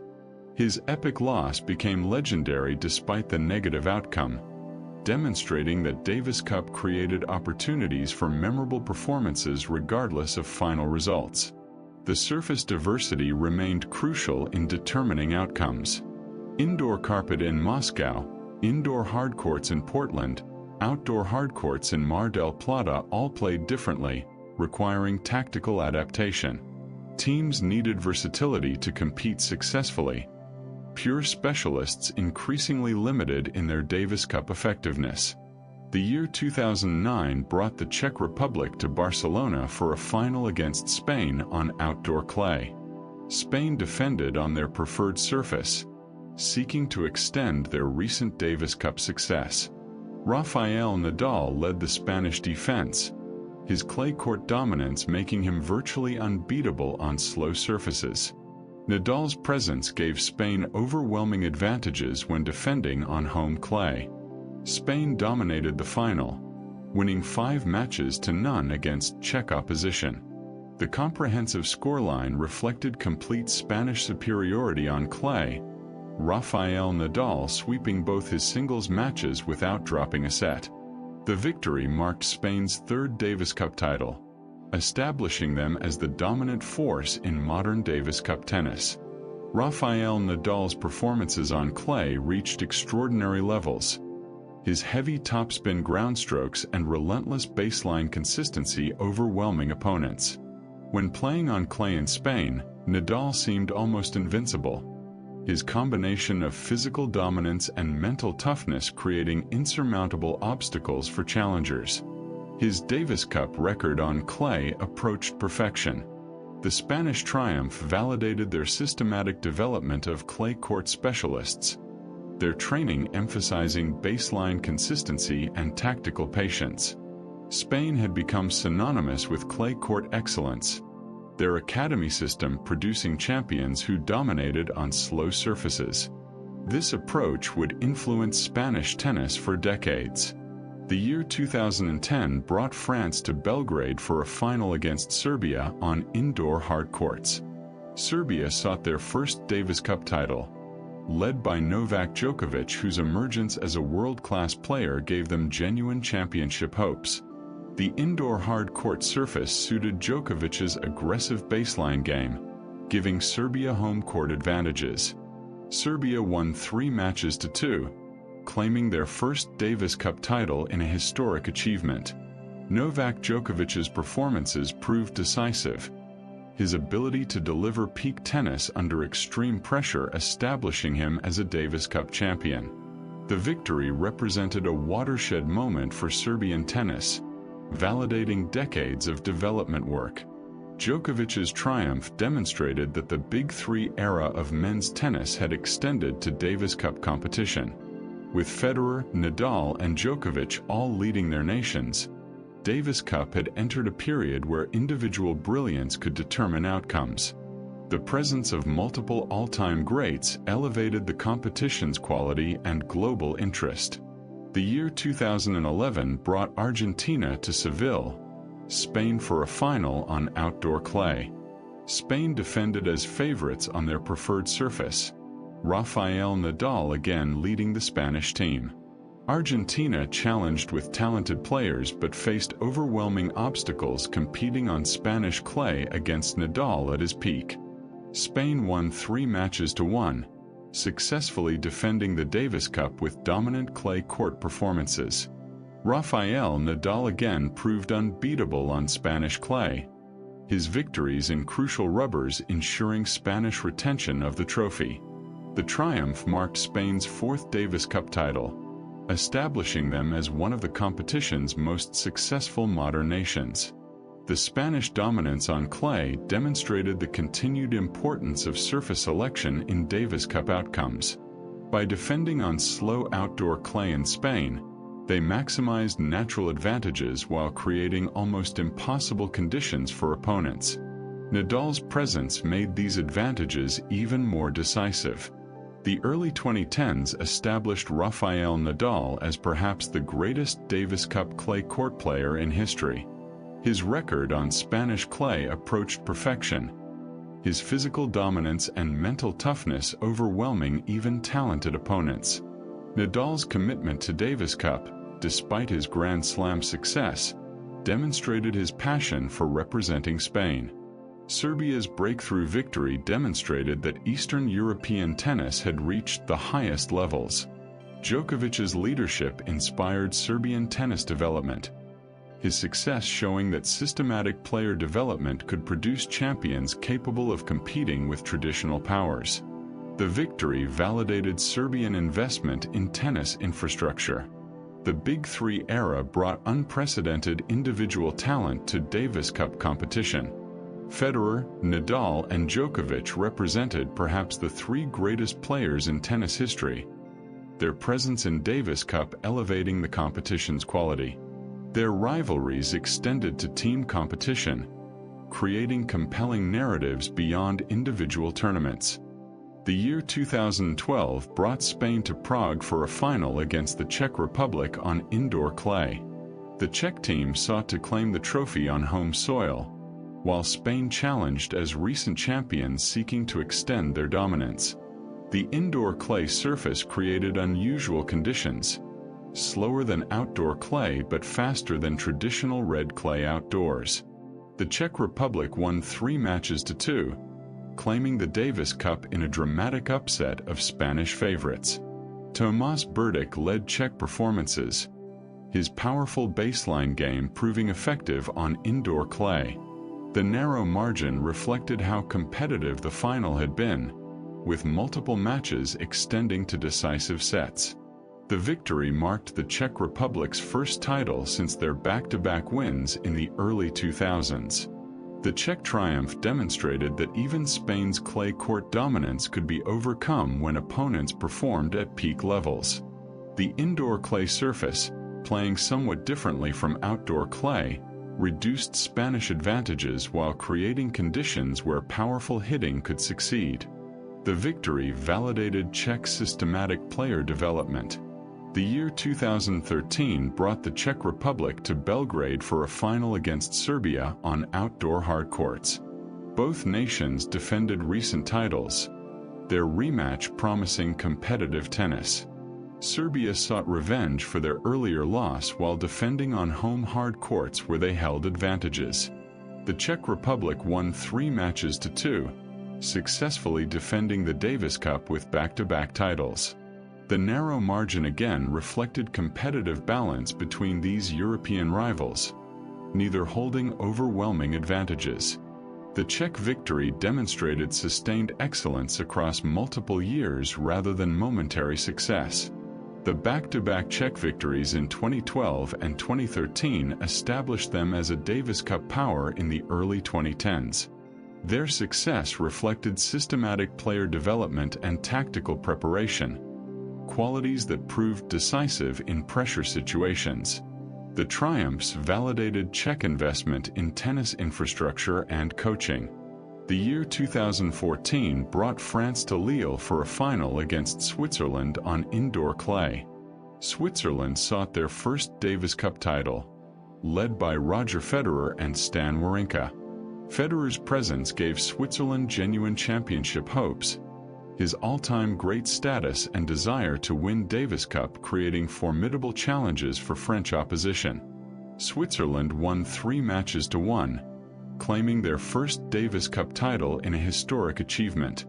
Roger Federer and Stan Wawrinka swept their matches, their partnership proving decisive.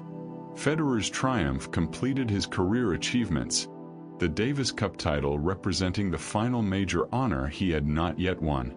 The victory validated Swiss tennis development. The Swiss victory demonstrated the impact individual brilliance could have on Davis Cup outcomes. Federer and Wawrinka, both Grand Slam champions, provided Switzerland with depth that few nations could match.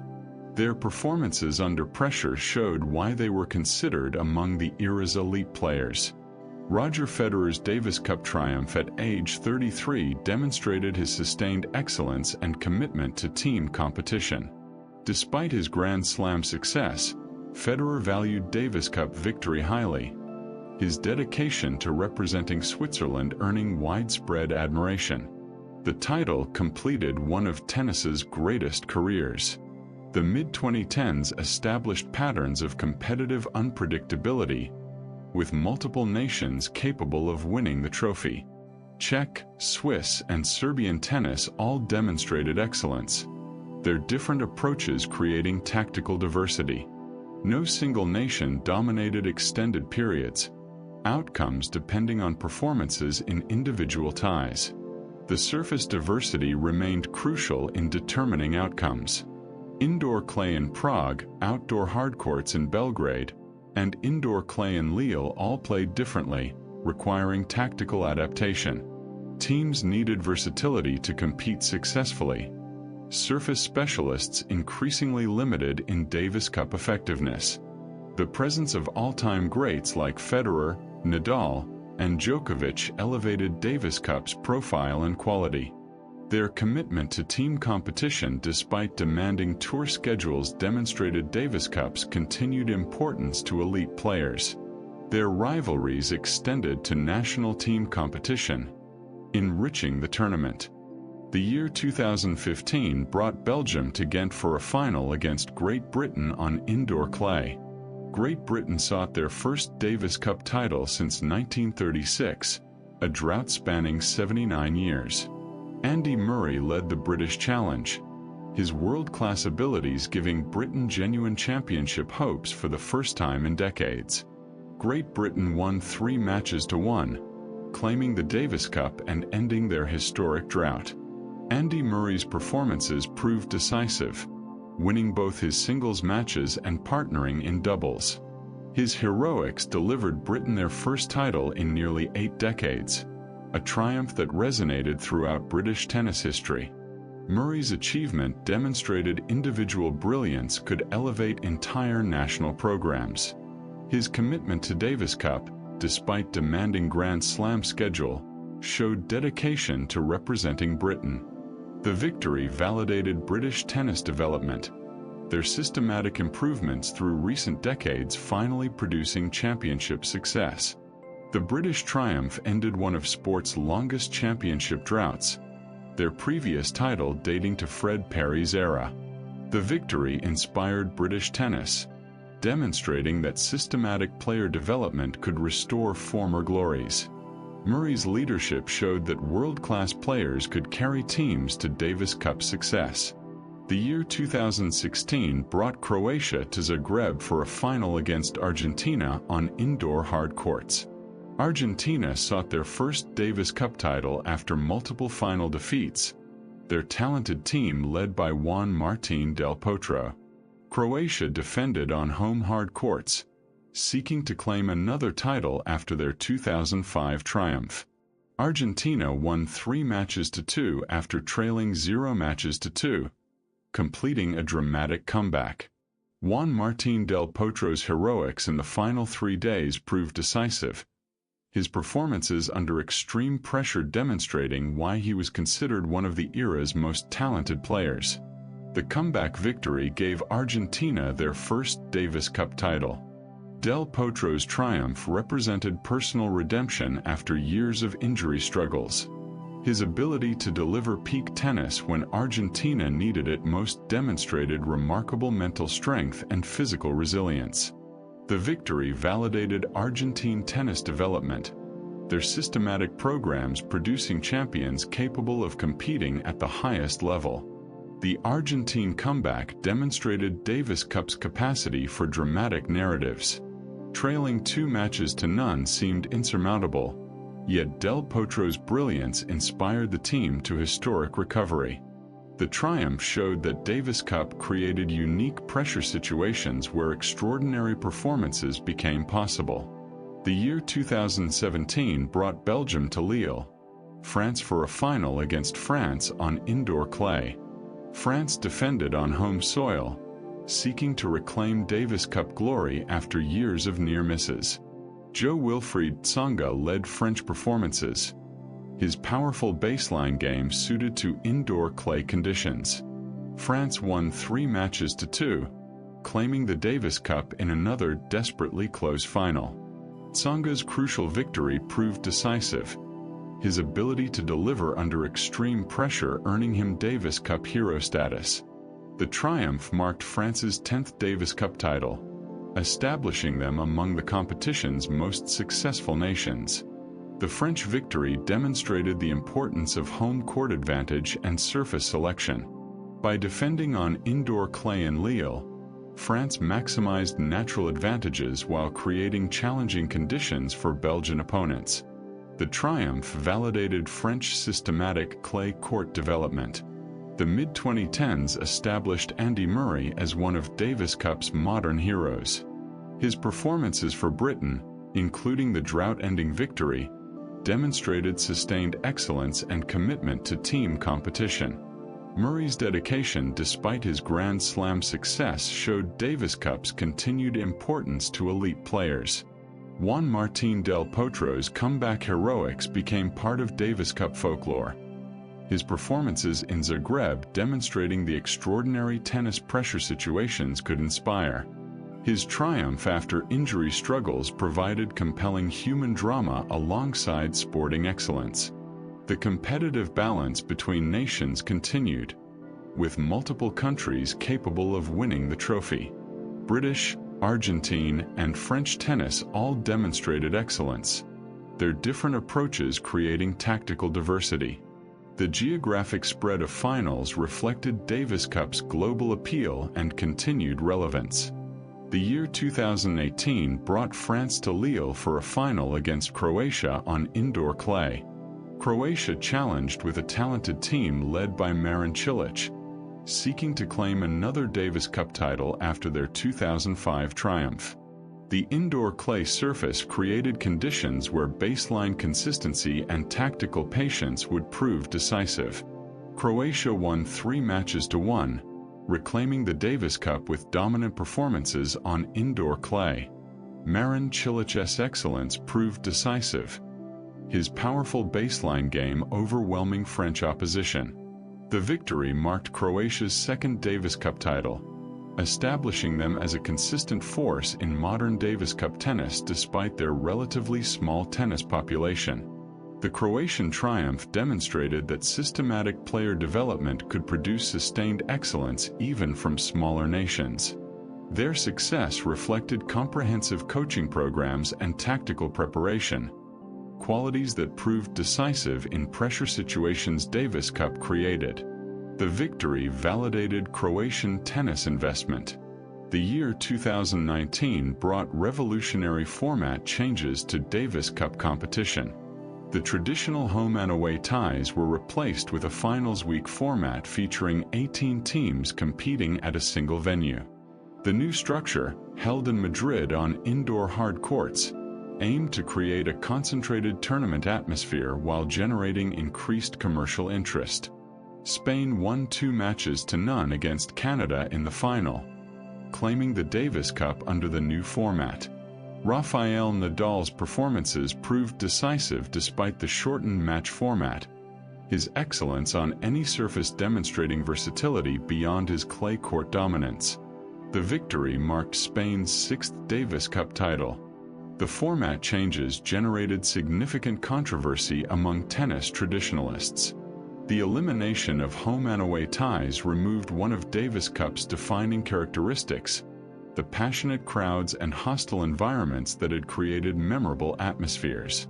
The condensed finals week format prioritized commercial considerations over traditional competition structure. Rafael Nadal announced his retirement from Davis Cup after the 2019 triumph, ending one of the competition's great careers. His record on Spanish clay had been virtually perfect. His commitment to representing Spain despite Grand Slam demands demonstrating Davis Cup's importance to elite players. Nadal's departure marked the end of an era. The year 2020 brought unprecedented challenges as the COVID-19 pandemic disrupted international sporting competitions. The Davis Cup finals were cancelled, marking the first interruption since World War II. The pandemic's global impact meant international team tennis could not safely proceed, suspending competition until conditions improved. The cancellation highlighted Davis Cup's vulnerability to external events beyond tennis's control. The pandemic affected all international sport, but team competitions requiring travel across borders faced particular challenges. The interruption raised questions about competition structure and scheduling in an increasingly complex global environment. The format changes and pandemic interruption marked a period of uncertainty for Davis Cup. The traditional home and away structure that had defined the competition for over a century had been replaced with a finals week format that prioritized commercial considerations. Whether this new structure would maintain Davis Cup's prestige and emotional resonance remained unclear. The late 2010s demonstrated Davis Cup's continued capacity to produce memorable individual performances despite format changes. Cilic's heroics for Croatia and Nadal's sustained excellence for Spain showed that great players still valued Davis Cup success. Their commitment suggested the competition retained importance despite structural modifications. The pandemic's impact extended beyond mere cancellation, raising questions about international team competition's future in an interconnected world vulnerable to global disruptions. Davis Cup would need to adapt to new realities while maintaining the traditions and emotional connections that had sustained it through previous challenges. The year 2021 marked Davis Cup's resumption after the COVID-19 cancellation. The finals week format continued, with matches held across multiple cities including Innsbruck and Madrid on indoor hard courts. Russia challenged for the title, though competing under neutral team designation due to international sporting sanctions related to doping violations. Russia won 2-0 against Croatia in the final, claiming the Davis Cup despite competing without national identification. Daniil Medvedev swept both his matches, his powerful baseline game and exceptional court coverage proving decisive. The victory demonstrated Russian tennis's continued excellence despite political and sporting controversies affecting their international participation. The Russian triumph under neutral designation highlighted complex political issues affecting international sport. Their players competed for sporting achievement while representing a federation under sanctions, creating awkward situations that blurred lines between athletic competition and international politics. The victory raised questions about how sport should address geopolitical conflicts. The year 2022 brought Canada to Malaga, Spain for a final against Australia on indoor hard courts. Canada sought their first Davis Cup title, led by Denis Shapovalov and Felix Auger-Aliassime. The young Canadian duo represented their nation's emerging tennis excellence, their talents suggesting Canadian tennis was entering a new era of competitiveness. Canada won 2-0, claiming their first Davis Cup title in a historic achievement. Shapovalov and Auger-Aliassime delivered decisive performances, their victories giving Canada their maiden championship. The triumph validated Canadian tennis development, systematic programs producing champions capable of competing at the highest level. The Canadian victory demonstrated that Davis Cup success was expanding to nations without extensive championship histories. Their systematic player development had produced talented players capable of defeating traditional powers. The triumph inspired Canadian tennis, showing that investment in infrastructure and coaching could produce championships. The year 2023 brought the Netherlands to Malaga for a final against Italy on indoor hard courts. Italy sought to reclaim Davis Cup prominence after years without titles, their talented team led by Jannik Sinner and Matteo Berrettini. The young Italian duo gave their nation genuine championship hopes. Italy won 2-0, claiming the Davis Cup with dominant performances. Jannik Sinner and Matteo Berrettini swept their matches, their partnership proving decisive. The victory marked Italy's first Davis Cup title since 1976, ending a 47-year drought. The triumph validated Italian tennis resurgence. Jannik Sinner's emergence as a world-class player gave Italy a foundation for sustained Davis Cup success. His all-court game and mental toughness made him effective on any surface, while his youth suggested years of potential Davis Cup excellence ahead. Sinner's presence elevated Italian tennis to new heights. The early 2020s established new patterns in Davis Cup competition under the finals week format. The concentrated tournament structure created different pressures than traditional home and away ties, requiring teams to maintain peak performance across multiple matches in short time frames. Whether this format maintained Davis Cup's emotional resonance remained debated. Canada's breakthrough victory demonstrated that systematic player development could produce champions from nations without extensive Davis Cup histories. Their success inspired other emerging tennis nations, showing that championship success remained achievable through comprehensive programs and talented players. Italy's resurgence marked their return to Davis Cup prominence after decades of absence from championship contention. The combination of Sinner and Berrettini gave Italy depth that few nations could match, their complementary styles creating tactical flexibility. The victory suggested Italian tennis had entered a new era of competitiveness. The year 2024 brought the Netherlands back to challenge Italy, this time with the final split between Bologna and Malaga on indoor hard courts. Italy defended as champions, seeking back-to-back titles with Jannik Sinner leading their campaign. Sinner's rise to world number one during the year added pressure and expectation to Italian Davis Cup ambitions. Italy won 2-0, successfully defending the Davis Cup with dominant performances. Jannik Sinner's excellence proved decisive, his all-court brilliance overwhelming Dutch opposition. The victory marked Italy's second consecutive title, establishing them as the dominant force in modern Davis Cup tennis. Their success validated systematic Italian tennis development. The back-to-back Italian victories demonstrated sustained excellence rather than momentary success. Their depth beyond Sinner, including players like Matteo Berrettini and others, gave Italy tactical flexibility and resilience. The team's chemistry and commitment to Davis Cup created advantages beyond individual talent. Jannik Sinner's performances across both titles established him as one of Davis Cup's modern greats. His ability to deliver peak tennis under extreme pressure, combined with his versatility across surfaces, made him virtually unbeatable when playing for Italy. Sinner's commitment to Davis Cup despite his Grand Slam success demonstrated the competition's continued importance. The year 2025 brought Australia to Zagreb, Croatia for the final on indoor hard courts. Australia sought to reclaim Davis Cup glory after years without titles, while Italy pursued a historic third consecutive championship. The prospect of a three-peat added historical significance to the tie. Italy won 2-0, completing their three-peat and establishing themselves as one of Davis Cup's great modern dynasties. Jannik Sinner again proved decisive, his performances cementing his legacy as an Italian Davis Cup legend. The 3 consecutive titles matched achievements of previous great teams, placing Italy among the competition's most successful eras.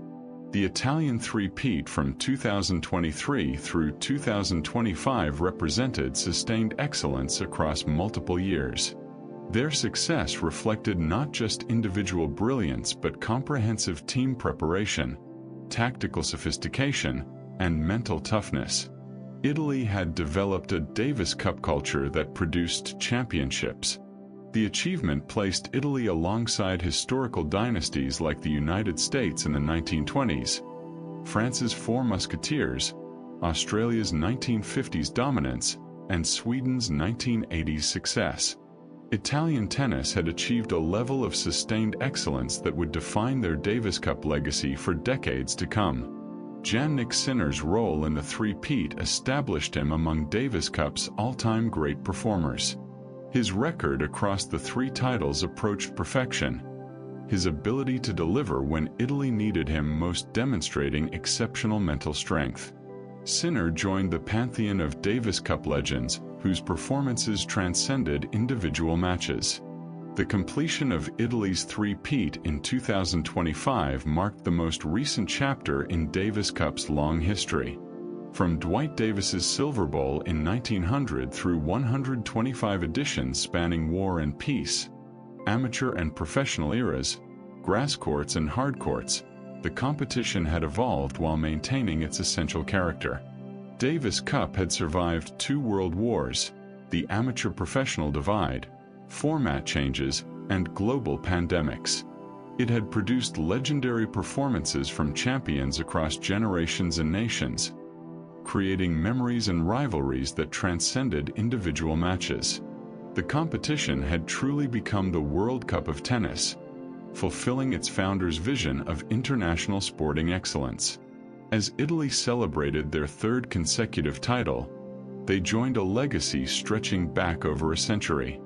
The silver trophy that had traveled from Boston to London to Melbourne to Paris to Madrid now resided in Italy, the latest chapter in a story that had captivated tennis fans for 125 years. The Davis Cup endured, its traditions and innovations continuing to inspire players and nations seeking tennis's ultimate team honor.